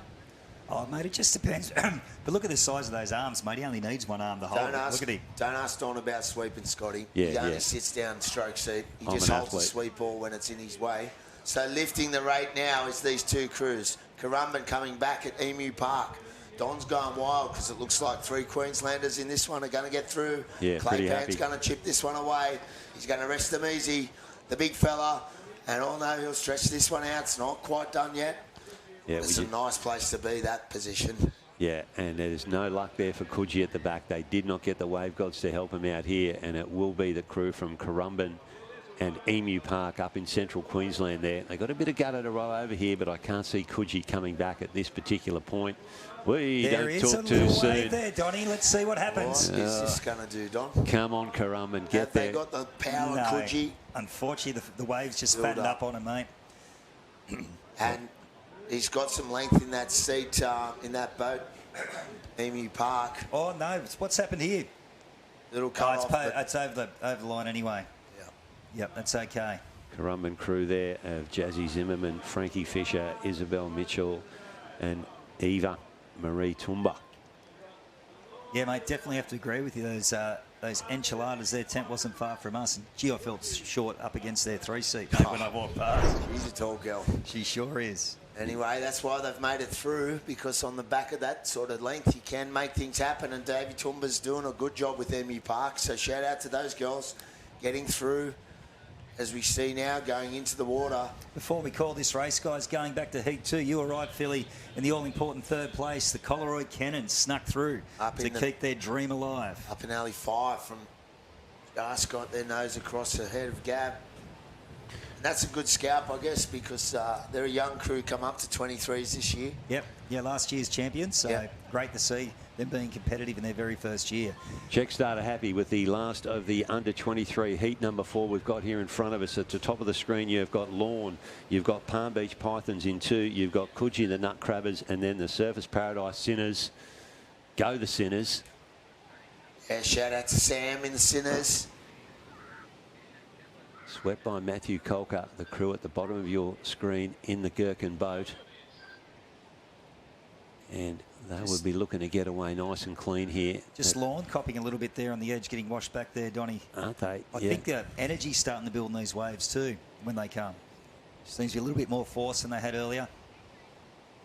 Yeah, a little bit more power in it. Palm Beach on the screen there now. Peter Spence at the back of that crew.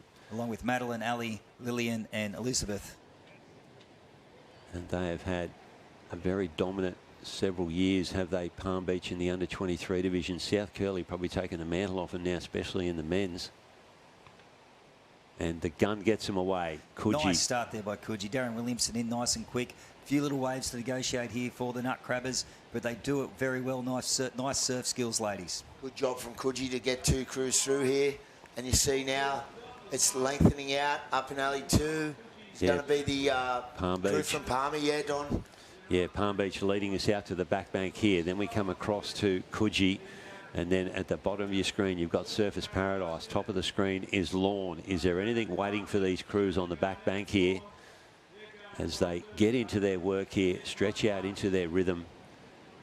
And the crew at the bottom of your screen rowing with cleavers. That's the Victorian influence of Maddie Colker. And settling into their work now are the Surfers Paradise Sinners. And in that crew, you have Georgie Sharp. She has a gold medal in this division already with Northcliffe. She's jumped ship and she's with the Surfers Paradise crew here now. We have Rio, who's got gold medals at Australian titles in the Currumbin Chili Peppers. We've got Samantha Downey in the stroke seat and Molly up in the bow. Great crew, great people, great sweep. So it's all recipes for a good day out. Palm Beach there, second from the top of your screen there. Still got their nose in front. Probably Lorne just dropped off the back of these crews, but they are certainly not out of it here, are the Lorne little lads. This is a great race, guys. There's nothing in it. There's not even a boat length. So you see it there now, everyone keeping composed. Good job from Coogee there to stay with these big crews alongside them. And it is composure that they need here. And there's some choppy swell there. They need to be reaching out. They need to be rowing clean. Not too many clips here. And neat rowing is going to get you there. And maintain your length here as they approach the turning cans here. Our three leading crews. They are about to hit the tins, and it will be Palm Beach. Matty Solka had to row up to his can a little bit, but he will come in reasonably flat. And he's in second, Don. So go, Sam. Shout out to the family household. They're getting out of there now. Yeah, get it going here, Surface. You need to accelerate away from the can, similar to what Palm Beach have just done from Peter Spence, and he'll be letting them know as well. Coogie's right there too now in alley 3. So away we go with lengthening out as the leaders there from Palm Beach. Spency cracking the whip. Yeah, they've done nicely out of the can, have Palm Beach. They might have just accelerated out a little bit quicker there. These other crews have got to come back to them. A little run there for Surface, and also the crew beside them, Coogee. And there's a crew up the other end. That is Lorne with the work to do, Scotty. And kicking away a little bit further now is Palm Beach. A little bit of energy just come under them. You can see the dark shadow of the wave coming here for Coogee. Coogee might have just done enough on that little one to get their nose in front of the Surfers Paradise Sinners. Wave coming from the back here, guys. Let's go, Jared. Get down there, Jared McComb, lifting the rate for the Lorne girls. Can he get a length out of this? Can he? You see Spency going back over his quarter bars. The Surfers Paradise team lifting through the cans. Probably not going to be enough to drop it for them. Nah, Spency's going to get this. And is he taking it late? No, he's set pretty well here. And now, here they come. Here comes Lorne. Yeah, Lorne is coming now. If we can get the wider shot here. Yes, we've got the leader there. We've got that. If you can give us a wider shot. Whee! Double crab. Making Spency's job just that bit harder, but it's a late takeoff for Surfers Paradise. Oh, no, Lorne have slewed. Oh, Jared's lost it. And so he's off the back of the wave here too, Lorne, and that is a shame for them.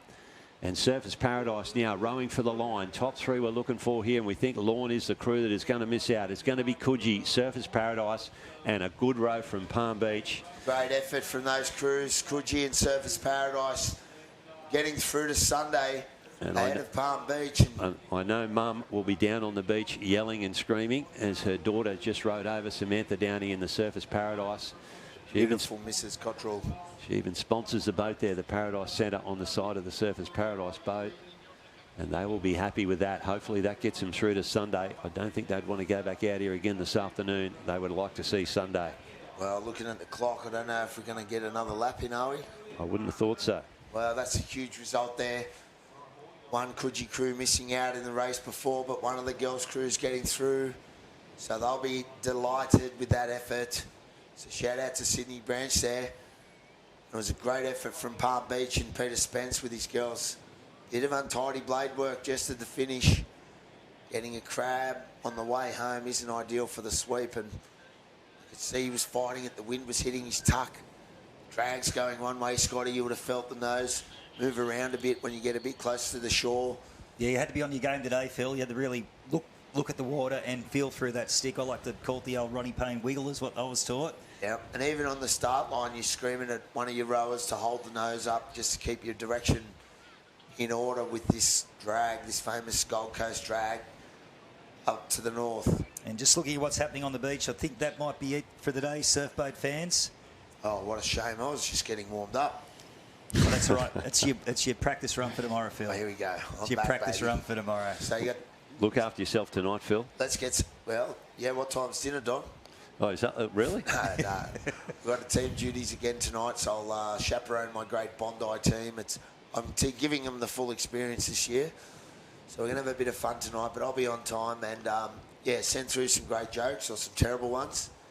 And you're prepared to repeat them on air. We may read them first before you go live with them, though, Phil. We'll proofread them.